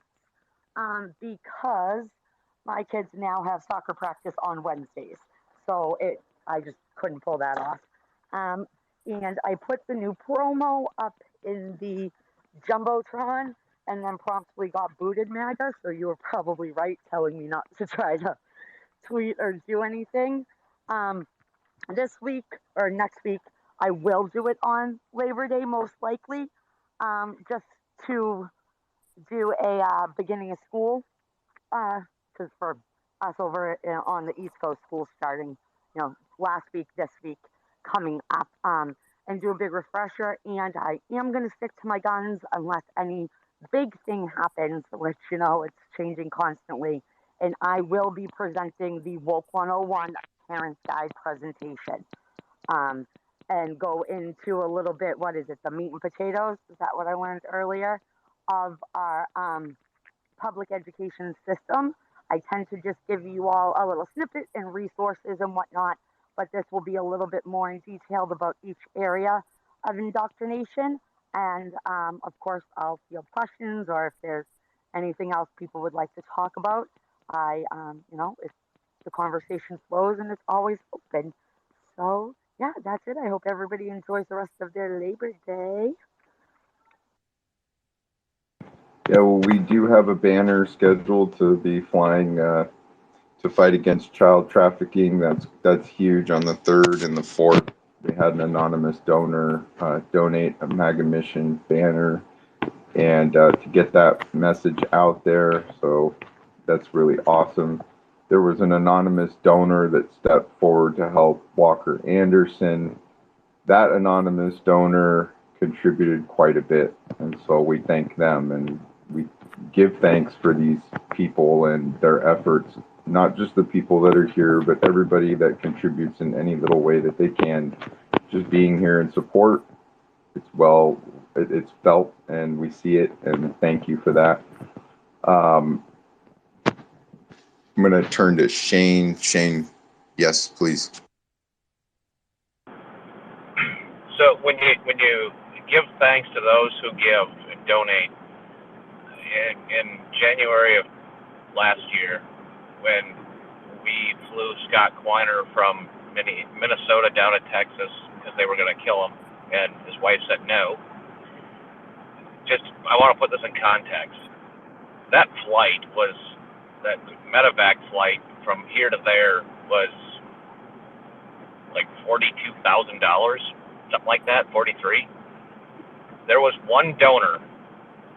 To this day, I don't know who it is. I know that kind of the region they're from of the country, somewhere in the southeast-ish area, but donated $40,000 out of nowhere as we were pushing through all of that because Annie didn't have the money, and she didn't. I don't know. Like there are a lot of good people out there, and if we just keep getting our voices heard, I think we can do a lot more good than bad. But Real DC said that we are making movement, and somebody even said before that something about more and more younger. I think it was Joshua. More and more younger people are getting involved, and I will tell you, last night I had a kind of a shitty day actually. I got a phone call from my sister saying that my father she had called him. She thought he was going up north, and then he answered. He said, "No, I'm in the hospital. I have internal bleeding." And then she heard two female voices, and the phone went dead. We didn't know what the hell hospital he was in. We didn't know anything. And the dumb son of a bitch didn't take the stupid jab, so of course I'm freaking out. And because we've heard so much about this internal bleeding, but at the end of the day, whatever. A lot of phone calls. I pulled every lever I could find. Hell, I even called a few Democrats trying to figure out what the hell hospital he was at. And we did finally find him. But I went up and a friend of mine is a Delta Force guy. And I don't know why I didn't call him first, because literally within 1 minute, he had me on a conference call with the VA hospital in Minneapolis, and the guy confirmed that's where my dad was. And at that point, everything was all right. They were doing all the stuff. So I went up to meet this man later last night, and it was a pretty bumpy ride, I mean, emotionally. And I don't know. There's a lot of us doing a lot of good, and all I can say is let's stick together. It's not like squabble over the little things. Let's stick together. You still get you are. I mean, so when you see what's happening to the trucker community, I've never doubted what you're all saying. That's not the point. I've seen this happening in many different industries for decades now. They're slowly picking off little people because they want consolidated. Because it's a lot easier to control 30 or 40 of these rather than 30 or 40,000 per state. We don't have meat lockers anymore. We have 3 effing meat packing companies that are all foreign owned in our entire nation. So they picked that one off. Well, that's fabulous. If you don't have food, you don't have shit. And they're doing the same thing in the housing market. There's the building market, trades, whatever you want to call it. And it's all a consolidation of power, and it's coming in everything. And if we don't look at it on the totality of what they're doing and bring it back to community, because that's what I'm doing. I'm trying to convince people, hey, you know what? Open up a locker. If you have a knack for that, you'd like to do that kind of thing, let's do it. And yes, there's a whole crap load of regulations that the little guy has, and the big ones don't, because we just passed a whole shitload of those bills this year. That all this new regulation in agricultural processing, in building, and in distribution centers, i.e. Amazon, all these new regulations and rules that are required, unless you're organized labor, then you're exempted. So you can see the consolidation of power, and it's coming from everywhere. So Texas, I'm not questioning any of you in any way. I just see this, and I've been seeing it for so damn long, and they're squeezing out the little guy because they don't like 40, 50,000 independent mines, state by state. Shane, you know what? I just realized something. I'm doing some work here on our website, and I noticed the algorithm kind of shifted a little bit, and now I know why. Due to Twitter new, I don't know. Let's just lay it down for you. I'll read it to you. What happened to my Twitter connection? Due to recent changes to Twitter's third-party application programming interface, or API, integration policies, your ability to connect to Twitter from your account is no longer supported. This means you can no longer create, schedule, or manage tweets directly from your dashboard. So this is from my website controls. Why did this happen? Twitter ended free access to its API and dramatically changed the terms and pricing of the Twitter API.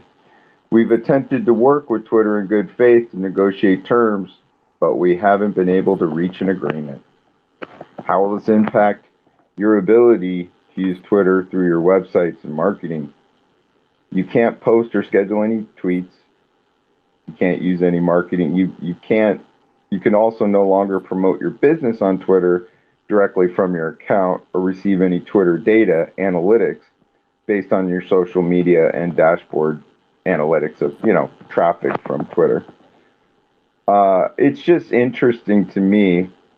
It says Twitter removed its API access on August 24th, 2023. And I can tell you, honestly, I could see it. I wasn't quite sure why.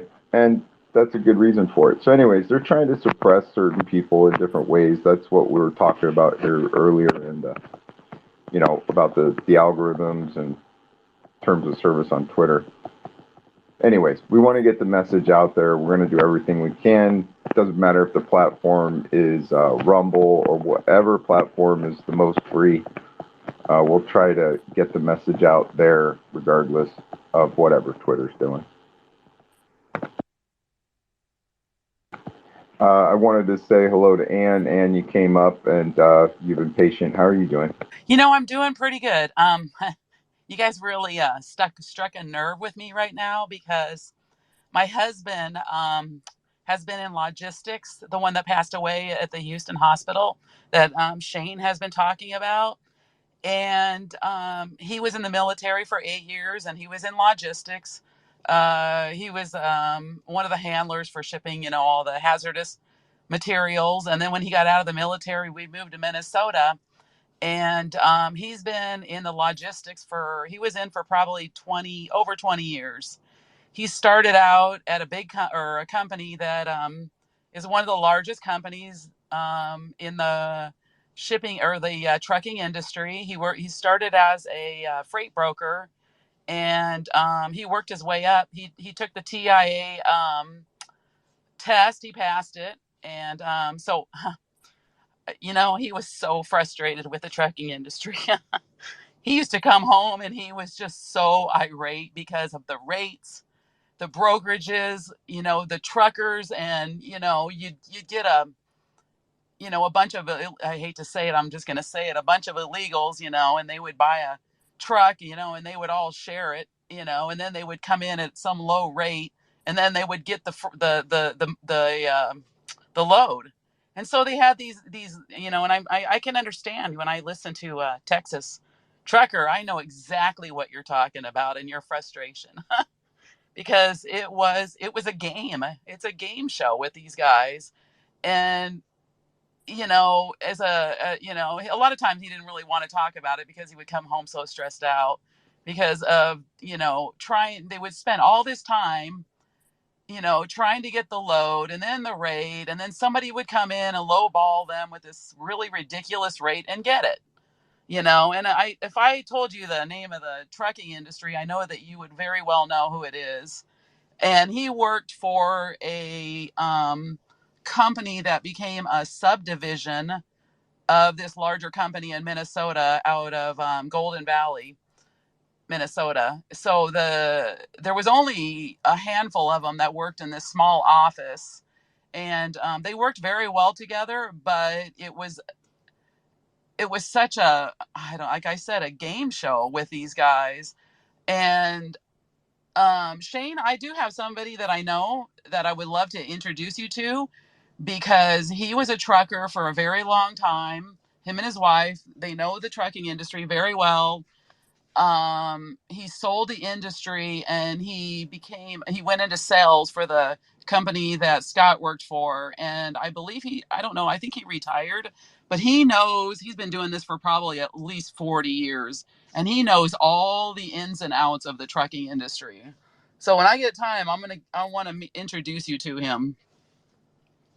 So, but that's all I have to say. You know what? I understand your frustration because even during COVID, when they shut down, he was an essential. So he worked from home, and then several times they would go into the office, when they, had to wear the stupid mask, which he couldn't stand, even though it was, they all had their own individual offices.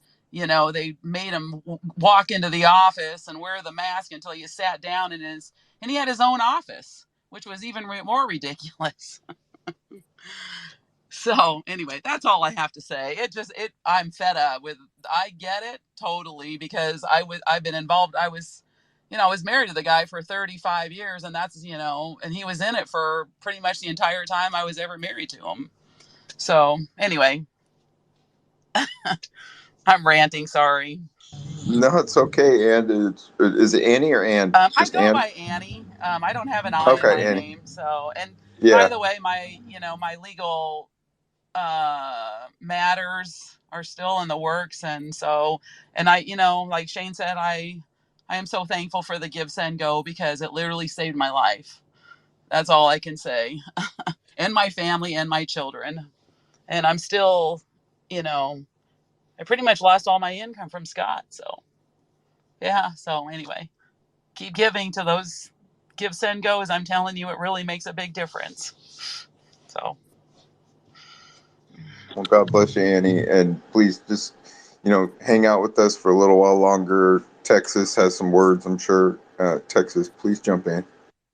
Yeah, we're not battling against all brokers. I mean, we're trying to root out the. You might not know, I'm the director for the carrier division for the National Owner Operators Association. Just so everybody knows that. Um, we've been doing this for a while. I've been running a trucking company for some years, and I've seen all aspects of it. I run my truck independently, 100%, day in and day out. And the frustrating things, I mean, because we go onto these people's other discords and their social medias, the brokers page, and it is a game to them.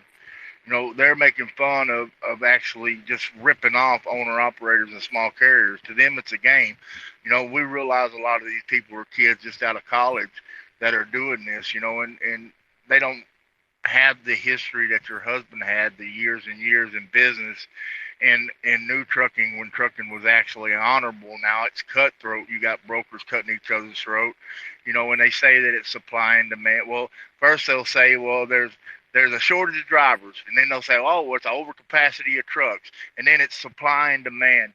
Any way to deflect away from the problem that they're taking 30, 40, 50, 60, 70% out of these loads and put it in their pocket, they will use anything they can to be able to justify the percent they're taking out of these loads, and there's no justification. You know, they're considered now to be a major stakeholder in the transportation industry. How are they a stakeholder? Each one of us owner ops and small carriers have $250,000 to $300,000 tied up in a truck. We might make $300,000 a year and clear $100,000 a year, so we putting $200,000 out on expenses to run these trucks that we got 250 or 300,000 in, that we've got to go and update every 4 to 5 years. And I mean, that's just the nature of the beast. What?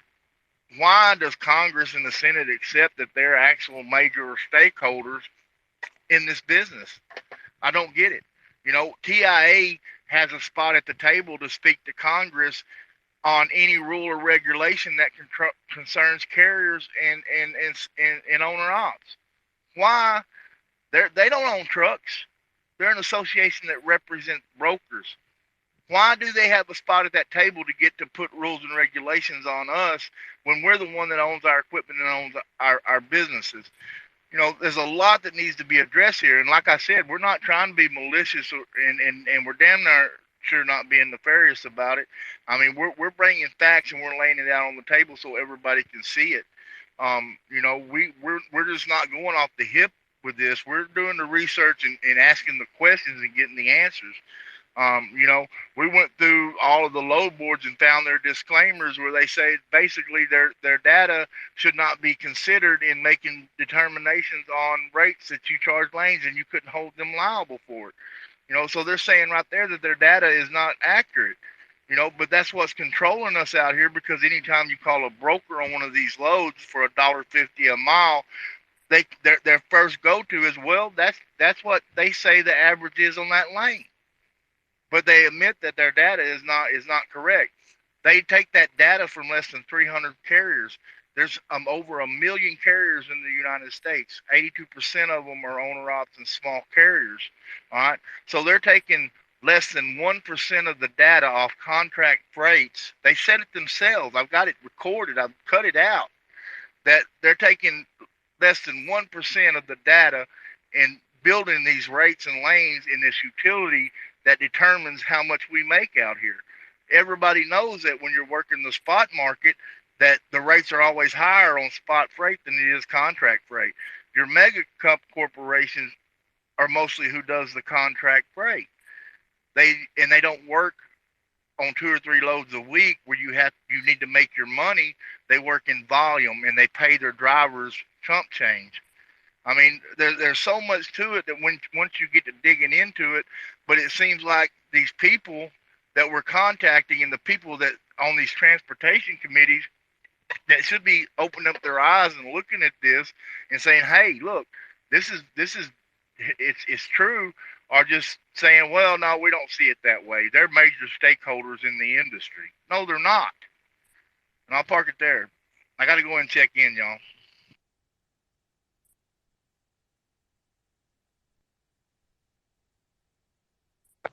Why don't you jump in, Shane?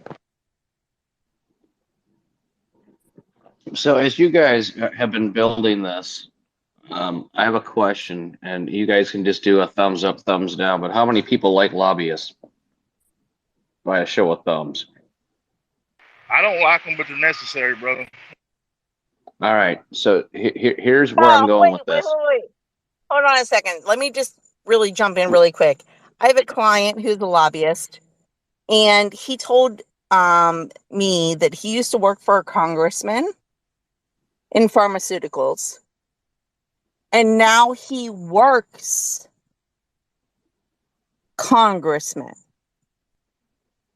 So you just triggered me really fast. I had to just jump in and say this. Lobbyists are evil fucking people. He's been the most difficult client I've had, and that is the case. But anyway, with that being said, I'm shutting up. Okay, so I get all that, and I assumed I was going to get a lot of thumbs down. But here's the thing. 80% of all the truckers are owner operators. 80% of all the building construction that goes on in the country are non-union, small builders. They don't build that much per year. But these big corporations, like you talk about the big haulers, the Walmarts and whatever else, and Yellow Freight, or I don't think Yellow Freight went away, but all these major things, they have a big voice at the table because they pay somebody to go there and be their voice. And that's all the people are hearing there. Now, there are good lobbyists. There's good ones for MAGA. You both in Texas. You heard Rob Dorr advocate for Walker Anderson. He is the government lobbyist, state lobbyist for Minnesota Gun Owners Caucus. He's the one that's down there advocating all the time for gun rights, and they represent a lot of people. He's a good lobbyist. Surprisingly, I mean, because everybody thinks lobbyists are bad, but there's really good ones. Minnesota Concerned Citizens for Life, they have a good lobbyist because they advocate for life. So they're not all bad, but if you don't have a person in DC and in all these different states advocating on your behalf, or because you have to be a registered lobbyist, this is kind of an interesting thing. You actually have to register to come advocate for a group. Now, you as an individual can certainly come talk to me, but if you're advocating for a group, well, then you have to be a registered lobbyist. I think there's 7,000 in Minnesota, I believe. I have the book is in my desk, but it's about 7,000 registered lobbyists. So my point, though, is to get 80% of damn near every industry is all the little people, and they're squeezing us out. I wish people understood it's not just one industry. They're doing it to all of us. Because Lennar Builders, like one of the largest national builders, they literally have people down at all these capitals nationwide and at the DC advocating for shit that there's no way us smaller builders can keep up with. We right now, in order to be compliant with every stupid state regulation in Minnesota, this is one example of many states, we would have to have a minimum of 5 admins to make sure we are 100% compliant with all the regulatory stuff that the state puts on us. 5 people that do absolutely nothing and do paperwork. That's literally the reality where we're at. Now, Texas, you talked about like with 10 people and 2 trucks, right? So why do you need all these people? I mean, it shouldn't be. I get it. Like Mama did all my paperwork while I was out swinging a hammer 16 hours a day. and or meeting people, because in the evenings you got to go meet people because you got to sell the next damn job, so you have something to do in the next week. And but they've made this so complicated, they're weeding us out. It's all they're doing. They look at us like we're fucking dandelions. Sorry for my French, but this is everywhere. It's not just one industry. And unless you have a voice at the table, which I'll be more than happy to be one, don't get me wrong. In the state of Minnesota, I'll be one, but I'm only one person. So we have to get more and more people to be aware of this. And then when it comes to testimony, there's got to be somebody there to testify before all these committees that is speaking on behalf of your advocacy, because that's what opens the door for us to start asking questions and bounce them back and forth between the two sides and push back. If I bring it up, it doesn't work the same. I don't know why, but it gets poo-pooed, I guess, for lack of a better way of putting it, because they don't give it the same credibility. But if there's a person saying that I'm here on behalf of the National Owner Operators Association, and here's our testimony, in part they're probably better read, I guess, prepared. We kind of like take all this in because there's going to be your advocate and there's going to be 20 of them against your advocate, and then the other side of the aisle is going to take the other 20 and focus on that, and I'm going to take that one and I'm going to focus on that, and I'm going to beat the hell out of the other side as best I can. So this is like where, as you continue to build this thing, understand that you have to have voices, and actually anybody, any trucker anywhere in every state can sign up. If you sign up and you want to be a testifier in a committee hearing, you can certainly be heard. And that's, at the very least, at least do that much, because then as they come forward, if you had 20 truckers that showed up at a transportation committee hearing and advocated for the same thing over and over and outflood the bad ones, and you get 2 minutes usually, it's kind of the common thing, but you just have it printed out in front of you, read through it, whatever, get through your points, and then always end it with, I'll be more than happy to stay for questions. And then that's where we then can call back on any one of them and say, I want to ask you a question. How does this affect you? How does this bad law affect you? How does this bad regulation affect you? Because they all talk about they care about the middle class and the little people, whatever, and the downtrodden, but they don't. They always side in with the big. But they attack the big, but they side in with them. That's where all their money comes from. So I don't know. Just realize that this fight is not just Twitter Spaces. This fight is like, you have to be, each and every one of you, on whatever your passion is. I don't give two hoots of the industry or the passion. You have to be active, and you have to be down there, and you have to advocate for what it is, so that we can flood all of the bullshit that they throw at us. Thanks, Matt.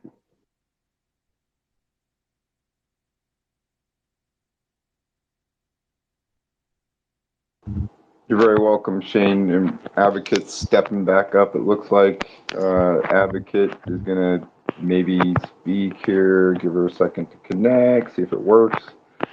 But I just wanted to give my thanks to everybody who came in today. We're about to close it out. Advocate, if you do get a mic, I'm not sure if it'll work.